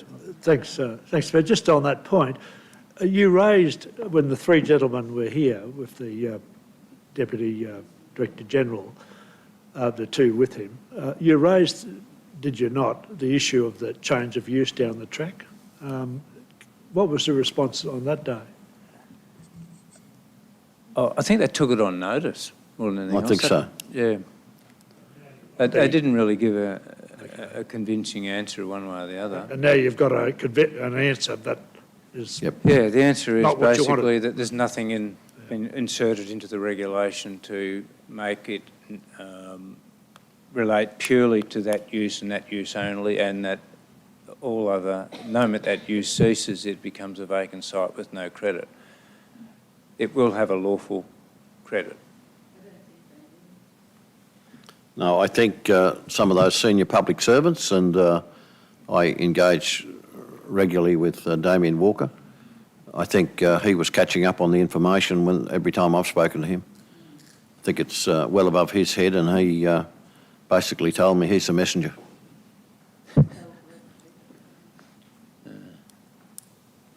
Okay, anything else? It's been an interesting journey. Councillor Nancy. Thank you, Chair. And yes, it has been an interesting discussion. So, Mayor, while now that you're doing these reports like this, it's really interesting for us to see those. And so one that came to my mind was the Melbourne to Brisbane Inland Rail Alliance, which I think you were announced chair about the middle of last year. Yep. Just wondering, can you provide any updates that are of interest to our council area in relation to that? The only matter that's come up in recent times, Nancy, is some of the people are wanting it to go port to port. It's been mainly around regional matters, you know, small around shires and that sort of thing, which they don't believe that I have a role to advocate for. But I think the next thing that certainly the initial discussion we've had now is particularly around port to port and particularly around the Melbourne area, getting it to the port. You know, it's certainly happening, obviously, but it will be interesting to see if it can in fact go port to port in the first instance, because I think there's a lot of question marks in Queensland. There's a lot of question marks getting to the Port of Brisbane, and I think there's been a recent proposal put to run a rather lengthy underground tunnel. But in Melbourne, there's a similar issue. I have no detail of that, but I have been in conversation in recent on the last week with Reid Matthews, who's the spokesperson down Melbourne Way, and we haven't had a reason to advocate for the broader line in the last probably 12 months or so. All right. So how often do you chair a meeting? How often do you chair a meeting? I haven't had a meeting in recent times. I wouldn't have had a meeting for 12 months, simply because the advice I've received that it's all about small regional matters. Oh, righto. But we will probably be having a conversation very soon about the port-to-port part of it all. Yeah. And many of the people who were on there have resigned, and there's probably only just a few of us left. Oh, okay. So I'll bring that back next month to see exactly where we are, Nancy. Thank you for the question. Thanks for that. Bye. Any other questions? Councillor Shine. Yeah, no, thanks. You mentioned your attendance at TSBE meetings as part of your duties. You will be aware, or you would recall, that TSBE had arranged a couple of seminars or talks that I've been to, one at least, if not two, dealing with the loss of trade to China consequent upon actions of the federal government about a year or so ago. Has there been any concerns raised with you, or do you have any concerns as a result of the announcement last Thursday, so far as our export industry might be concerned, or potential export industry to Europe is concerned, as a result of the announcement on the submarine issue? I haven't had that conversation with anybody at this point. Brian, you don't remember anything of that nature? The board meetings are, whilst they're complete and they're well run, we didn't get deeply into that sort of stuff at this point in time. Well, it's only happened within less than a week, I suppose. Yeah. So. No, I haven't had that conversation, although I did meet with Ali this morning for breakfast together with Mark Mason, and Ali is a great little leader. She's done some wonderful work around the Olympics and working very closely. Mark has made some real progress around all that, and I'm delighted to see the work that's been done in that space. Yep. It's great stuff where people can actually make an inquiry about wanting something, and here it is in front of them, the people who would be likely to be local suppliers for them, which I'm pretty pleased with. Any further questions? Not? Someone like to move? I have a question. Question. Sorry. On the subject of TISB, this has reminded me, Mayor, TISB has shared with us councillors their areas of strategic focus going forward, but if possible, it would be something that they could consider making public, those areas of strategic focus, because there's a lot of ratepayer funding that goes into TSBE, and I think that it would be really interesting for the public to understand where that organisation has identified to put their focus in the future. I think that if you could raise that for their consideration at the next meeting, that would be really great. I'm very comfortable with that, and as you and I both know, and we all know, TSB has had a major input into economic development in this area, and our investment is well rewarded, I would suggest, but I'm quite happy to take that matter up with them next time. Thanks, Mayor. I think that the public would be really perhaps reassured by if they were to know and understand some of those areas of strategic focus. Yeah, well, in a way, it's kind of sad that it's not all out there because they do a great job, as far as I'm concerned. Any further questions? Someone like to move the receipt of that report, please? Councillor McDonald, seconder, please. Councillor Carl. Those in favour? It's carried. Now, we haven't got too far to go. Does anyone want to have a brief break, very brief break, or do we run for home?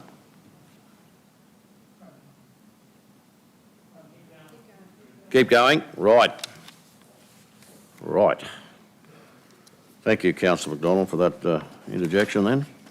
Right, we move then to the matters for which notice has been given. No matters for which notice has been given. Any other business that council determines by resolution to be included in the agenda? Is anyone wanting to bring anything forward? The process here is to seek permission of council to bring it forward and then bring it forward. Nothing there. Okay, would someone like to move the meeting be closed to the public, please? Councillor Carroll, Councillor Melissa, those in favour?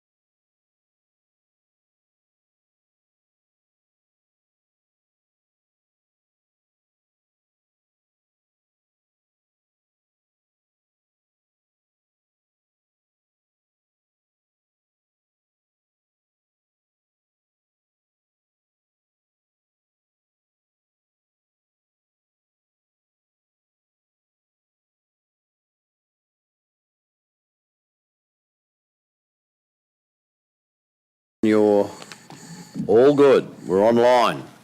So, welcome back. I think the next motion we need is to receive the Chief Executive Officer's monthly report, the confidential section of it. Megan and Councillor Jeff. Those in favour? It's carried. Well, Councillor, it's been a pretty big day, but there's been a few elements that I've been very pleased with as we work through some of the bigger issues that came, you know, things like My Mayoral Minute, where everyone contributed and we got a good outcome from that, better than we started with. And I think there's been about 3 examples of that today. And that's the way, you know, I'm delighted to see that happening and working together collectively to make sure we get things done. So thank you very much, and I will now declare the meeting closed.